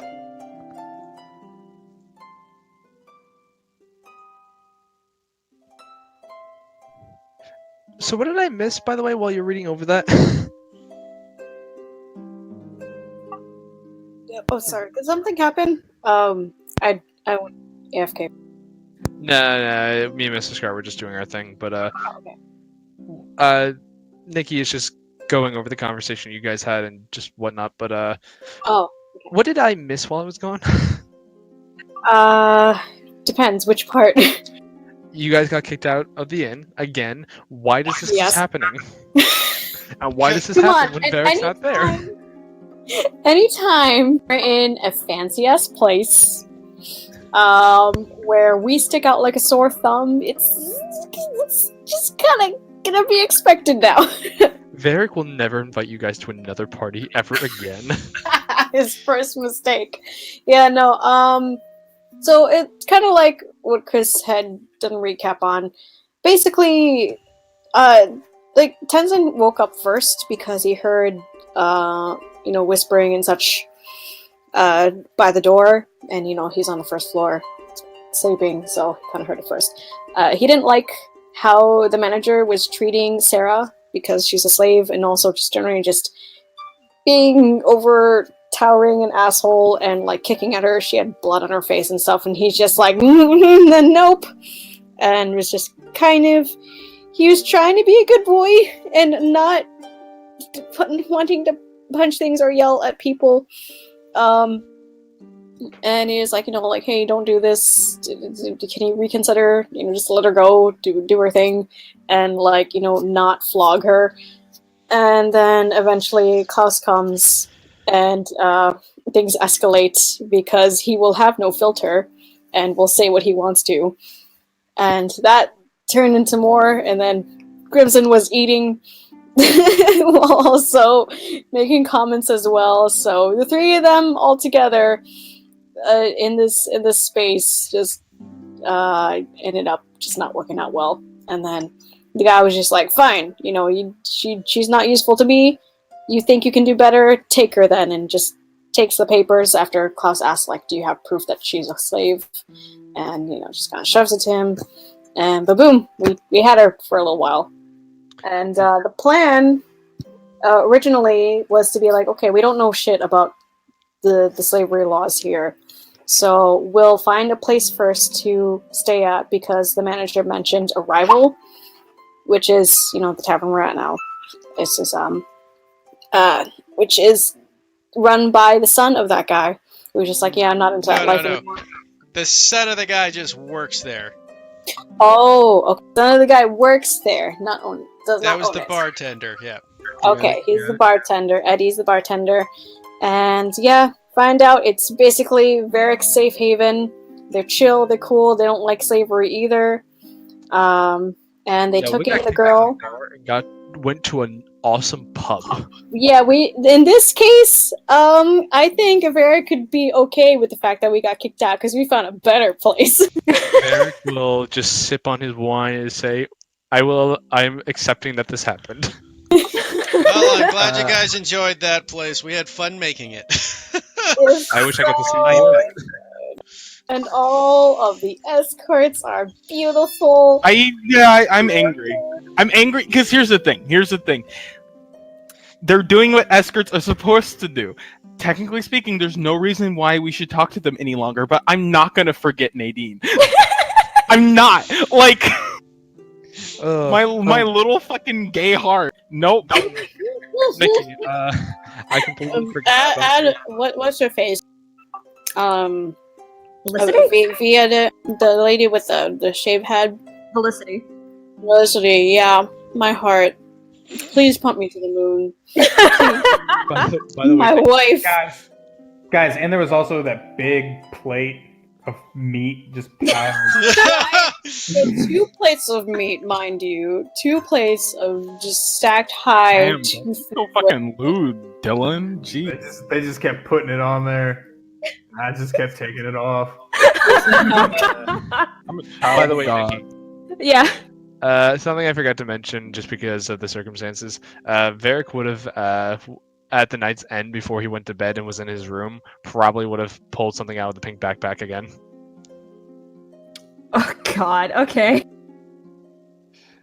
Don't get us Actually, kicked out, please. considering what can potentially happen, I'm gonna have to say no. Aww. Because then we would have had to change that whole scenario potentially if you got a bad or good roll. All I pulled out of this thing is small little trinkets. What's in there? It could have been a bomb, dude. We don't know. I feel like I'm just gonna pull it out one day and I'm just gonna hear whispers and demonic chanting in my head, and just like Cthulhu is just gonna be like, "Yes, you are the chosen one." And I just close the bag. I'm just like, "Nope." But here, tell you what, I'll let you roll, and we will say that will be what your roll is for the next time. I feel like I rolled a 47 before. Let me double check. Could have. It was either 46 or 47. Where is it? It's gonna be a tall mountain to climb, don't you think? As far as the answer There it goes. is. Oh shit. Okay. Alright, let's see. 47. Oh, okay. So, you reach in, feel around during that night when everyone is asleep. You feel like the rough edges of something, and when you pull it out, it seems to be a book. And there's a variety of etchings on the leather cover. You get the sense it's a spell book, and when you open it, the pages are blank. I just found a fresh spell book. Is that... Damn. I will be experimenting with this later to see if I can't find any invisible ink. Actually, you know what? I'll just cast Identify. Shaking my head. You identify that it is an empty spell book. These things are actually bloody expensive. I'll hold on to this. I'll give it to Pinky as a gift. God, you're gay! Alright, everyone ready? Excuse me. Oh, what were you ready for? Oh, Is right, everyone we were- back? Yeah, hi. Yep. Think so? Alrighty, so returning back to the other group. You guys make your way towards the docks. Do we bounce off of what we had just talked about, or Yes. what's... Okay, so we're not reciting what had happened already. You can continue off of it if you want now that I read it over. Yeah, he kind of just hears what he... actually, could you continue with what you had said first, Saku? Huh. The thing that you said just before Klaus's last reply. Oh, the little mini Sure. paragraph. Yeah. Do you want me? Oh, you want me to say it out loud? Yeah, just so I can get a feel and then reply accordingly. Yeah. So yeah, it's like you know, I've seen you physical sense of strong, and he's just kind of like sweating. He's been called out. It's like, have you? And he's just kind of, well, yeah. I suppose strong-willed people have their shit together, know what they want, same wars, that sort of thing. And he just kind of looks off to the side and remembers somebody in his past. I mean, it's partly, I suppose, admiration. I feel like I don't have those sort of things quite yet at the level that I admire them for. So, romantic or otherwise, I think that's they're nice, and I think that's something that can be admired from anyone, really. I can agree, but as far as strong-willed goes, I mean, I'm pretty sure you have at least that. Earlier that morning with Sarah, you were kind of the first one to really speak up about that, and I'm pretty sure had none of us had spoken up, you likely would have decked that person in the face despite the rules of this area. Oh, yeah, I probably would. Yeah, I'm pretty sure I tried to be good. I didn't want us to get kicked out because I've done that so many times. In the end, it happened. But honestly, don't want to be staying in a place run by that jackass anyways. So, thanks. But you just can't leave her there. She, covered in blood and being kicked around right at the front door. Anyone else could have seen. Oh, you don't have to reason it with me. I mean,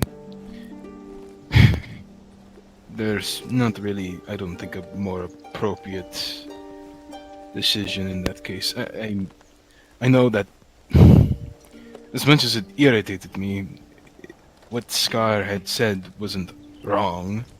I should have taken things about, but I kind of saw that she had gotten kicked, and I started speaking because I thought it was right, and we got her out of the situation and into the hands of someone a lot more capable and, well, won't treat her like shit, so I just kind of went with what I thought was right at the moment.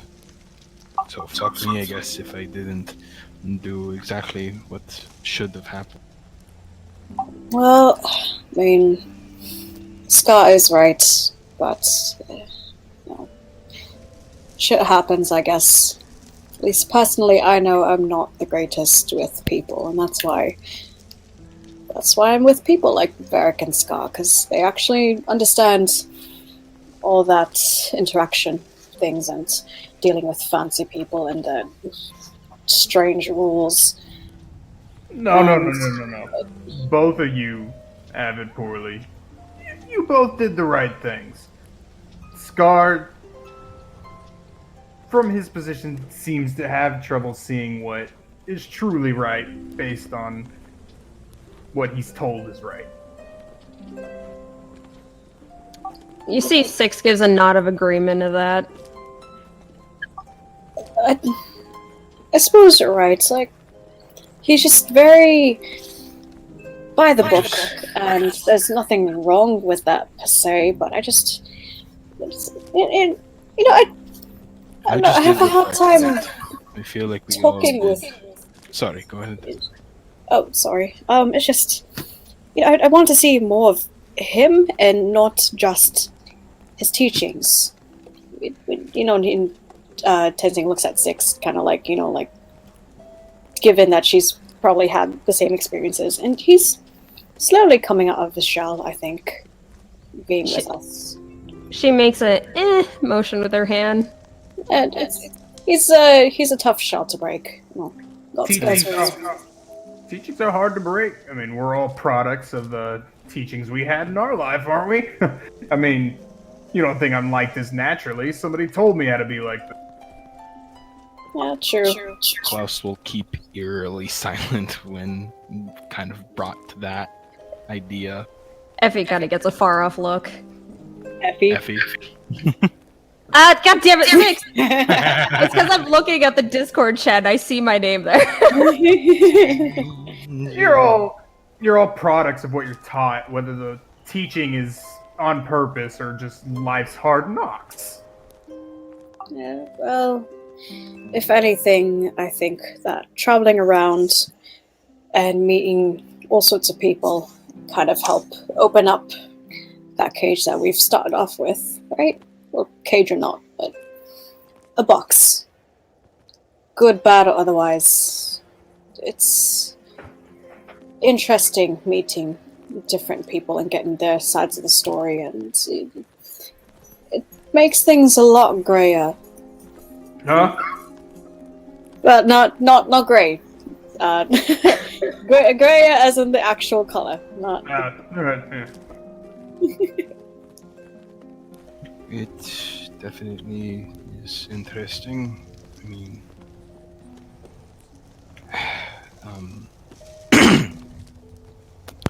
even just looking at, you for one, Grim, you seem to be a more boisterous type. What does boisterous mean?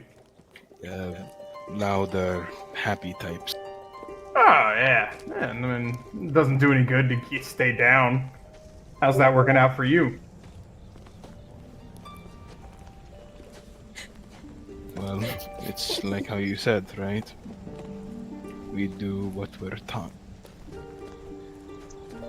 Well, I could say from experience, mate, that Crimson has a point.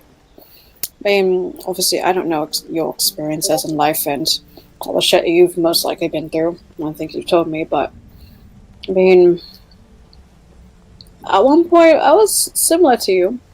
I didn't want to let myself go, and there are things I kept to myself and just didn't associate much with anything. But you get tired of that eventually, and well, I like to think back at this woman that I've met by the docks in the north, and she says, "You have to." Well, moving on is a big word to say, of course, but you need to let yourself live because there's so much more in life than mulling over the things that have happened.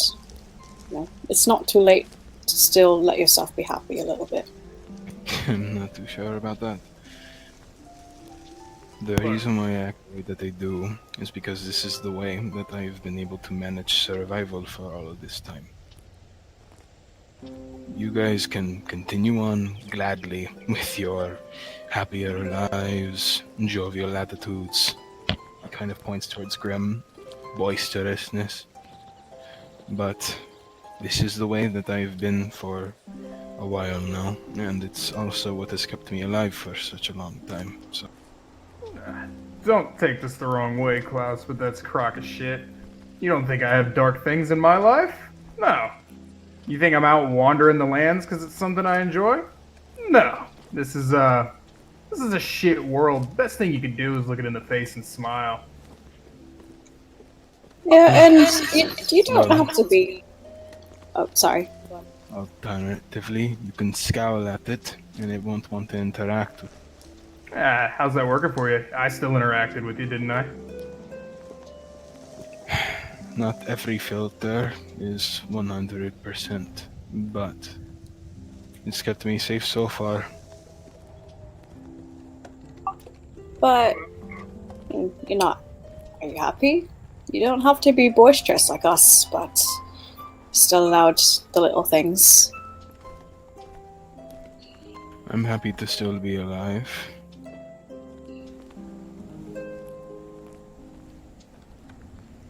But... well, frankly, I don't see what else there is to be happy about. It's nice weather. There's a bird in the sky. Off to the side, you just hear. Grimson's not looking up at the sky or anything. He's looking right at Klaus when he says it.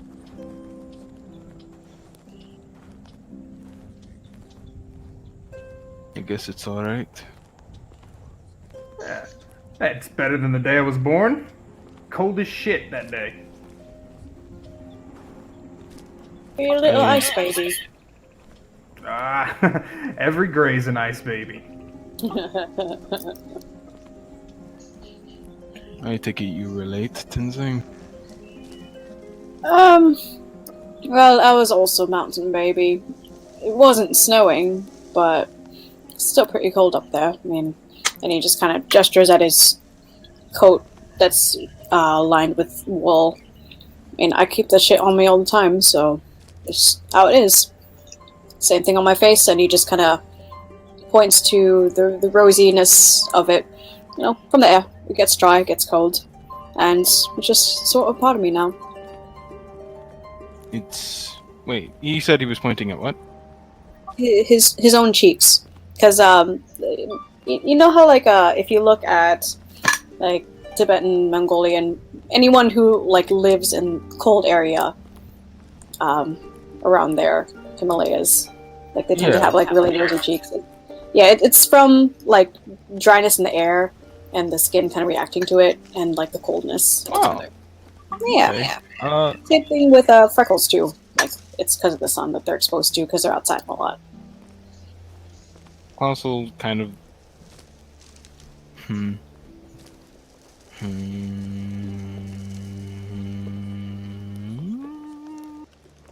We'll kind of look over, kind of following his hand as he kind of like points from like the jacket to like his like face. And actually, yeah. I think for the first time he actually looks instead of analyzes.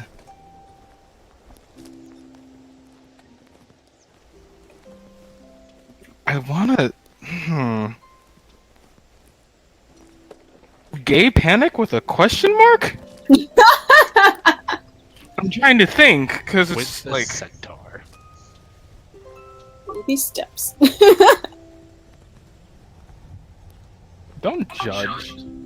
I mean, he's like Judgment shall be finally passed. looking Listen. at somebody instead of just, you know, Sam- objectively looking at him. He's just looking at him, so. Sam has Eric's a put holy ideas man in now. his He head. passes judgment. Is it Not really much that good? About a character you are barely friends with. I don't want to hear it.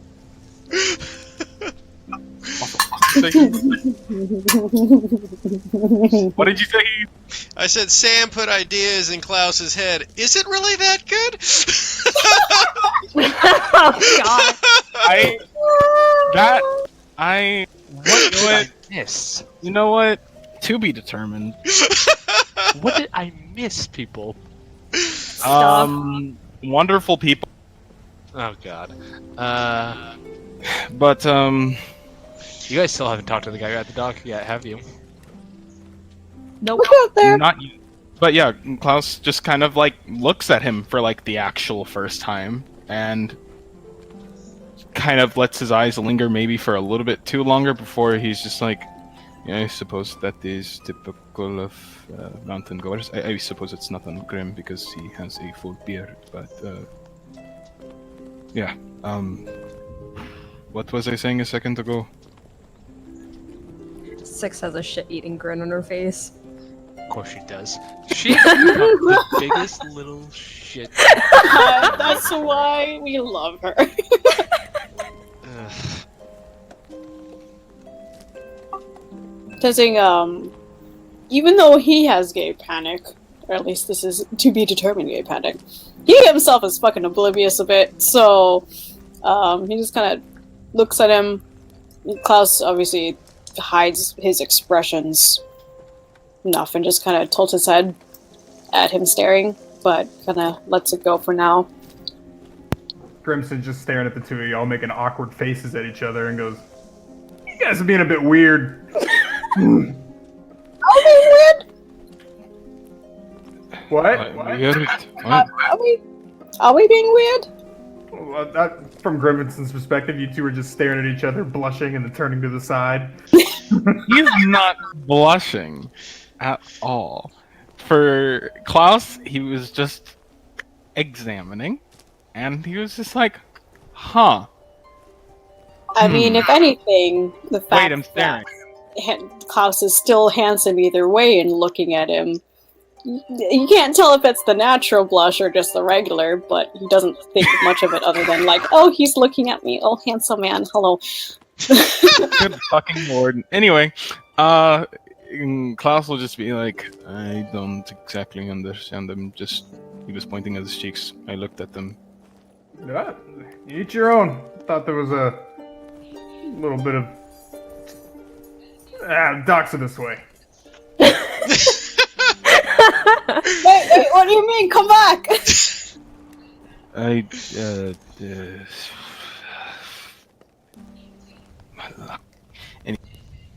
We graze are born in a winter storm, the blood. Oh, you guys. So you guys follow Grimson down the last bit of distance to the docks. We learn to hold our whiskey before we ever learn to stand. We grow up fast, we grow up strong, we grow up really big. So when it's time to earn our blood, you best remember this. Grim! That gray may be the last thing you ever see. Six starts to draw her bow. Cinder's dancing along with a clap. Klaus, like, I'm assuming who's like walking next to Six, just like reaches a hand and just like lowers the bow. That's You just hear a. Wait, oh my god, I know what the vine is, but I'm not gonna bring it up just yet. But AB family. yeah. But Klaus will just kind of bring up. It's just like, where did the two of you learn to fight? They should mention. I'm assuming from what you've said by your father, Gray. But as far as Sinzing goes, Oh, my father dropped me off in the woods and I fought bears. Holy shit. what do I know about parenting? Six is gonna insight check. Me? 13. Wait, me? Is that for Grimson? Yeah, Grimson. That's not a lie. Grimson's fought bears. a baby Grimson. Six is skeptical. So she incited, got a 13. Well, here. Yeah, hold on, I'm out of character. Let me insight check this shit too. Oh, I accidentally rolled for disadvantage. Well, it didn't succeed either, so. Tenzing would believe him. No Is it? insight here. Yeah, I guess it is believable. Fuck. That's pretty natural for the Greys. You know, like, there's a lot of steps to earning our blood. So, are you sure that you're just a human and you're not actually, like, a bear in disguise, Well, covered in technically- human flesh and... I'm 90% sure. Technically, he's a wolf in disguise, as we've discovered. Yeah, that was some cool shit, even though it was going to be attacking me, I want but... to point out from a perspective, it was not wolf-like at all. It was not wolf-like. What was it like then? It was more bear-like. A werebear. God. Werebear! Werebear! This There, man bear. is seven of us. Oh my god, the heist. But Did Heath ever post that? I was waiting on Zaku's art, actually. Oh god, sorry. Yeah, I'll get to that soon. No I had a big worries. weekend, yeah. But what's it called? So what about the? Oh, right. I didn't mention that for a while. I was mercenary, so I just kind of had to learn shit as I went and did jobs here and there. Sorry for being presumptuous, but was that during your, I don't know, like me, he kind of like air quotes phase? Towards the beginning and middle of it, yes. Honestly, if I could choose, I'd rather probably be, I don't know, merchant, selling wool of sorts. But I had to do what I had to do in order to get stronger. So I thought that was the quickest way to do it. And I suppose it paid off a bit. Except I couldn't land any punches on this fucker. Which is surprising. I'm made to take them, not dodge them. I mean, to be fair, yeah, you mean, what was it, a glaive that he uses? Glaive and a... was it longsword? I think. He hasn't pulled that shit out in a while. Typically, with bladed weapons, you get so used to holding your opponent at a distance that when they are up close in front of your face, it becomes a completely different battleground altogether. I've managed to hit him several times, and I'm more used to wielding an axe. But you also grow fucking claws and can raw open things. I don't also know has 2 what else legs. to tell you. And yeah, 2 legs kind of also helps this. Look, you're downplaying a lot about that fight. I mean, if we need to, like, I mean, we can do it again once we're away from here. Blades and all. Honestly, I was just bringing up the techniques and whatnot of it all. I mean, I use knives, so as far as it goes, close range is kind of my thing. I mean, that invitation's open to you as well. Friendly, of course. that'd be I think interesting. about enough. it for a moment, and it's just like, yeah, me. Nah, we'll do it. He kind of like looks over at Grim. What expression does he have exactly? Grim's got the same expression he always has. Just a big old fucking grin. A big old fucking grin. Big ol' fucking grin. God!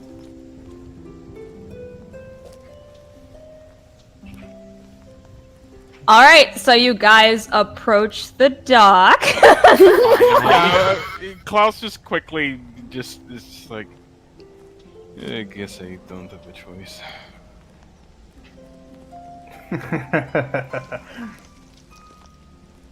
Okay, so we get to the dock. Yes. All right. So who are we talking to?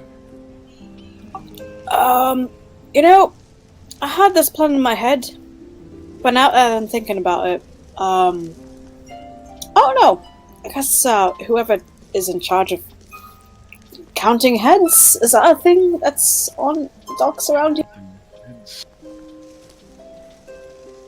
Never been on a boat, couldn't tell you. Looks at Klaus. Not exactly a seafarer either, but I'm sure they'll get what we mean. Excuse me, and I'll call out to a random person. All right. You come across a lot of words. What looks to be someone who's kind of clearing out some of the some mess off the dock. Stands up straight and looks at you. It's just like, yes, hello. Is there a head dock person in charge of dock affairs? Weirdly worded. Are you looking for the captain who travels back and forth on the ship? Not on the ship, just as far as it goes, the manager of this dock would be nice to have. Unless that captain also mans this entire dock, then... If there's only one boat on and off the island, that might be an appropriate resource. Is portmaster the correct fucking term? I don't know.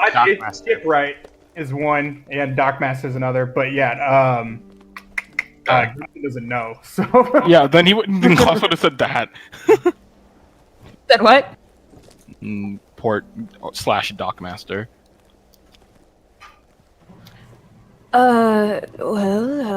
You see him kind of look around the area, eventually pointing out a woman, again dressed in a more holy type garb, religious garb.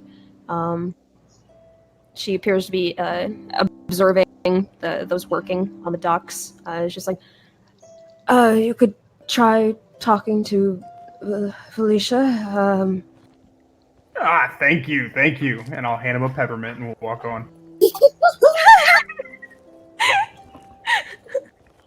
the boy looks at it in worry and tosses it into the water. Oh. Do I see this? Crimson will look at that. I'd say you see it. Roll for initiative. That's going down in my diary. Oh. Actually, I haven't walked back into it. Excuse me. What was your name? You walk back to the boy? Yep. Why? What was your name? I feel like I gave you a pretty good tip there, and you just tossed it into the water.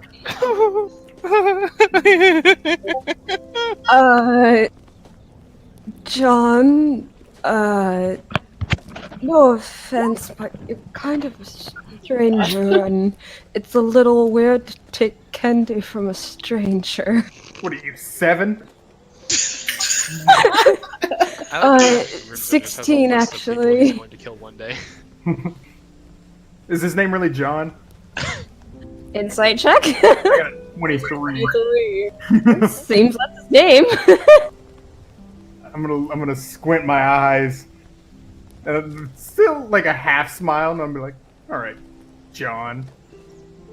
You're gonna get what's coming to you one day. Christ! Oh my god. Megan, Oh my fucking god! I'm not doing anything other than that. I'm gonna say that and leave. You guys see that as Grimson walks away from this teenage boy, he just looks scared.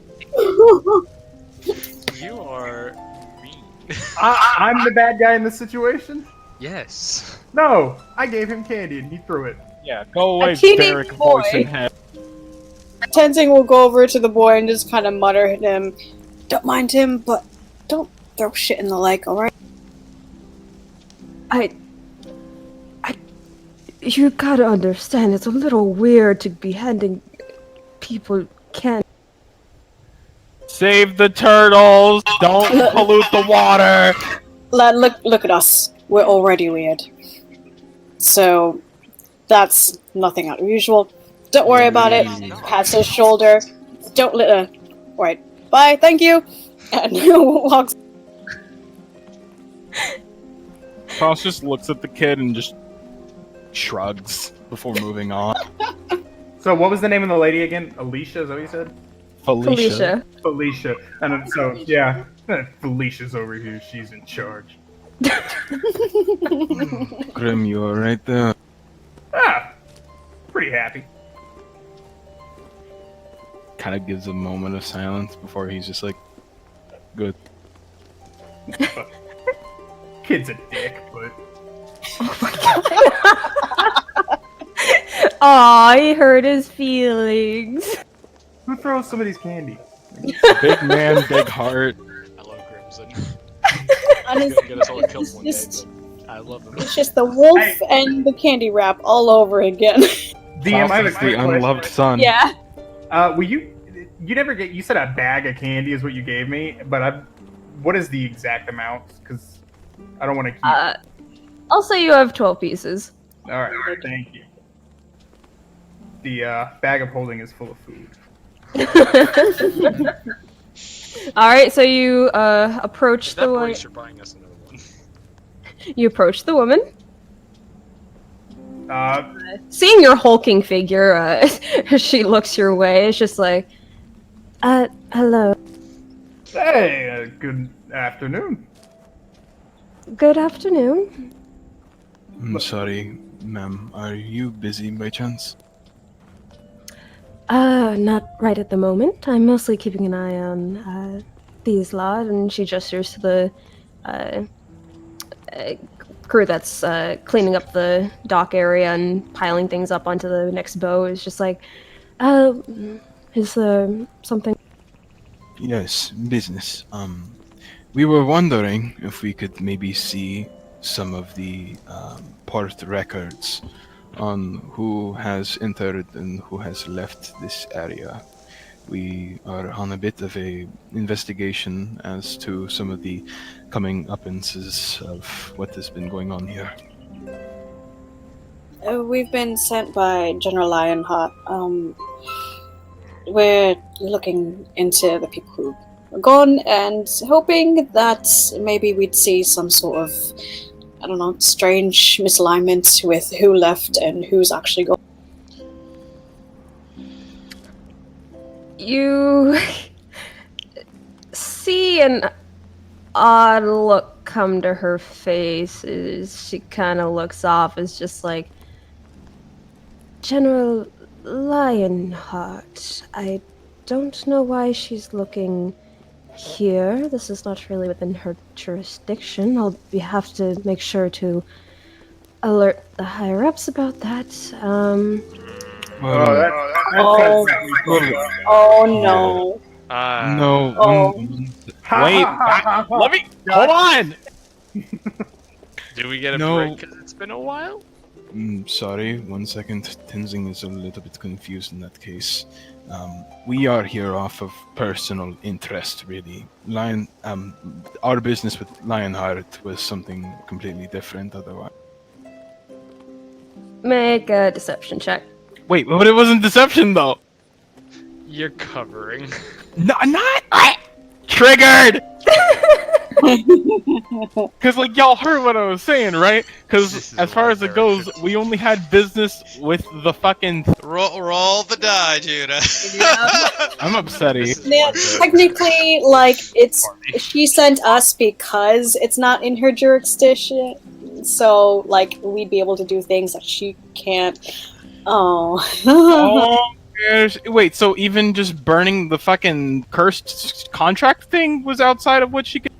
Oh no, that's No one knew about that except for her.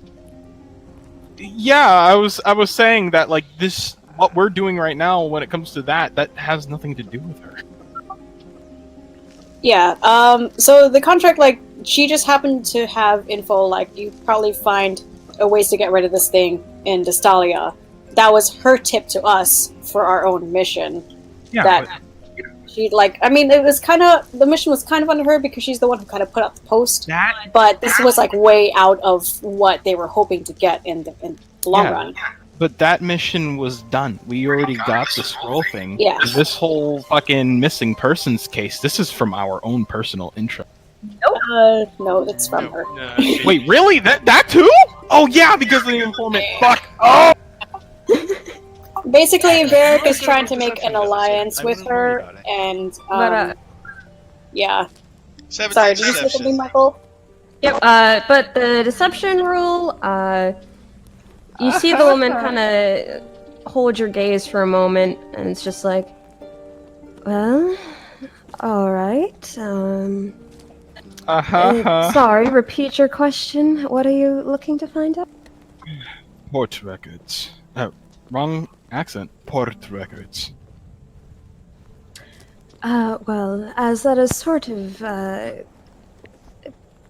information that's not exactly available to the public, you'll have to provide some sort of reasoning and who is sending you to do that. Oh, Shit! Varric has the paperwork. Look. I'm not the brightest crown in the box, alright? Look, I make a lot of mistakes, okay? And I seem to have left official documents, and real nice of you to help us out and not make me look like a complete idiot in front of my boss. Your boss? Some figurehead in the church, I don't know, I'm sorry. Make a deception with disadvantage. We got 30 fighting people. I'm afraid. Oh. Okay. Not bad. She's just like, well, I'm sorry to hear that, but I still can't provide you with anything without proper proof. you don't have to provide us. How about just a bit of information? You check your own records. We have a list of names. We just wanted to see if they left. That is all. Please, it could You be. discuss it. It could be something really serious as far as it goes. We don't have to see really all of the records, really anything, within... What was it? There was like a period of like the last 5 months, I think was said. I could be wrong. About that time frame, even Penelope seemed unsure. It's just a simple yes or no, is if they've left the island or not.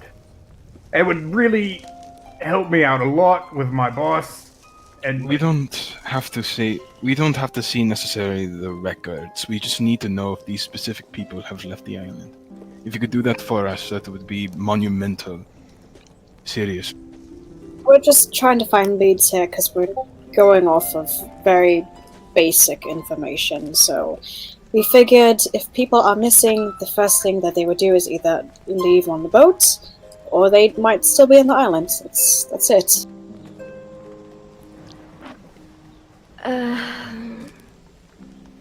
Or if you could lead us to someone we could actually talk to, where they might be helpful in our case, that'd be great as well. 2 or 3 names. I will give you that, at least. ah, great. Here they are. Alright, Ronnie, you Johnny, see... and Gertrude. You see her, reached over to this heavy book that's hanging from a sort of clasp on her waist, and goes looking through it, tracing her finger over the pages.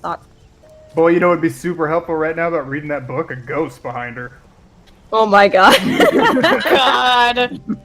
Kovacs is here. I petition to actually have him at least once haunt us and be like, hey, that'd probably end badly, but also, a cowboy, miss him. No, I want Klaus to bicker at Kovacs like this is supposed to be my replacement, and he's like, yeah, better than you, bitch. Bring it back as a cat! Bring him back as a cat! Oh my god. Fight. Kovacs possesses Klaus. As she's looking over it, Kovacs will lean into Klaus. Grimson? Yeah, Grimson will lean into Klaus and kind of whisper to him, "Yeah, see what a smile can get you every once in a while." See what a... Wait, did he say, see what a smile? See what a smile can get you every once in a while. Oh, okay. I thought he was, like, trying to get Klaus to smile, and I was like, oh. It sounds like the lyrics of a song. Probably. Who knows? But Klaus will kind of, like... Klaus will just kind of, like, roll his eyes. It's just like, as long as we get the information. After a moment, the woman speaks up. It's just like, well, with the 2 or 3 names you gave me, I'm not seeing anything. No, that's perfect. Thank you. Thank you. Excuse me, does this man John work for you over here? Yes. Are you the manager of this establishment? I have to have a word. I have a problem with one of your employees. I just wanted to let you know that he was doing a great job, and he actually pointed us in your direction. And so, good employee. His manners could use a bit of work, but could you give them this for me? And I'll hand her a peppermint. He says he won't take it from strangers, but he won't take it from strangers, but you're no stranger to him, right? That doesn't work. Suppose not. Thank you, and thank you for your time today. Grimson is the pettiest. That's the first negative thing we said about it. Well, That's not negative. you as well. Have a Fuck good you day, too. all of you. Alright, guys, that's it for me tonight, though. Alright. Aw, Okay. okay. See you next I week. got Mike. work. It's 5 hours from now. I gotta be up. Oh again. my god, go to bed. Go to bed. Beeb. Good luck at work. Have fun. Nah, thanks, everybody. Hey, I had fun tonight. It was a I'm good glad. As Fucking well. love Good it. night. Klaus and Grimson are evolving. I'm serious. Like in game, like Grimson wants to fight you, and not like I want to hit that guy in the face type deal. I'll be like, that guy looks like he could use a real punch in the face type deal. You know what? Sure. Is he wrong though? What does Grimson think of Varric, though? I'm very curious. Well, I mean, it's at in game in front of that, but then so far it's not much to go off of. You won't drink, you don't eat, you don't.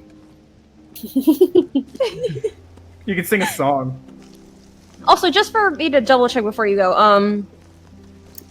so after you guys were checking this out at the dock, were there plans for you guys to meet up at the inn afterwards, or were you going somewhere? At night, like I think the whole thing was we're going to use as much time as we can to try to investigate around the area and see what we could find. So whether it was staying by the docks, maybe to talking to guards who have seen people, well, I don't know. Got it. All right. Have a good night, Dylan. Yep. Good okay. night. Oh, last thing, do you like Grimson's song? I wrote that. It's in my bio. When I you like it. it's actually, yeah, that's so I love. It's great. I will Please. have to see it, to be honest. 1 second. There you go. No, it's on my sheet on the private part. Oh but my god. I like it. all right, Great. see Good you. night. Good night. I want a full rendition of this song. I want a band. All right. Flipping back to Varric. I love it, actually. Fuck, no, he left! Love it. All right, Varric. Make an investigation check. Alright, is Mr. Scar helping me? Yes, so advantage. It's too bad that I can't help you there because I'm not in this universe, but that's alright. I wish you good luck. It's okay, darling. It will be fine. I'm sure you'll do fine. Oh, wait, I need to do that again. Give me 1 second.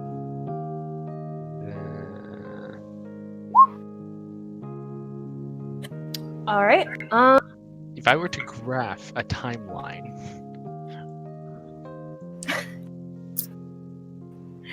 Looking over the records, rereading over them again, looking for specific names and whatnot.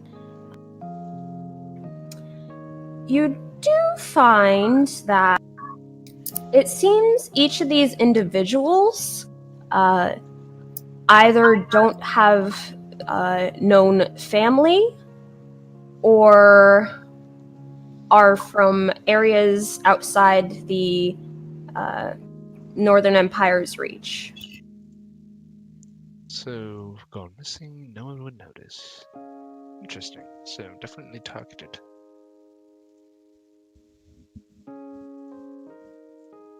Alright. I'm not sure how long that took, but if there is any time before Varric has his meeting, after he does that, you will spend it reading about Milil and trying to get a better idea of what Milil is like. Okay, that's simple enough. I'll say if you're gonna spend after that research the rest of the time until your meet with the Archbishop, then let's see. You will learn. You'll probably spend about 15 minutes before the actual meeting, probably actually praying to Milil. Milil is known as one who watches while music is alive, and the guardian of singers and troubadours. Oh. He is a good aligned god. He is venerated as the beauty of song, poetry, eloquence, creativity, and inspiration. More musically inclined individuals tend to be very attracted to his teaching.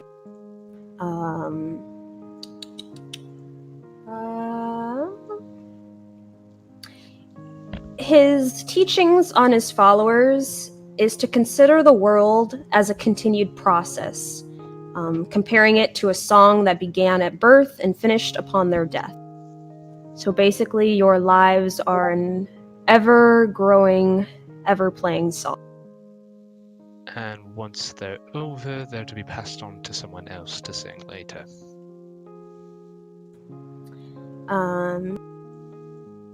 He was believed to have a confident, constantly inspired personality. He has impeccable memory. And on the other end of things, is known to be quite egotistical, and adores being the center of attention. He's easily bored, and that is not the case. He was also believed to be extremely flirtatious with both mortals and other deities.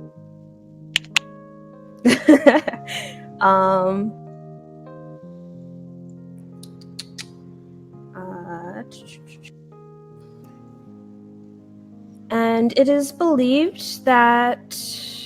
I'll actually roll one more investigate. Do I have advantage on this if Mr. Scar is helping me? No. Damn.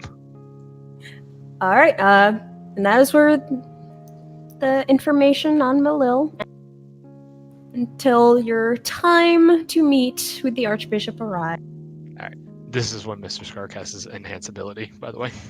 Got it. For like charisma-based stuff. Anyway. Walking in, you see the familiar old man open the doors to the library and make his way in, looking around the area. Good sir. Oh, yes. Hello, Vic. Hello, Archbishop. Please help me out here, DM. You guys gotta take notes. I did not have the opportunity last time because reasons. Well, you had the playback recording. Pat Fesman. It's been a week. Pat Fesman. It's good afternoon to you, Mr. Archbishop Fesman. Good day to you, too. So, how did the meeting go?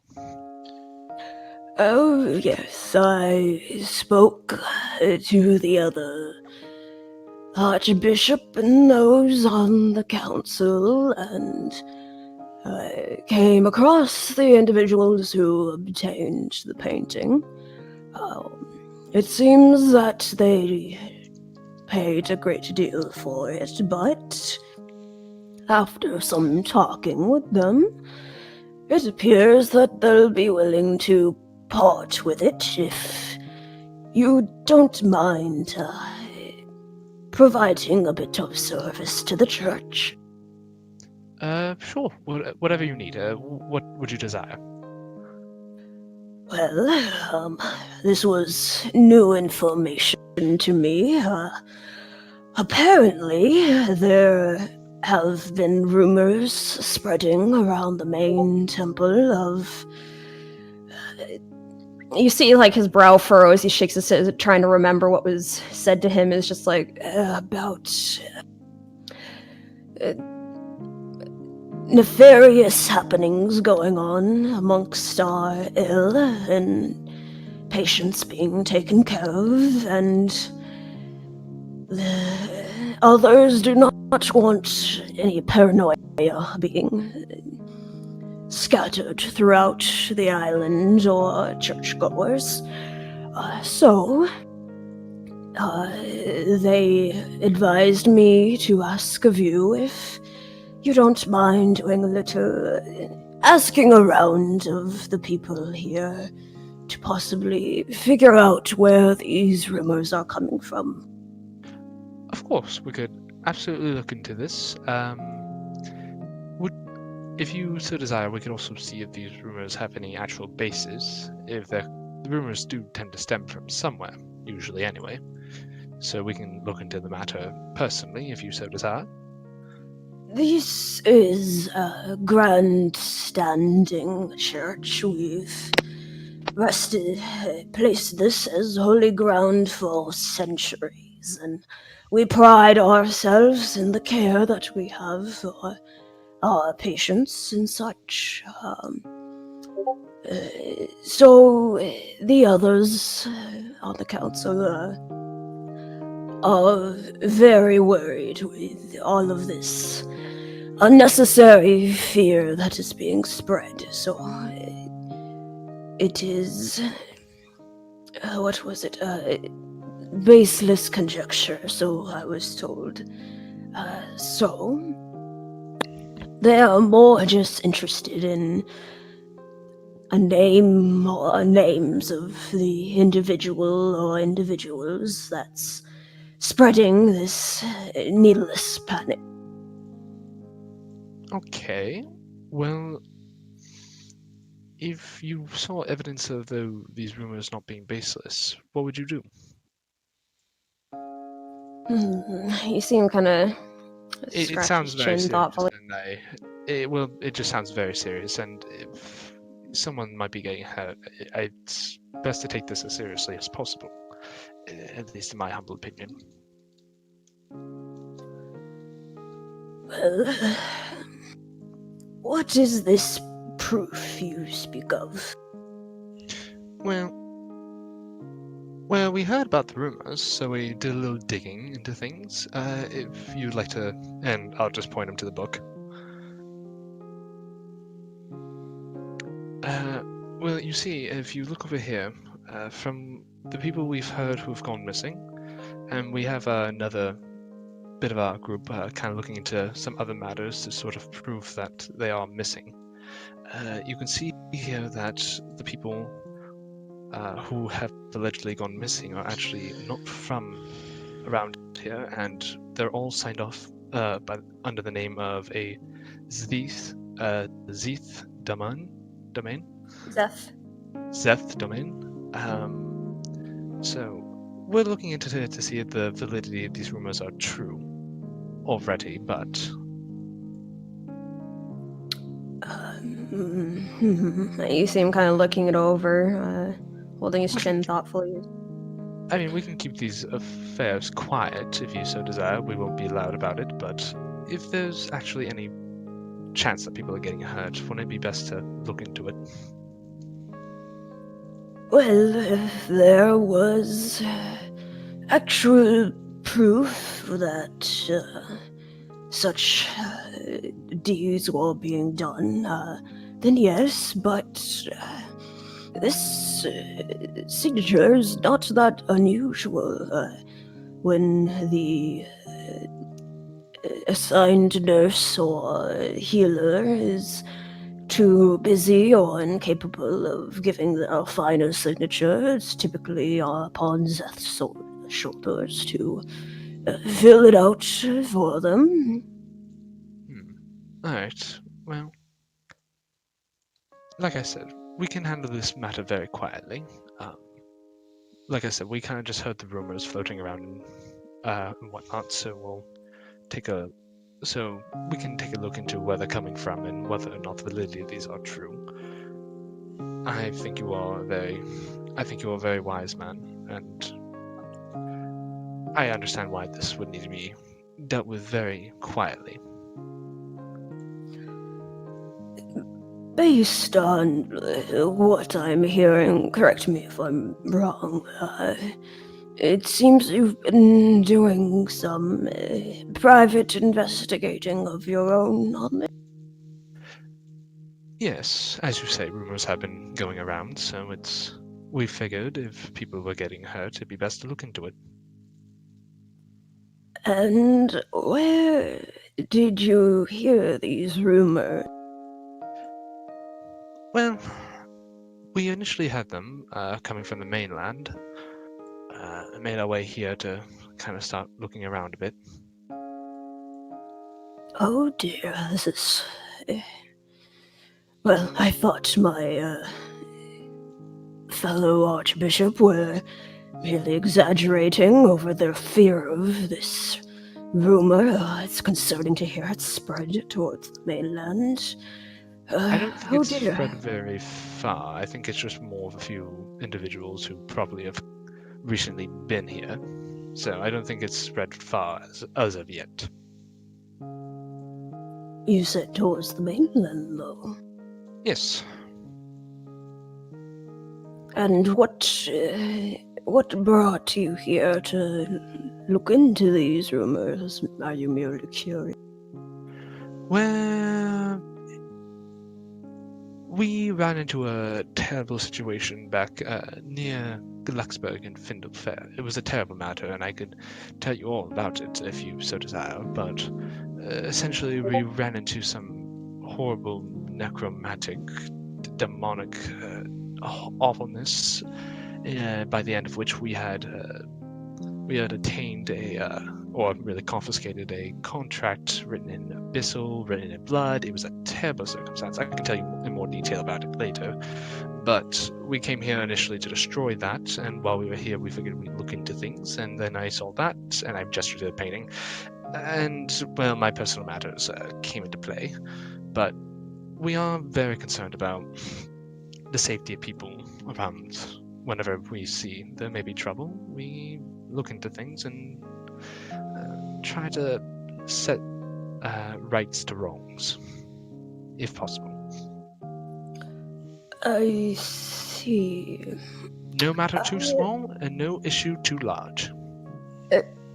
Pardon my curiosity. Based on what you are saying, it is clear that you don't seem to be a noble of sorts. So, how did you gain access to arrive here? Well, initially when we took on that job to look into the disappearances in Findelfair and Glucksburg, we actually came across with a general in the area who was looking into the affairs but didn't have the resources to spare for it, and she more or less hired us to look into the affair, where after reporting back to her what happened, she immediately suggested coming here, as this would be the most likely place we could find to destroy such demonic artifacts and whatnot. I see. Again, if you don't mind my asking, I'm just very curious as to the circumstance upon how you arrived here. This general, she is stationed in Findelfair, was it? Yes, she's stationed in Findelfair. She's an odd one, I'll say. She definitely seems like she has more of a care for people than most officials of her rank that I've met, though I can't say I've met many. I think that we're here, whether by fate or by the intent of the gods, I think we're here to do good, one way or another. We've already destroyed the contract. You can ask the head priest of Morden if you'd like to confirm that, but we are here to make sure that people are safe. That is the most we can hope for out of anyone these days. My associates are can be a little strange at times, but I assure you, they're good people. Very well. So, if I am to understand this correctly, you are here under the pretense of this general to look into this business. Yes. She's aware that the Solid Temple is not under the jurisdiction of the North, but she was concerned about people being hurt, so she mentioned that this sort of thing maybe. She mentioned the rumor to us, and we decided of our own volition that it would be a good idea to investigate while we're here. Like I said, this is not any matter of government or statehood. This is just merely a matter of people being concerned for other people. Oh, yes, no, of course. Between you and me, Verk, this conversation might not be one you want to repeat to others. Those outside the Holy Guard getting mixed in with business here on this island is greatly frowned upon. Thankfully, I understand you do not have any ill intention, and I will keep this to myself, but for the sake of this friend of yours' job, you might not want to speak of this to many people. Very well, I appreciate your advice, and I will make sure the rest of my companions are made aware of this. I appreciate that you are clearly also aware of the circumstances that are going on, and I appreciate that you are very kind in letting us investigate the matter further.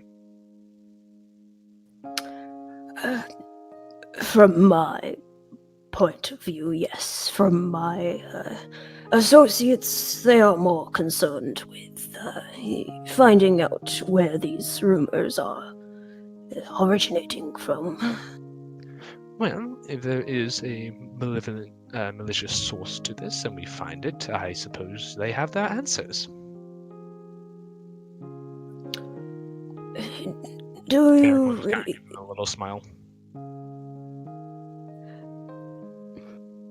He kind of gives you a thoughtful look. It's just like, just to be certain, you don't perchance already know where this might be originating from, do you? Not particularly. I know that it's something that could be going around in that people may be aware of already, though I fear the politics of the area may be keeping people quiet. make a deception check. With advantage because of enhance ability. Because I love that spell. Give me a second, because I need to switch that to advantage.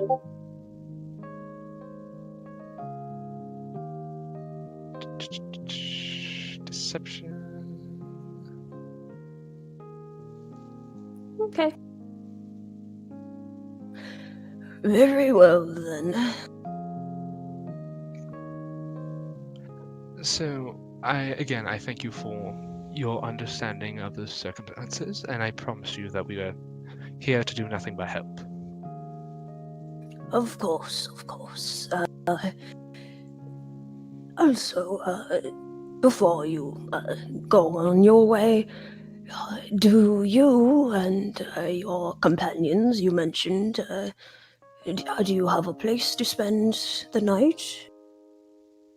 Yes, we've actually procured rooms at the DM helped me because I was not there for the actual introduction to the tavern. Inn of Millil. Don't tell him. Suspicious. Screams Guys. from the void. I know, I'm joking. My associates and I have found lodging at the Malil Inn. Inn of Millil. Ah, yes, that establishment. It's an interesting place. Very lively. Yes, I've heard interesting things about that particular inn. It's a little outside the way many of the other inns here operate, but it seems to be doing well for its... Definitely a good place to catch music. I actually performed there myself recently. And I must tell you, I gave quite the performance. That's wonderful to hear. Well, I thank you very much for talking to your higher circle for my painting, for my father's painting, and I would be very much appreciative for the opportunity to serve the church in this matter, considering that we were already intending to look into it. Of course. I'm happy to help. I feel that, as I mentioned the night before, this meeting must have been destined by whatever gods are watching over. And I think you're right, sir. I think things have aligned in a way that will work out best. And I do hope these rumors are just that, rumors. But if they're not, I'll be sure to let you know, effective as soon as possible, if we suspect that anything malicious is happening. Very well. If you wish to speak to me again, simply... He gestures over towards Zeth, who's still scribbling away. It's just like, I'm sure Zeth will be able to call upon for me. Thank you very much. And if emergencies should arise, I can send you a message via a spell of mine. But that would I'd only do that in the most extreme circumstances, I assure you that. I shall not waste your time with anything that is not urgent. I appreciate that. Of course, you're a busy man, and I appreciate your time. And I to you as well, Verk. I hope you enjoy the rest of your night. As do I hope with you. He gives you a small nod of goodbye and turns his attention towards making his way through the aisles and looking through the book.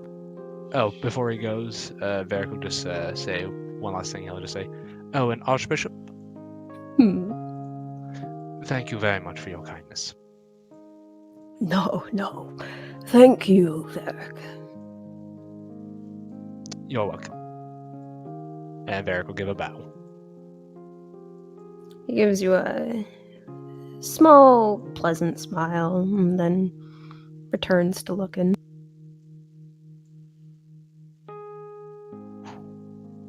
Man, imagine if Tenzing was here for that.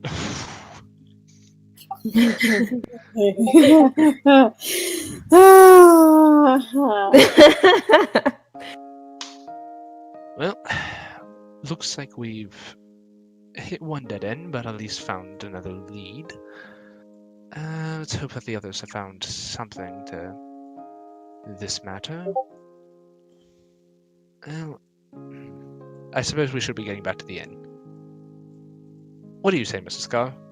Yes, it seems as though our business here is concluded. We should head back to the inn. Well spoken, Mr. Scar. While you guys are heading back, Scar will pipe up because Chris did mention before that he was gonna do an insight as well through the conversation. Scar will bring up a bit of worry that do you think it was a good idea to fill the Archbishop in on what you guys have been up to and the fact that you've been looking into all this? Like, even if he seemed nice, he's still one of the Archbishop. He has his duties to uphold. Who's to say he meant what he was saying about not speaking a word of this to anyone else?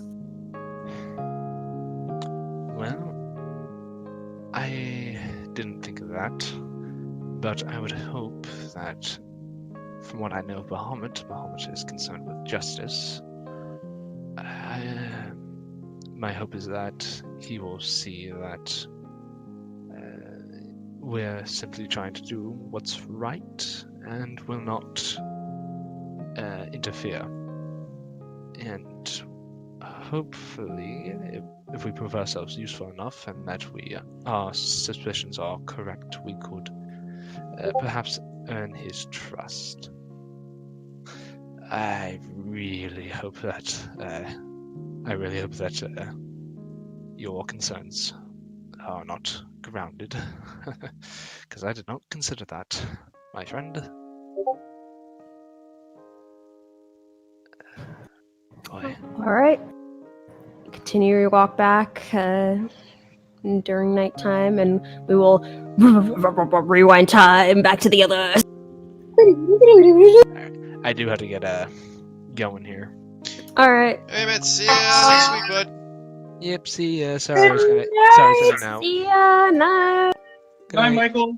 Good night. Sorry, I was in and out, guys. Well, don't worry about it. Enjoy yourself. Shut up, Paul. Good night. And his other people say good night. Well, I'll talk to you folks later. I can't wait to hear the rest of the session. Night.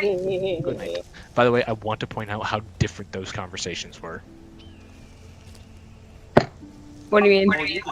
Between everyone else and the one Varric had with the Archbishop. God, yeah. Oh, yeah. It went different places. Very different. It's because, technically speaking, the difference is, like, Klaus still doesn't see this as an actual real mission, while Varric very much takes this seriously. Yeah, that'd be it. Also, I think the reason why Varric divulged so much information is because he's like, I had to prove to this guy I'm here to help without giving away my sources, because that could get me into trouble if, with the general. That could get me in trouble with the general if I get one of her friends in trouble. Because Varric could very easily just I like my hair very much on my neck, thank you. Varric could have very easily just gone, "Yo, it's Penelope," grabbed the painting, and left. I mean, just yeet her under the bus. Yote. Alrighty. Returning to the other two. Night. Night, Michael. Sorry. Hopefully my phone isn't very bad, and if it is, I can be back in like a solid 5 minutes. I just need to finish something up in the kitchen. No worries. Sure No thing. worries. So, short pause then, or? Sure. Yeah, sure. Yeah, I could use a bathroom break. Alright, pause. Yeah, I did mine earlier too. You know, I'm going to stop the recording and start it again since we're at 5.5 hours. Oh my gosh. I'll Alrighty. remind you. Yeah. We're technically with more people. You know, I think they'd want to be in on that, and plus they'd be able to help us. So we could either shenanigans here, or we can shenanigans at the. Do you want a shenanigans with the hookers? Do you want a shenanigans at the library? Oh my god. High-end escorts. Escorts, yeah. I'm good with Professional either. sex workers. Professional sex workers. Professional sex workers, conversationalists, performers. And professional beauties. Step on all of them. You know So what do you guys want? I guess it sounds like we're going to the inn. Okay. Yeah. Yay! The hookers are back. I'm gonna cry. This sounds more like almost like a host club, like without the nasty bits. It's just a host club. So you guys make your way back. I'll say, yeah. So you make your way back. As soon as you walk in through the door, you see that Sam seems to be chatting with Eddie. Marcus is off to the wall, just arms crossed, just watching everyone. Favion seems to, again, be clapping along with the musicians still. And Felicity seems to be sitting on one of the bar stools with her arm rested around the waist of another woman, chatting and seemed to like be whispering something in her ear.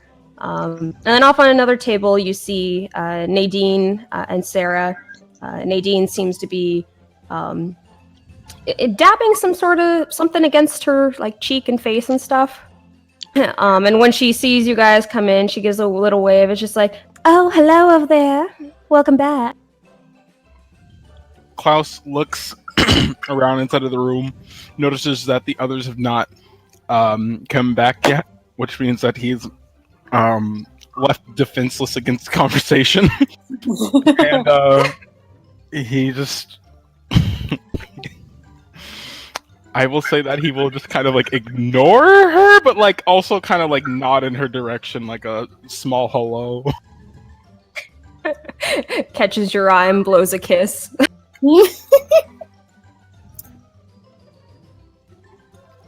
Klaus kind of just like shudders. Not shudders. It's just like I don't know. It's hard to even say. It's just straight faced, straight by panic. Bye, Panic. Tenzin grinning at him, knowing. Wait, question: is Tenzin just straight up fucking gay, or? The more I think about it, yeah. Okay. Yeah. Given what Klaus has seen of Tenzin and who he's been looking at, he just kind of like looks over at Tenzin and internally is just like, "You're lucky you don't have to be afflicted by the other guy." Just surrounded by so many more. Oh my god. With you guys standing there, just kind of like muttering amongst yourselves, she gestures each of you over. It's just like, Come have a look at your friend here. Give me your opinion. Oh, right on. And Tenzin will scooch on over. Hey, Sarah, how are you holding up?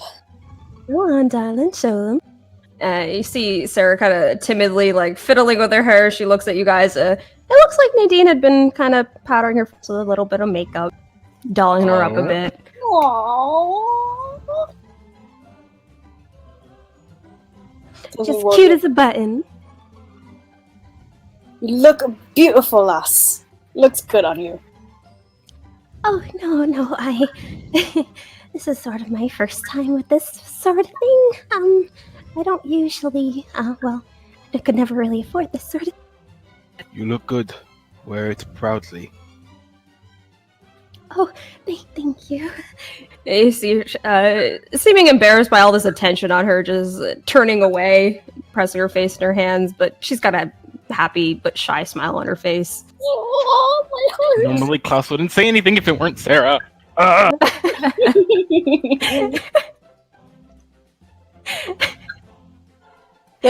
like aside from like the smiling, just like, oh, beautiful girl, my child. Oh, I'm so proud of you. But also like he looks genuinely happy, just given where she was this morning. He definitely seems in a better place. So he gives a similar look. Yeah, we're just proud dads. We're just proud dads. Yeah. Oh, right. Are you recording? I'm recording. Okay. Alright. Nadine kind of gives a little laugh. It's just like, Don't you both worry about her. I'll make sure if anyone gives her any sort of problem, well, they're gonna be leaving this place with a different sort of limp, if you know what I mean. You know, That was so smooth! Oh god, I just speak. Oh! And the penny drops. Klaus just kind of, Klaus just kind of like sits there, and it's just like his eyebrow like works for a moment before he's like, oh wait, I can't show emotion around this one. They sense it. He just, like pipes down again.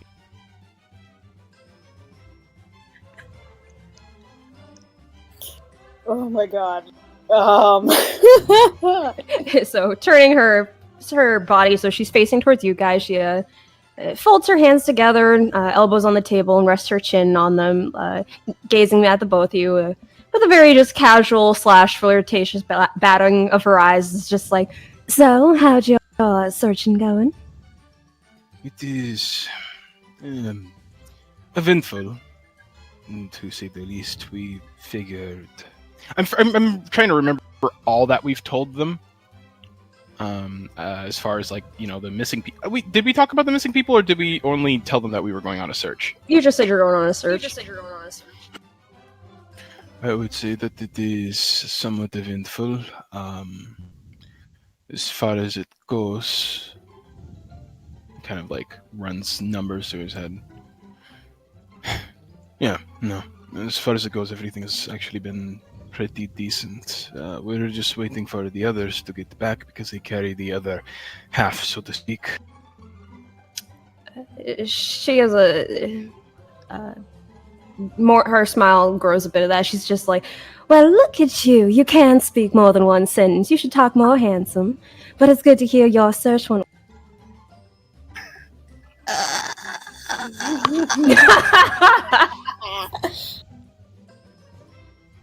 Klaus will kind of wait, I realize this is the moment where his reactions begin to meld with mine. So I feel like he just kind of clears his throat and is just like, yeah. Yeah. Oh yeah, he talks more. You just gotta get under his skin a little bit. Klaus kind of like narrows his eyes at Tenzing and is like, what does that even mean? Nothing. And Nadine just kind of gets like that mischievous like twinkle to her eyes. She's just like, oh, and I bet he's quite the singer too. Oh no! Tenzing is holding back a cackle because Six covers her mouth to stop laughing. Klaus will raise a fucking like hand/finger. It's just like, hold on, nothing between he and I happened. Oh, I wasn't talking about him making you sing. Huh? is she saying that you seem like a singer? Oh no, I'm just saying I know how to make handsome men like himself to sing.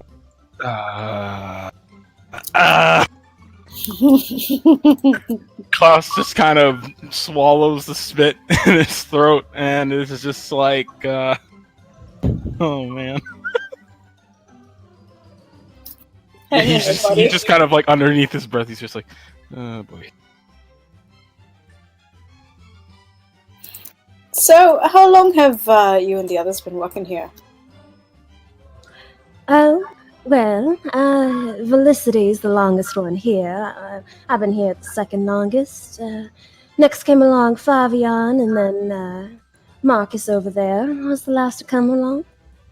We've had a few others make their way through, and once they had their fill and time, they left and did their own thing. What kept you staying here? Oh, well, the people here are just lovely. You meet all sorts of interesting sorts. Handsome sorts as well. Again, batting her eyes, it's just like... There's always entertaining company and entertaining people. Sounds like a fun job. Oh, no, it's weird. I couldn't see myself staying in one place too long like this, but, if it makes you happy, and it seems like you are, then, I'm happy for you. It surprises me, actually. Do you get many patrons here? I mean, as far as I take it, this island is more so for the upstanding, studious, kind of stick-in-the-ass gods. Well, you're not wrong about that.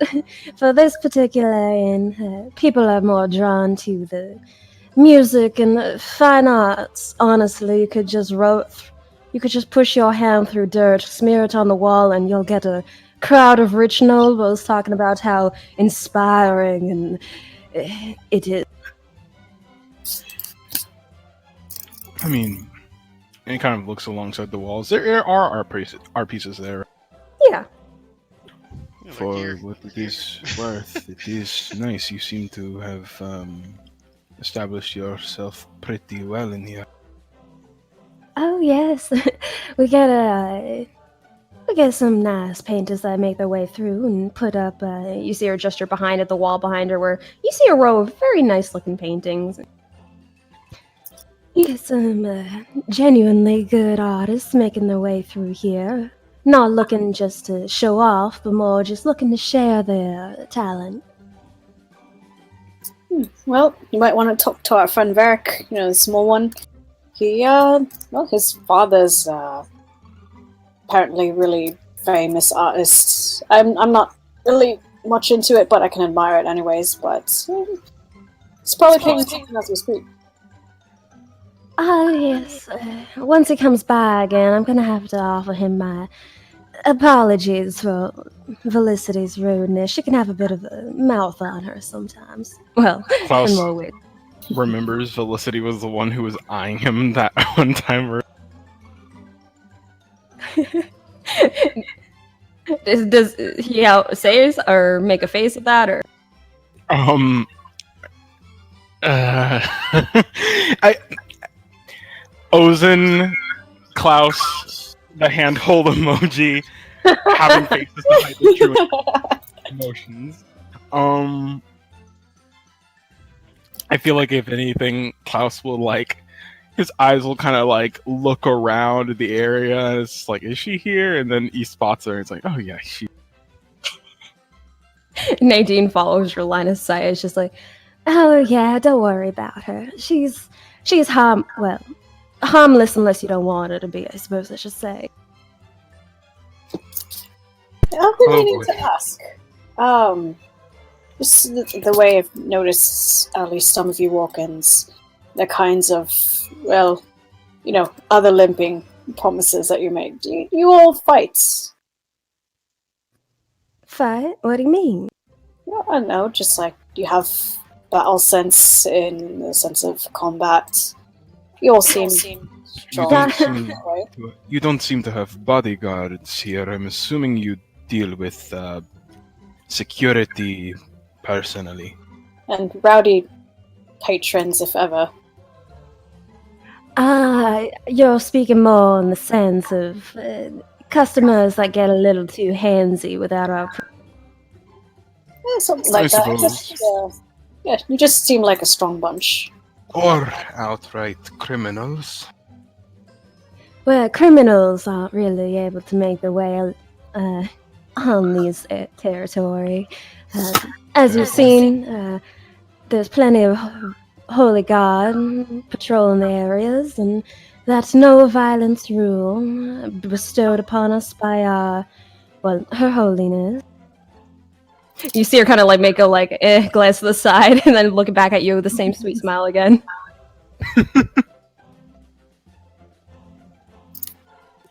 What do you know about her? Well, I've never met her personally, but based on what everyone says, she's very graceful and beautiful, and honestly, that's all I ever hear. I don't really know what she's really like. I mean,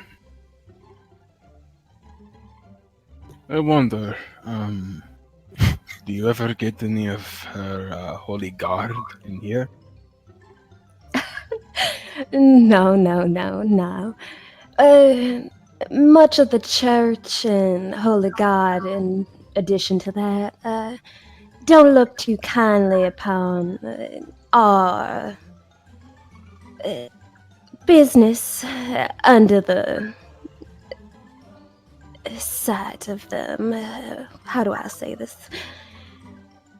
They are obligated under the ways of this island to not give our establishment any sort of issue, but that does not mean they support it, so to speak.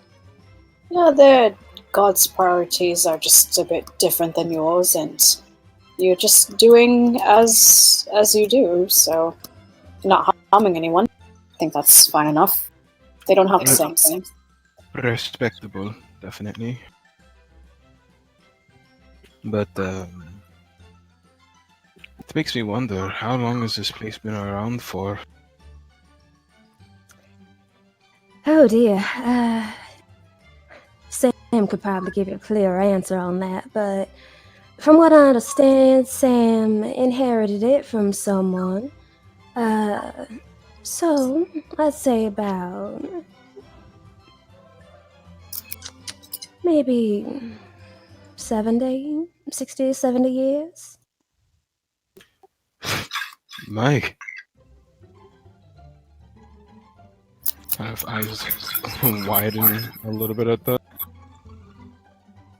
Okay, so a lot of the buildings here started off very historical and were built upon and grew as the people. Well, I mean, considering the lifespan of other people that are, not human and such, 70 years still a pretty good run, but I suppose in comparison to those who lived to, like, hundreds of years, it's relatively new. I'm not sure how that works. Sorry, repeat that?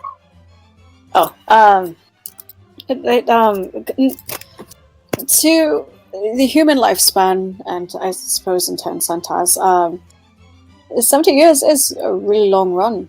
Though I guess to other people who have longer lifespans and are living hundreds of years older than we ever will, seems pretty new, but I'm not sure how that works.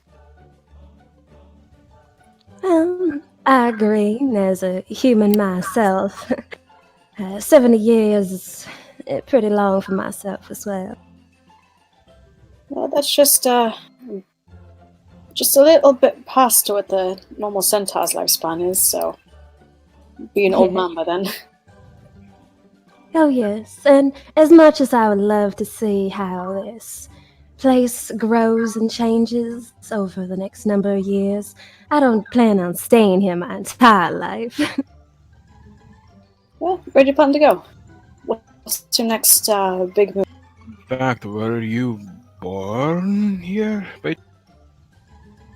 Oh, wish to know more about me? I was asking questions.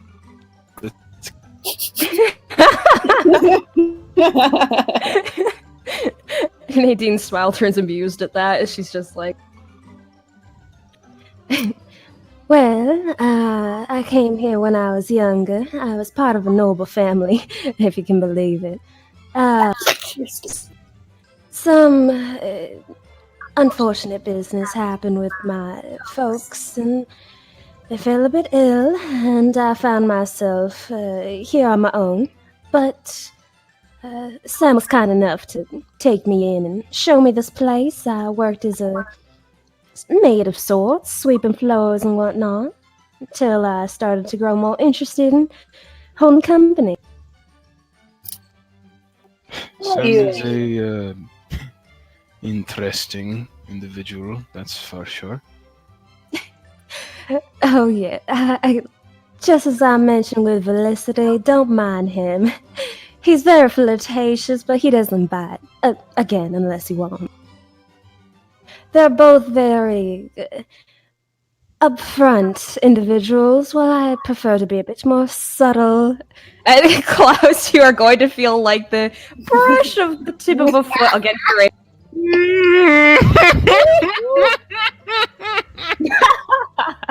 Wait, you feel what exactly? Brush of the tip of her foot against your ankle. I'm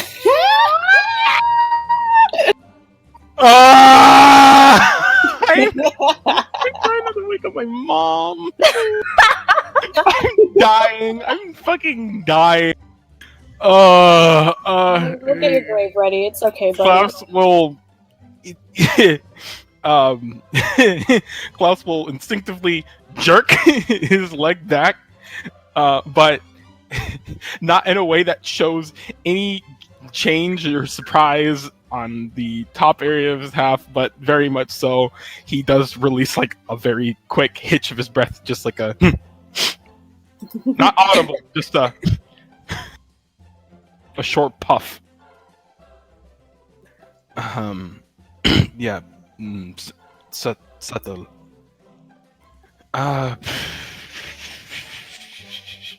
What about Klaus kind of like looks around for more questions, and then like also to get back at Tenzin for fucking making fun of him. Oh no. What about Fabian over there? Oh, Fabian? What about him? I mean, you've talked a lot about Felicity, you've talked a lot about Sam, but as far as him and I think it was Marcus, you haven't discussed too much about. Oh, well, Fabian is. I suppose you could describe him as a friend to everyone. He's rather popular with those that come just looking for some partying on the more music and dancing sort. Of course, many of us here do all that, but he's real good at drawing in a crowd and making everyone feel welcome. Kind of a showstopper, huh? Exactly. Hmm. He's a sweet guy, though. Tenzing looks back as they're talking about him, and then just immediately looks back to the table. He's gonna. Klaus just has an eye on Tenzing, and ever so slowly, a creeping smirk appears on his. Fuck this. Nadine looks towards you, Tenzing, leaning her attention your way. Her foot is still doing its thing under the table, but her attention's on you. Yeah, just like Klaus and Nadine are like playing fucking tag underneath the table. She's just like, I'm sorry, I've been awfully rude to you, Tenzing. My apologies. Who here has been catching your fancy if you'd like to have a little extra company? Huh? Oh, no. I'm all right. Just enjoying the general. Sure, someone as perceptive as yourself has been keeping quite a bit of a watch on his eyeline. Nope. I'm just enjoying the general view of this wonderful establishment. While Tenzing is talking, Klaus will eye Nadine and just look over towards Fabian. Nadine will slowly follow your line of sight and go like, ah. And then give you a playful little wink, Klaus, as she then looks towards Fabian. It's just like, hey, Fabian, you mind making your way over here, handsome? Tenzing just mutters under his breath, oh god. Oh, of course, Nadine. I'd be happy to make your acquaintance. As he wanders over and pulls up. He does that whole flips the chair around to backwards, puts his head on the rest, and kind of sits on it straddle style. My new friend Tenzing here was just telling me he's interested to know a little about yourself. Oh, indeed. Fuck you! In what way? He just looks you up and down, Tenzing, with like a little devilish smile and goes, oh, indeed. You know, I've heard many stories from Sam about centaurs. I've always wondered if they were true. Tenzing just kind of keeping eye contact as best he can. Gulps a little bit. Yeah. There's not much to tell. Just Oh no! Fabian's just kind of trace his finger along your arm. I must admit, you have very fine muscle definition. Tenzing is like his hair is raising on his arms inside of his sleeves, and he's just visibly a lot more tense, but not in like the angry sense. Just kind of. He's panicking. Tenzing force half twice. Yeah, runs forward. That's happened before, I believe. Oh my fucking god. I can't remember. Maybe I'm mixing it with something else, but I remember Go ahead. him like mentioning to the others, just like, yeah, don't touch certain parts of a centaur because you will either get hurt or something bad will happen. Note taken. Well, except for the fact that Klaus doesn't know that, so yeah. Out of character, no taken. But Klaus will have to figure that out the hard way. Oh yeah. Klaus gets stomped by 2 party members. I almost said something bad. Anyway, let's move on. So as Fabian kind of traces your arm, Tenzing, he looks up, he says, "So, what would you like to know about me, my friend?"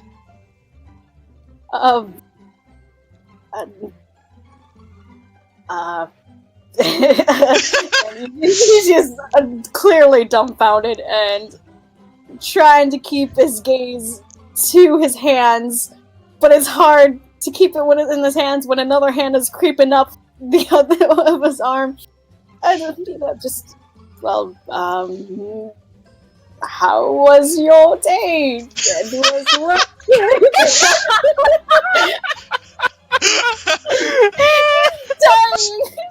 Fabian kind of stops tracing and just this genuine smile comes by and goes, "You are very sweet." Well, he's just, I would have to thanks. say my day's been very lovely listening to the music and of course meeting all the interesting people around the place, such as yourself, my dear Tenzing. You do strike me as the fascinating sort. Tell me, are you an adventuring sort? Dying. I'm dying. Okay. Yeah. So he tries. He gives it a shot to actually look up at him again, and tries his best to keep eye contact and twiddling his thumbs. Yeah. I've been traveling around for a few years, mostly up north and meeting all sorts of people and creatures, and traveling around this bunch. As infuriating as some may be, looks at Klaus for a second. Klaus is not even looking in your direction. He's just dodges foot from Nadine. Fabian actually takes his hand up and just kind of, does that whole head lean thing as he looks at you. Traveling up north, you must have seen some amazing things. Tell me, what's probably the greatest thing you saw on your journeys?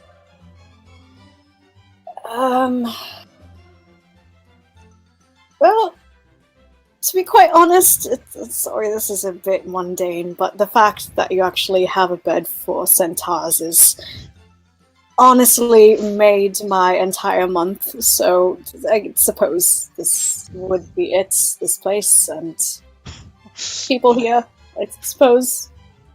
Oh, you flatter me. His face gets a little more red. Klaus looks over at Six and just kind of underneath the table, just kind of smacks at her knee. Six looks like she's in physical pain, just tears in the corner of her eyes. She's holding back her laughter. Tenzing looks at her and sees how she's like. But tell me, Mr. Tenzing, you said that this place being just having a room for a centaur is one of the things that makes this so grand. Have you been to the room yet? His brain explodes. Nadine just speaks up and is just like, Fabian, why don't you be a dear and show him the way? I was thinking the same thing, Nadine. Alternatively, the face that Six is making right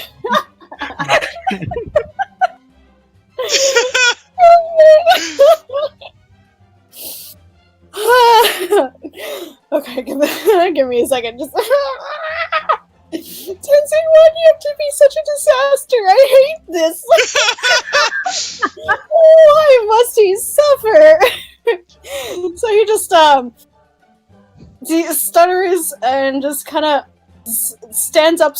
His back straightens up a bit, and he's just kind of not quite yet because we're waiting for the. Just kind of gestures at the door really weakly, for other members to come back and investigation and all that, so I haven't really bothered to look. Well, we could always just go up there to do some chatting if you prefer. Well, after all, you have to do something while you wait. Just chatting.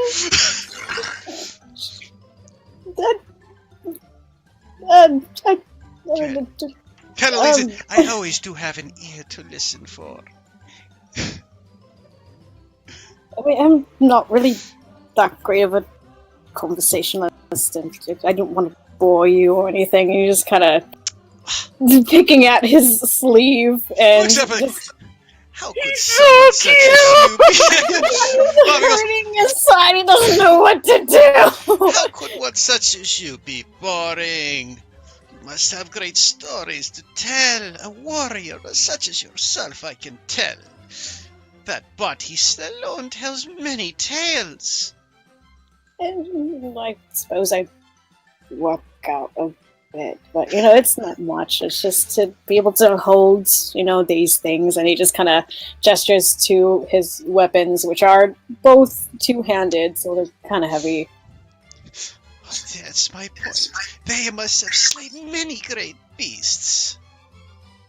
I mean, I suppose to, help with a giant fleshy monster thing, and he's kind of he's like nervously twirling part of his bangs, and in turn also kind of hiding his face because he can't look at this man anymore. I also whisper over towards Six, and he's just like, "Is he flexing right now?" Just a little. You see Six press her forehead against the table, just smacking her fist against it. He just looks over at Six and just like, why are you like this? Bobby looks up and goes, a flesh-eating monster, and you defeated it yourself? No, not at all. Not by myself. Party members and, you must undersell yourself. You must have at least dealt a critical blow. Well, maybe just a little bit, but it's not much. Oh, you are so brave. So, anyways, that's enough about me. So you like music, right? And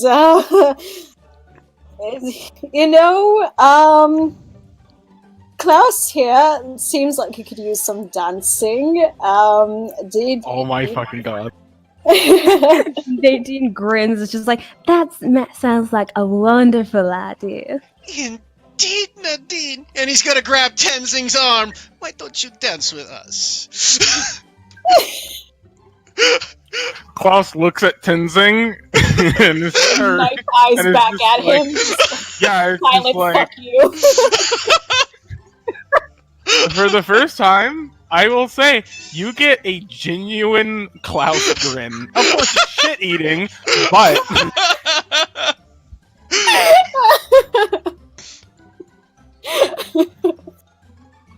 Tenzing just under his breath, only that Klaus can hear, just like, I take it back, I hit you, you awful. And then he'll reply, and it's like, no, that's Morel. And gets pulled away by Nadine. Well, I'm assuming Klaus gets pulled away by Nadine as yeah, well. Nadine gets grabbed grabbed Tenzing, and Nadine grabbed Klaus. Before Tenzing was gonna say what he was gonna say, it's like Klaus was gonna be like, I take everything back, I'm so sorry.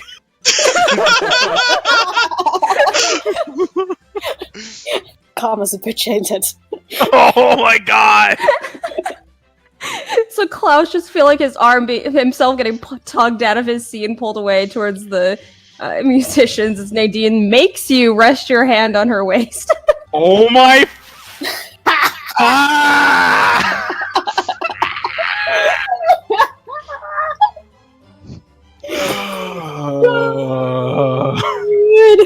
Klaus, comply. And this is when Tenzin gets the shit-eating grin. So as Tenzing has a shit-eating grin, you hear Fabian grab Tenzing. He goes, no, put your hand here. As Blake lowers Tenzing's hand to his nape. God! And the shit-eating grin goes away. Meanwhile, you see Fabi and Nadine, they probably both have shit-eating grin.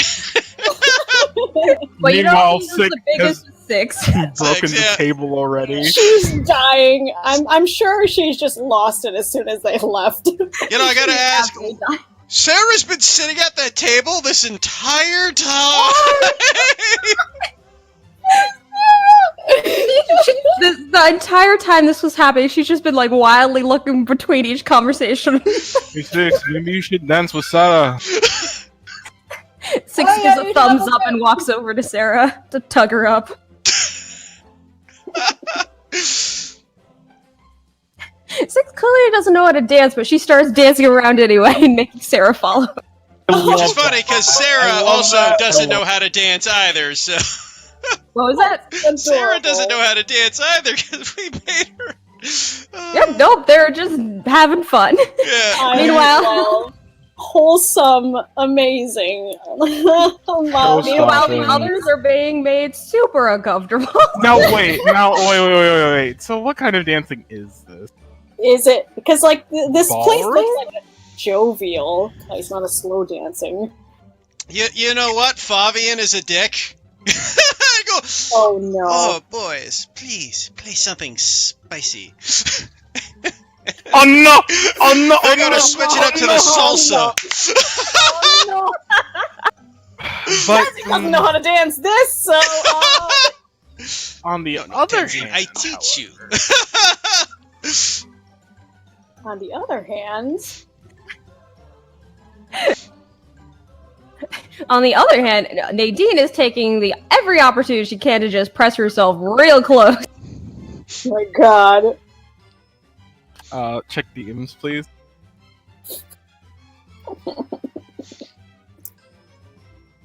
Check the Yeah.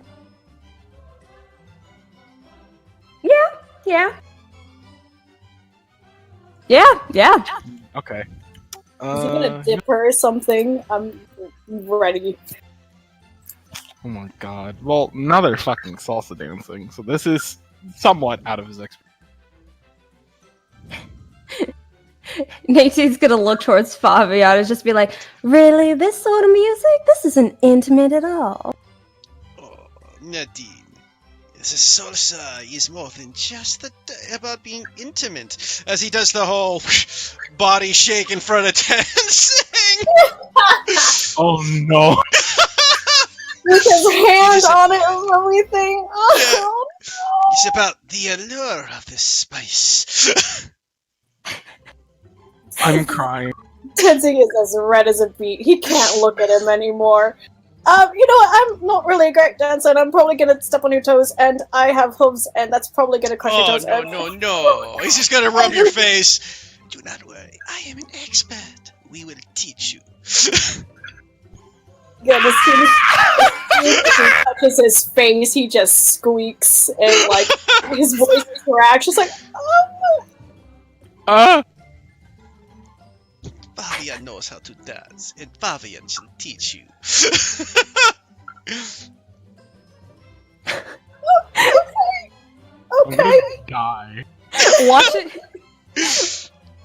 Watching all of this in amusement. Nadine's just like, well, now that they're having their fun, tell me, handsome, how long do you plan on staying in this? Let me think. How close will react to this? There were two voices that spoke at the same time in my head. One of them was like, as long as it takes for this mission to get done, and the other voice was as soon as possible. But like, I feel like at this point, Klaus, through what has been happening here, doesn't actually dislike Nadine. So I will say, yeah, he's like, well, as long as this mission takes, I suppose. Oh, that's a shame to hear. I hope whatever it is takes a little longer than you expect. Are you usually this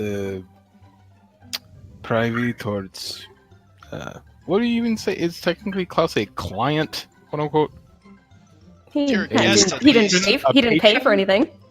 You're a Yeah, guest. that is true. A guest. That's it. Are you normally this private towards guests? Well, usually just real handsome ones, but I'm just being a little more forward than normal so that my cohort over there, she glances over towards Felicity, and she's like, doesn't get her hands on you first. A competition, I see. Alright.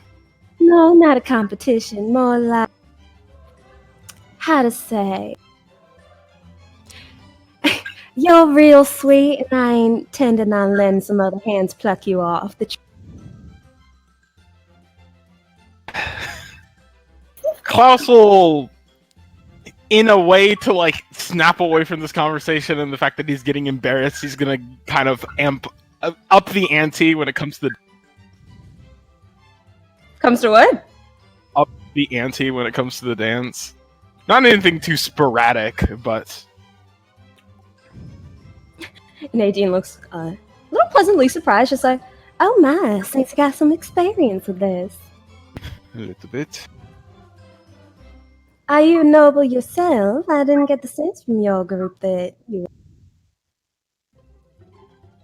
I have experiences. Others simply. Oh, how mysterious. Klaus kind of gives her a meek smile.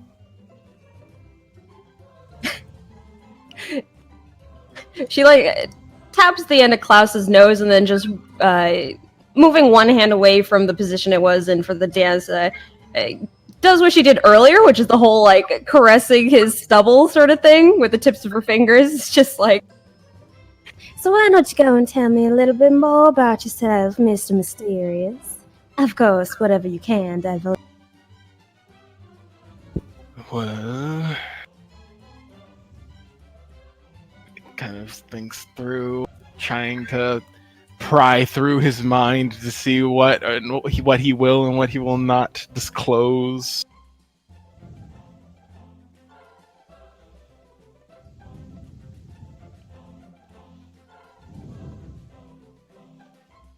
I am on a bit of a personal quest. Personal? In what way? I feel like, to be as frankly unclear as possible, everyone has been wronged by someone one time or another.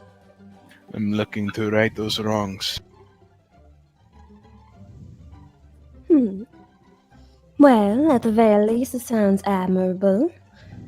And it takes quite a bit of bravery to be willing to face such a thing. Well, I mean, I take it inside of this business, it can get kind of, what do you call it? High-strung at times. The way I see it is, once you get tired, you become a lot more willing to do things that you normally wouldn't. I've grown tired of the way that my life was heading, and I decided that finally it was time for me to fight.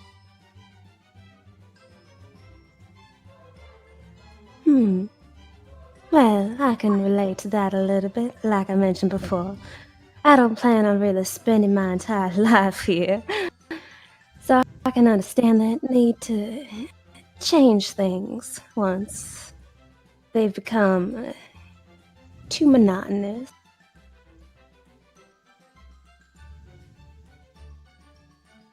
The people inside of this here establishment, you've known them for how long? Well, most of my life. Felicity, like I said before, was the first one here, so since I came here, I've known her. So that's, well, let's see. 20 years now, I believe. She was also pretty.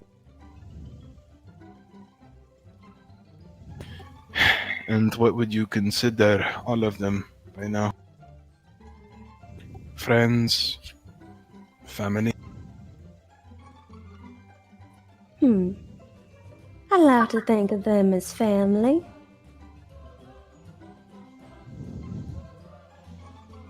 Of course, it's a little sad to think that one day I'm not gonna really wanna be around my family, but in the end, I gotta do what's best for myself. You say that.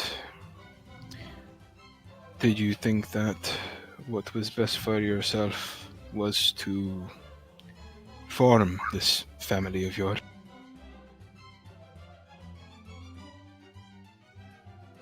Do you trust them? Oh, absolutely. How much? With my life. People that, and in a way, he's like, as he's beginning to speak, it's becoming more and more apparent that it's not exactly about her that he's talking about. People that you've known for only so long, you find yourself comfortable enough to trust your life with. Well, yeah.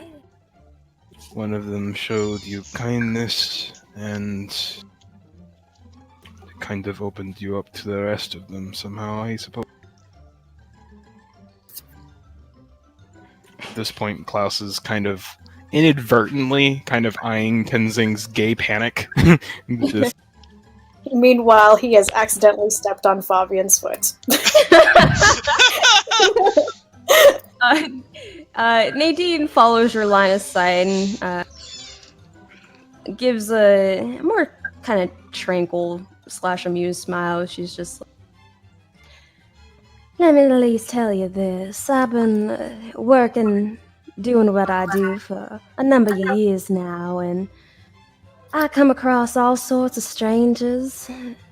Some who appear real nice and gentlemanly on the surface, but they sort of give this feeling of the creepy crawlies in your gut, if you know what I mean. And then sometimes you come across the more silent and stoic. she again gives a caress to the cheek. It's just like, And you get more of the flutter feels.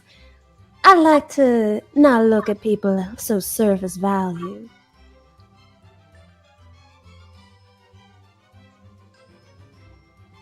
and I guess, you know, from the beginning you said that you kind of had to fend for yourself when your parents had their complications.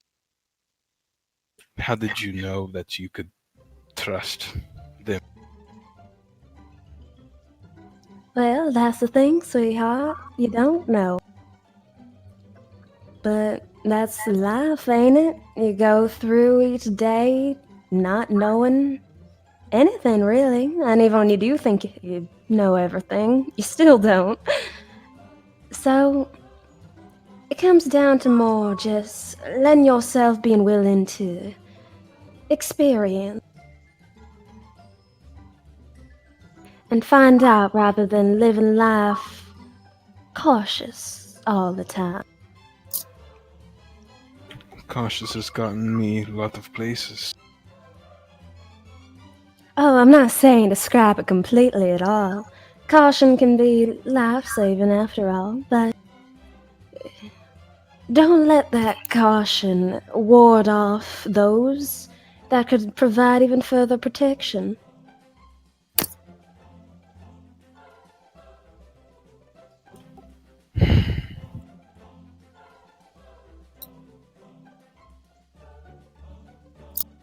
I'm scared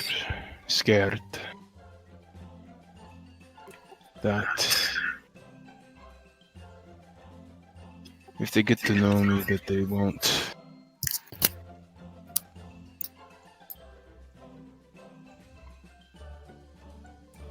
And then I'm afraid that if they get to know me that they won't want to be around me anymore.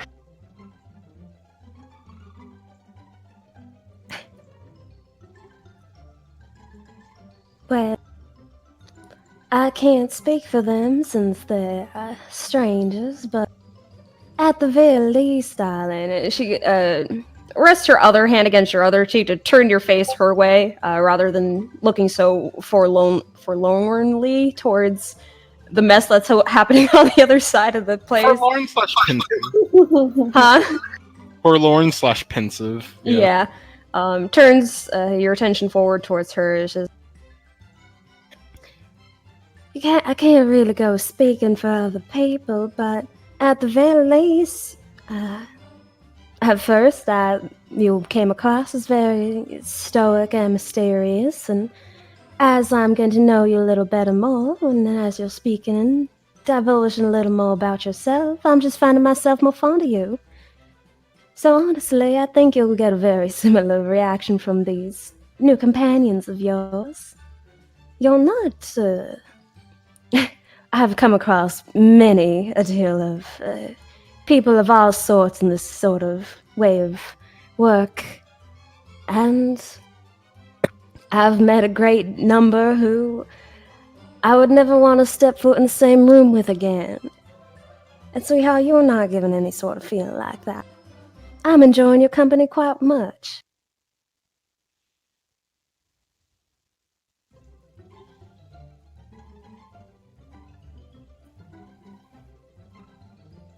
Ah, man.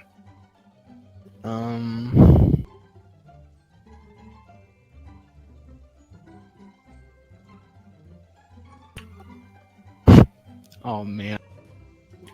In the most, as if it were like you complimented somebody that has never received a compliment before. He kind of looks at her and in a almost broken way is just like, really?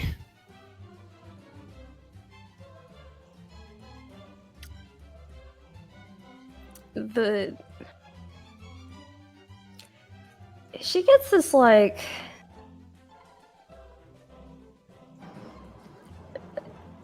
unbearably like soft look to her face, and again her smile turns for less from the flirtatious to more just genuinely soft, as she's just like, Of course, sweetheart.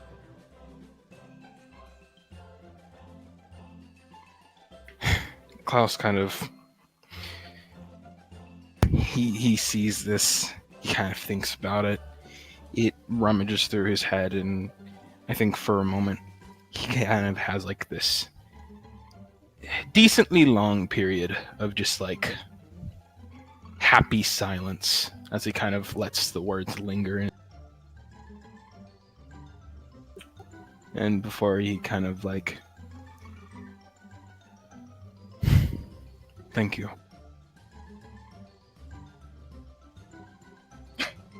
There ain't no need to thank me, sweetheart. Honestly, I should be the one thanking you. It's been a long time since I've come across such a pleasant individual.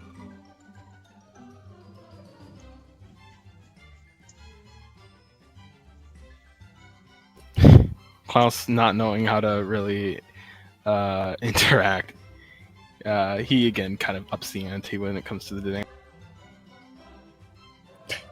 Dean kind of gives a small laugh and goes along with it, letting him have his moment of silence. Yeah. Tenzing. Oh god. Meanwhile, car crash.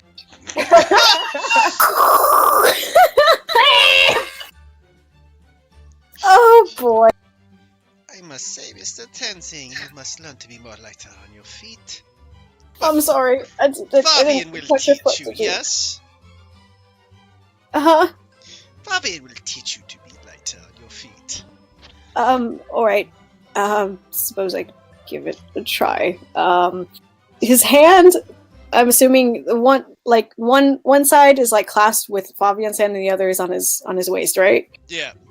Okay, so yeah, his hand is considerably warmer and kind of sweaty, and Tenzing has to... He apologizes and like wipes his hand and just kind of mutters and then takes it again.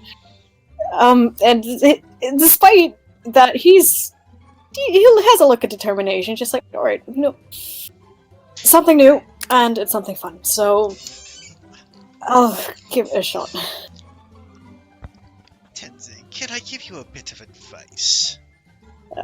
Sure. The key to the dance is to be confident with yourself. Um, Don't you feel confidence when you think of it this way? You are a warrior, right, my friend Tenzing? suppose of sorts, sure. Well, when you go into battle, do you hesitate? Do you worry about what you are about to do, or do you go in and strike with all your might? I suppose the latter. Well, the dance is the same way. Takes you up in like that whole very stiff-bodied motion where he pushes his chest against yours. Just as he was starting to like get comfortable, it instantly reverts back. You must be confident and strideful, Tenzing. Alright. He just kind of closes his eyes and just kind of... Okay. Alright. And, his hand that was on his, waist, just, because they're squished now, moves it to his back. Alright. Show me the first steps, then. Very good. Now it's as simple as this. He starts teaching. Funnily enough, he has seemed to have taught horses to dance before. Like, seeing this and, like, actually understanding what he's talking about because he understands how horse leggies work, he's mostly staring, like, Tenzing is mostly staring at his feet, but he's actually starting to get more comfortable, and, you can see that he is starting to clap to the beat correctly because he does actually enjoy music and it's starting to show on his face. And the more he gets the steps a little bit better, albeit he's not the greatest, actually it's not that bad. You're a great teacher. Fabian thanks you, Tenzing. I have spent many years at the dance. And I'm so proud. And I must say, you are a natural, Tenzing. With a bit of practice, you could be something special. Well, more special than you are. No, well, dancing's fun, just for the side, but, maybe after all this, maybe I'll try dancing more. We'll see. One should always dance, Tenzing. This is the way one expresses the soul. What other kind of dances can you do? He kind of smiles and goes, oh, many, many dances, Tenzing. Well, care to show off? And he just kind of gives him an encouraging nod and a grin. Very well. Is what you wish. And he turns to the band, snaps his finger as they know what he does. And they play that super high beat fast dance where the feet move faster than you can follow almost. Oh my god. Thus forcing the other two to have to stop. Whoops. Is he still holding on to Tenzing? Just his legs are kind of everywhere he's kind of now? dancing around Tenzing at this point. Fucking river dancing Sonic legs. Yeah, as he dances around Tenzing. And then he's gonna do a fancy leap over your back. Oh my god. That man is such a show off. I just hope he doesn't hurt him. Oh my god! And for the record, he meant Fabian hurting Tenzing, not the other way around. Meanwhile, Nadine's just like, I don't know. I think it could do Fabian a little good to have a twisted ankle. Klaus kind of like squints at Nadine for a minute before he's just like, huh. I of course mean that with utmost respect. And she kind of like puts on the like, I'm not talking bad about my coworker. What? It's just like, but you know, if balloons get blown up too big, they'll pop. No, this is Gotta good. let out some of the air. No, this is good. Given the conversation that we had, I was afraid that I was going to have to be nice to everyone in the group. Oh, absolutely not. He has someone in mind. We all know who it is. So anyways, Tenzing, as Fabio goes in the full Crescendo dance, he finishes it with a slide under your to the front part of your belly on his knees, looking up at you. Yeah, Tenzing, like, while he was dancing around, Tenzing was kind of... The beat's too fast for him to keep up, so he just kind of, like, you know, sways around with half the beat, clapping, and clearly very impressed with all of his showing off, not bothering that it's, you know, inflating ego and whatnot. And then as he comes to the front, looking under, seeing him, and then does a little applause for him. Holy shit, you know how to dance. Let's go something a little bit slower, maybe. This is getting out of hand. This is a bit much for me, but, you know, I did ask him to show off a little bit. Sorry. Oh no, Klaus was saying that to Nadine. Nadine, who had to stop the dance, just has her hands on her hips. It's just like, I have to agree. Honestly, I was liking all close and intimate. Now it's gone, we're not ruining it. Nadine, I apologize, but I must entertain when the guests request. Sorry. Just kind of does a little half wave. I cannot stay mad at that friend of yours. He's just got the most sweetest little face. Klaus mysteriously says nothing.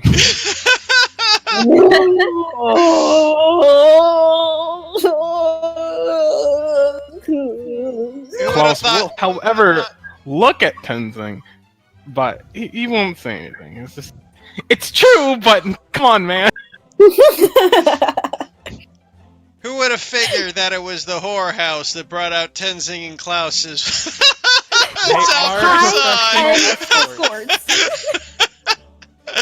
I will correct you guys as much as I have to.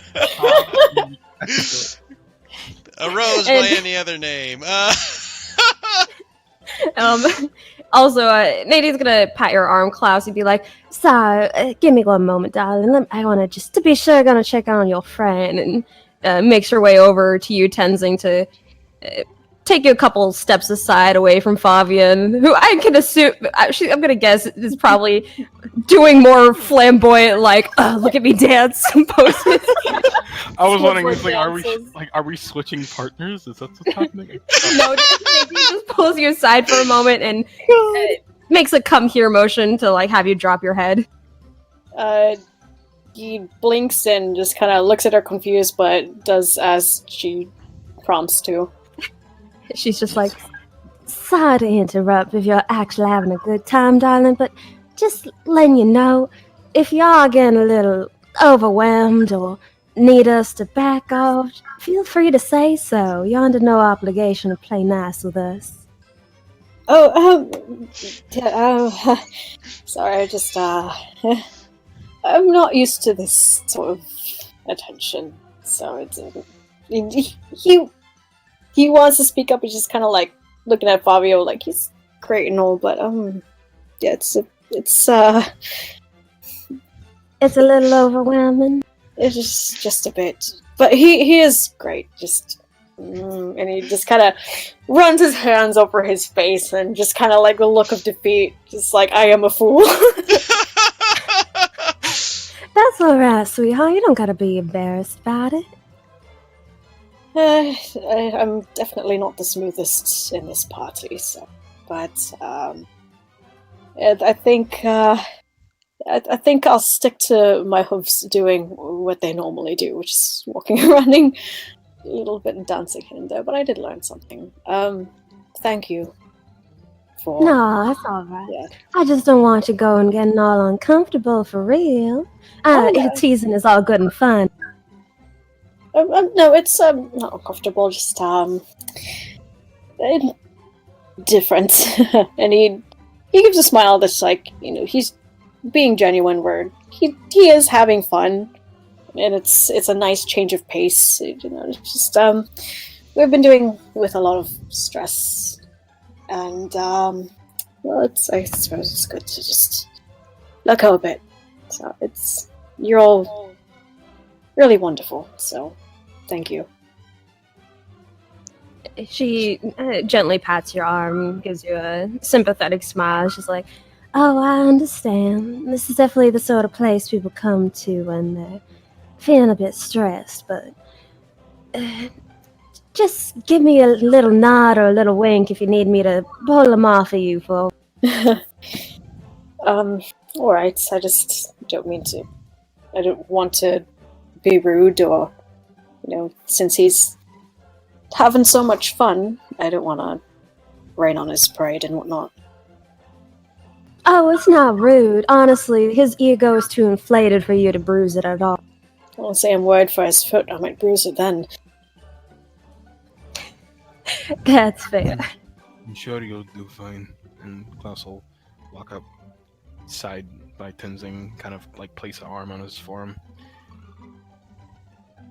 He just kind of relaxes a bit more and just kind of idly watching Fabian do his flamboyant moves of peacock dancing and just kind of I don't know. After so long of doing one thing, I've never really. I get flustered and all that, but I've never really considered myself in this sort of position, Not something I. Yeah, what do you mean? And he just he falters a bit because he didn't think he'd have to expand on that. On the road a lot and have priorities and whatnot, so really didn't consider these sort of things. And from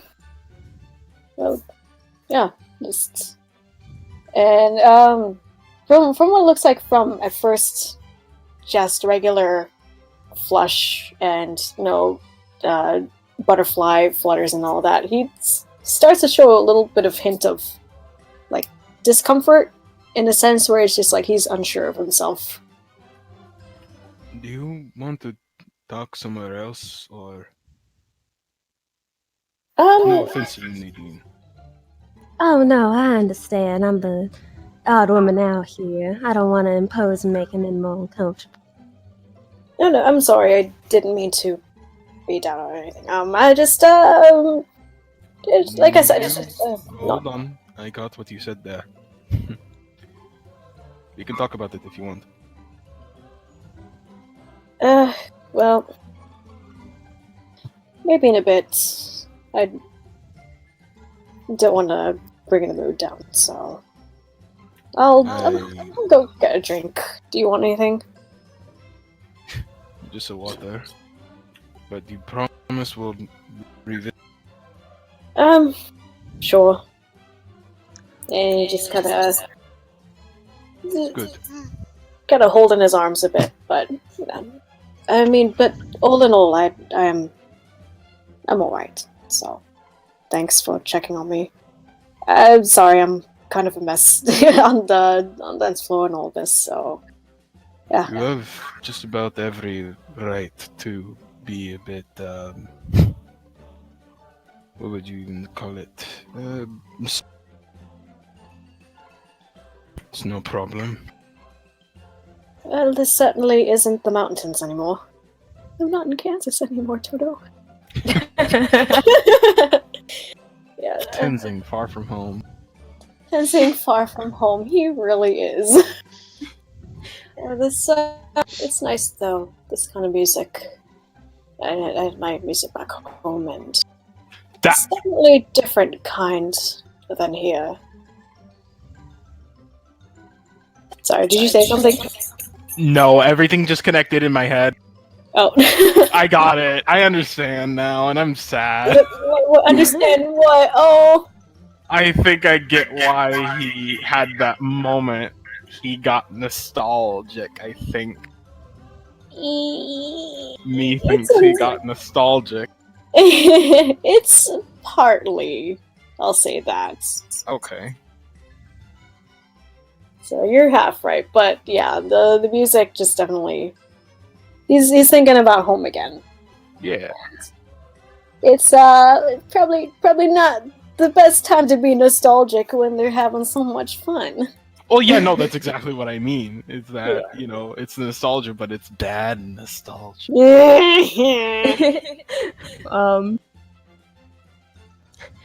Nadine crosses her arms and gives a, well, if you're sure kind of look. It's just like, well, Tenzin, at the very least, if you need anything, feel free to let me know and I'll get whatever it is you need. I know the owner can be a little much, and if you aren't feeling in the mood for that, feel free to make a call for me. I'll get whatever it is you're looking for.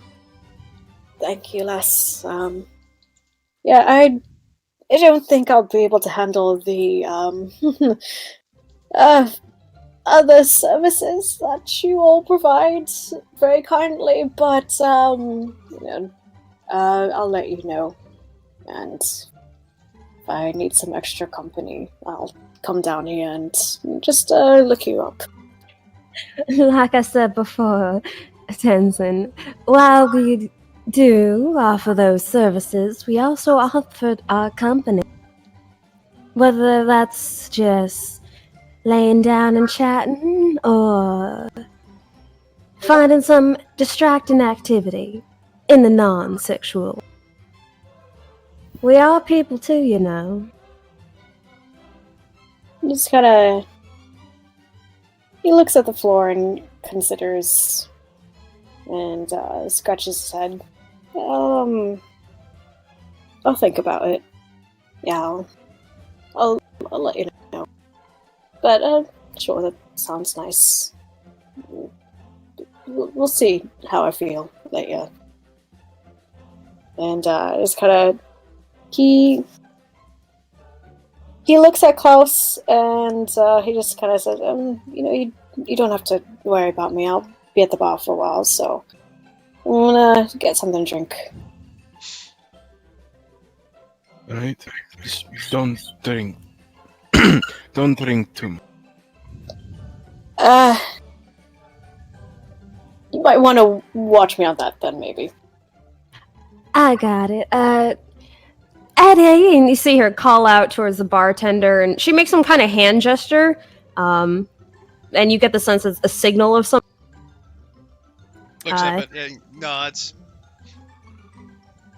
There you are. He'll keep an eye on you. Alright, thanks. Yeah, I'll talk to you in a bit. Just give me a few minutes. And just kind of smiles and nods and heads over to the bar and orders whatever Eddie suggests. He'll just kind of, since he already kind of had his hand on his form, he just kind of gives him a quick squeeze before he. He gives him one more look and squeezes his arm back before he heads over. This one. Oh, I'm sorry if my companion was stressing him out a little. Nah, I think this is just kind of going on a limb, but I feel like he may have gotten self-aware. He's been going through it lately. Oh, poor thing. I don't want to pry, of course. But Everything's fine. I don't want to pry, of course, but is it a particular reason? If you're able to share, of course. I'm trying to remember, and remind me of this, Zaku. Mhm. I, as a player, have heard about the tragedy that The plagued home, but I don't remember. I believe Klaus knows about Kovacs, but I don't think he knows about the thing that happened at his home. So he went out for when they started the smoke in tribute of Kovacs. He went out, and I'm actually not really sure when he got back in. Like He got back in after the smoke would have cleared, which would have taken a solid. Okay, then I think he probably was there then because they started doing that whole honesty session afterwards. Then yeah, if Tenzing was like near the later parts of it, then Was it? maybe Klaus did capture. Maybe. Like the time that I actually moved the token back in was also like it was independent of what was actually happening in the moment. Yeah. So I it's not an accurate because I believe like I put the token in after the conversation, but you know I think had kind if of any- already said that it was when the smoke had kind of. Yeah, I guess if anything, he could have come in part way. I don't know. Like, Maybe. DM, you want to like make the call since we're kind of like unclear about it? It was a little. Make a perception roll. Okay.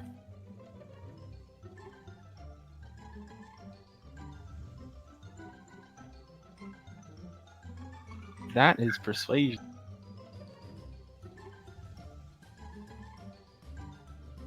I make that mistake all the time. Got bits and pieces. Well, I've only heard small bits of it, and you would have to ask him personally. I'm not one to divulge things, but I guess as a part of their party, recently, before me and kind of points towards the big guy who's probably fucking head deep in a large bowl of whatever. Gotta make up for the stuff that he upchucked. Yep. He and we arrived rather shortly after they had lost a member of their party, a guy named Kovacs. Oh, the poor dear. Yeah, and he seemed, from what I can tell, to be the one who, other than maybe Six, cared about him the most. I don't know if they were friends, lovers, or anything, but regardless, it seemed to have taken a pretty good toll on his mental health. Oh dear. Oh, you see her give a slow shake of her head. She's just like, well, at the very least, I'll see if I can make his accommodations as comfortable and distracting as possible. And of course, I mean that in an innocent way in this sense. Yeah. To be honest, I mean, he wasn't kidding when he said that the likely most amazing thing he's ever seen inside of the northern area was that centaur bed. When I first met him, he hadn't even heard of the suggestion that I had given him. I guess he's been probably just pushed into stables or to sleeping on the floor until I told him that he could just put the mattress on the floor. Yes, the Northern Empire is a very linear way of thinking, which again is why I find myself a little more fond of this particular inn, since the owner's originally from the South, and so it's got some more Southern way of thinking. I'd say so. Especially with that story of theirs. Yes, which I'm grateful for too. I can only... I shudder to think what I might have turned into if things remain the way they're... Remained northern? Northern noble? Sorry, you're gonna have to private me on what she's trying to. Her saying she's a northern noble. So if she didn't end up where she currently is, she probably would have grown up on Noble Valley. Right. Yeah, well, that would have likely been a disaster, but... Oh shit! Will Klaus say it? Oh shit! Oh shit! Oh shit! Oh shit! Oh shit! Oh shit! Oh shit! Oh shit! Oh shit! Oh shit! Oh shit! Oh no! Oh no! I think Klaus might actually compliment her. This is weird. This is weird. Let's hear it. It's nothing fucking big. It's just Klaus is just gonna be like, well, at least you would have turned out just as pretty. I can't even say it with a straight face. I can't say it. It was like a thing that came out absent-mindedly, and after he said it, he was just like, "Oh no." Nadine slowly turns her attention back to him, and she's just like, "I'm sorry. What was that?"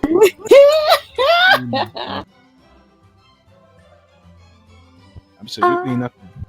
Oh no, please! I'm sure I heard something there. You're gonna have to speak up a little. You know, louder. I think I should check on my good friend Tenzing. Yeah, Kind of like gives her one, like, assuming that they moved back to kind of dancing, or whether or not they were just talking. Either or, really. He's just gonna either get up, or if they were dancing, just kind of give her one last twirl before leaving her to her devices. Right to the bar. Make it a double. As soon as Klaus escapes, she just gotta make a perception check. Oh shit!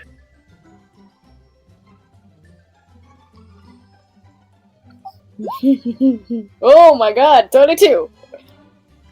Stay woke. Stay woke!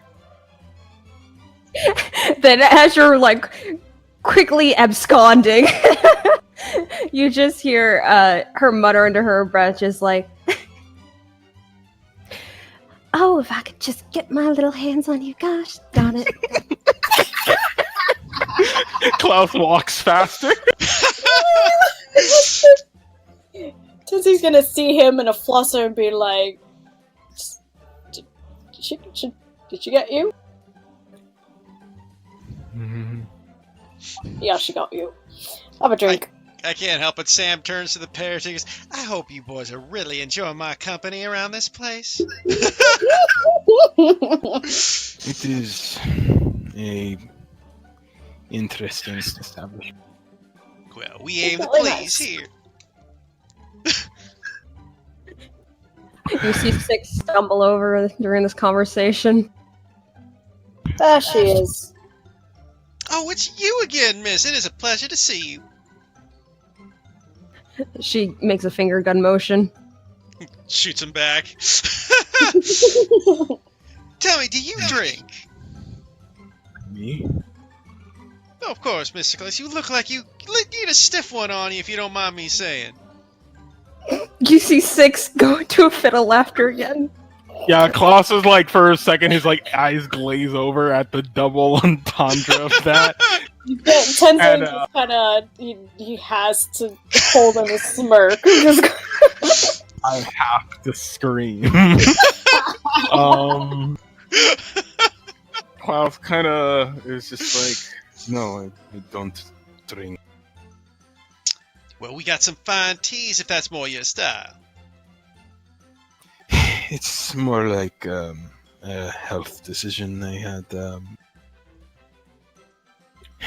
For a moment, Klaus's eyes kind of turn into like a happy type of forlorn, like even just a bit. As he's been showing a bit more of himself other than just straight faces. An old friend of mine. He taught me to take good care of myself. I mean, it paid off. And he kind of looks down at himself. Tenzing's eyes go down to his abs. Look at Sam follows the same eyes. Klaus just happens to not be looking at Tenzing while this happens. All three of them are looking. Oh my fucking god! Like a cow on the meat Tenzing slab. Salmon 6 or Tenzing Salmon Eddie? What's happening? Anything Salmon 6. Yeah. Eddie just looks fed up.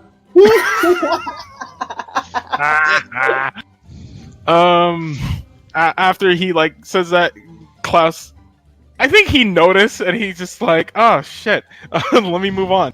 Oh man, but what was that? Tenzing sips drink. But yeah, Also sips the drink, still staring. oh my fucking god. Okay, but yeah, Klaus is just like, but yeah, I kind of keep myself pretty locked down in that game. I remember I actually used to have a bit of a drinking problem before, and I tried to pick up a glass of ale, and he kind of just walked right up to me, told me to stop, and I didn't, and he took the mug and threw it at the wall.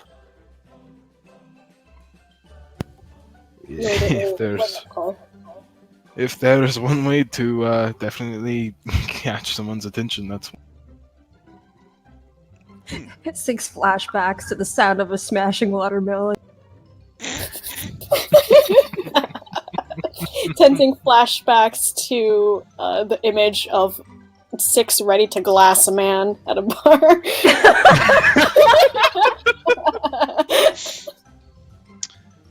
Well, Oh I my can see your God. friend must have cared for you a lot there, Mr. Klaus. Yeah, he was like,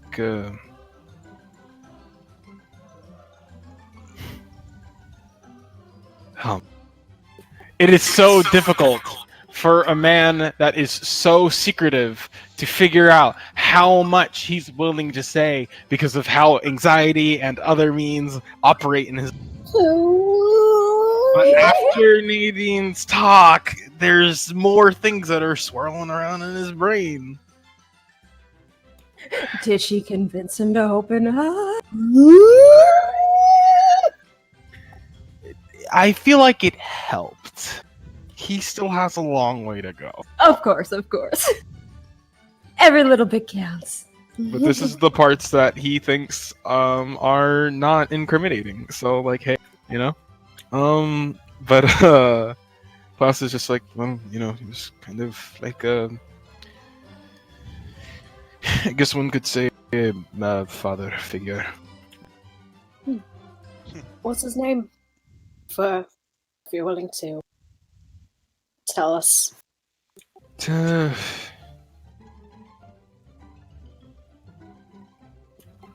kind of thinks about it for a bit. No one would know of Klaus's quote unquote buddy, right? Not from the north, I don't think. Me squinting at what you mean by buddy. Message. Buddy. Most likely, if anything, Tenzing doesn't know shit, so. That's pretty par for the course for Tenzing. Which is funny, since you got Audrey who knows everything. I know, it's such a difference! I was like, finally, I have the power of actually knowing shit! I can go to a library, I have a thing of knowledge, and then I had to dumb down again. You get the sense that you don't gotta really worry about Tenzing or 6, because Tenzing is Tenzing and 6 doesn't know anything at any point. But you're not sure about Sam and Eddie. Alright, I can't disclose. He would probably get mad at me if he knew. He's your secret friend for now, then. A father figure. That's alright. Yeah. Well, okay. Sorry, I said that I wouldn't. He was actually my, master. He kind of taught me a lot of what I know. Even the knives and everything. Yeah, actually, specifically the knives. Everything, maneuvering them, throwing them, slashing. Posture and all. Sorry, what? Posture and all. Oh, especially posture. He carried this fucking walking stick, and whenever you slightly slouched or anything, well, you're going to have a red band around that area for a solid day, if you were careful. Sounds like my grandmother. Very maybe. But yeah, kind of. He saved me. Is the easiest way I can put it. Tenzing smiles and nods in understanding. Yeah, I can relate. Had someone like that in my life too. And you don't come across people like that often. You really don't. I'm glad I did. Yeah. But and for a moment his eyes kind of hardened for a moment. But that's only one stepstone. Stepping. Still got a lot to do. Well, it's better one stepping stone than none.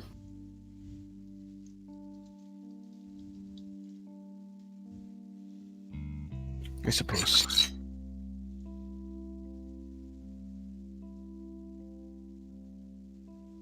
I had a childhood friend back home. He was not exactly a mentor, but he definitely was a role model. Back with the people that we lived with and those who lived around us. Obviously we all walked around and changed locations, but you come to grow family with each other nomadic people that you meet.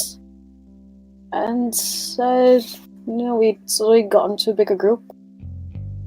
And he just kind of Sensei just kind of looks over to Grimson. He's kind of like the size of that guy. Obviously with the horse legs and all, but he's just strong, powerful, and definitely could have been a great leader. A lot of people looked up to him, and he'd give me shit for being how I am, and I wasn't a warrior at the time, but I'd still like to practice with him once in a while and do little stick fights and shit like that. But he's the type who would always look out for you. And just knowing him since we were kids, he didn't have to act like a leader. He was just a friend. Just come to know him as a person, and he too saved me. More literal sense. He put his life on the line for others, and he put his life on the line for me, so that I too could be here today. So, and then he holds up his class. Cheers to them.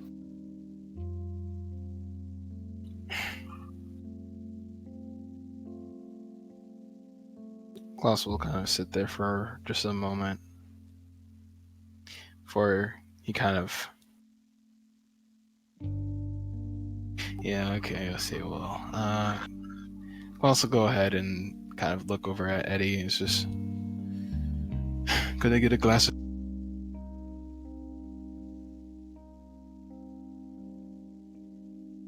Hello?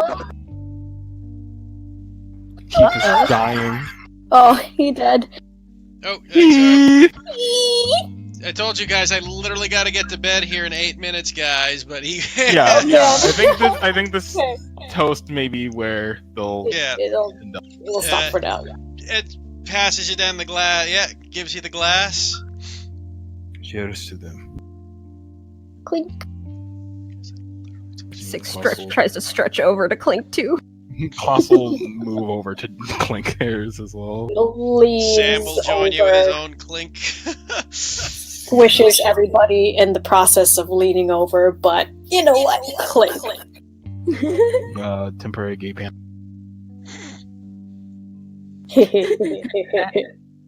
Right in All the panic. probably.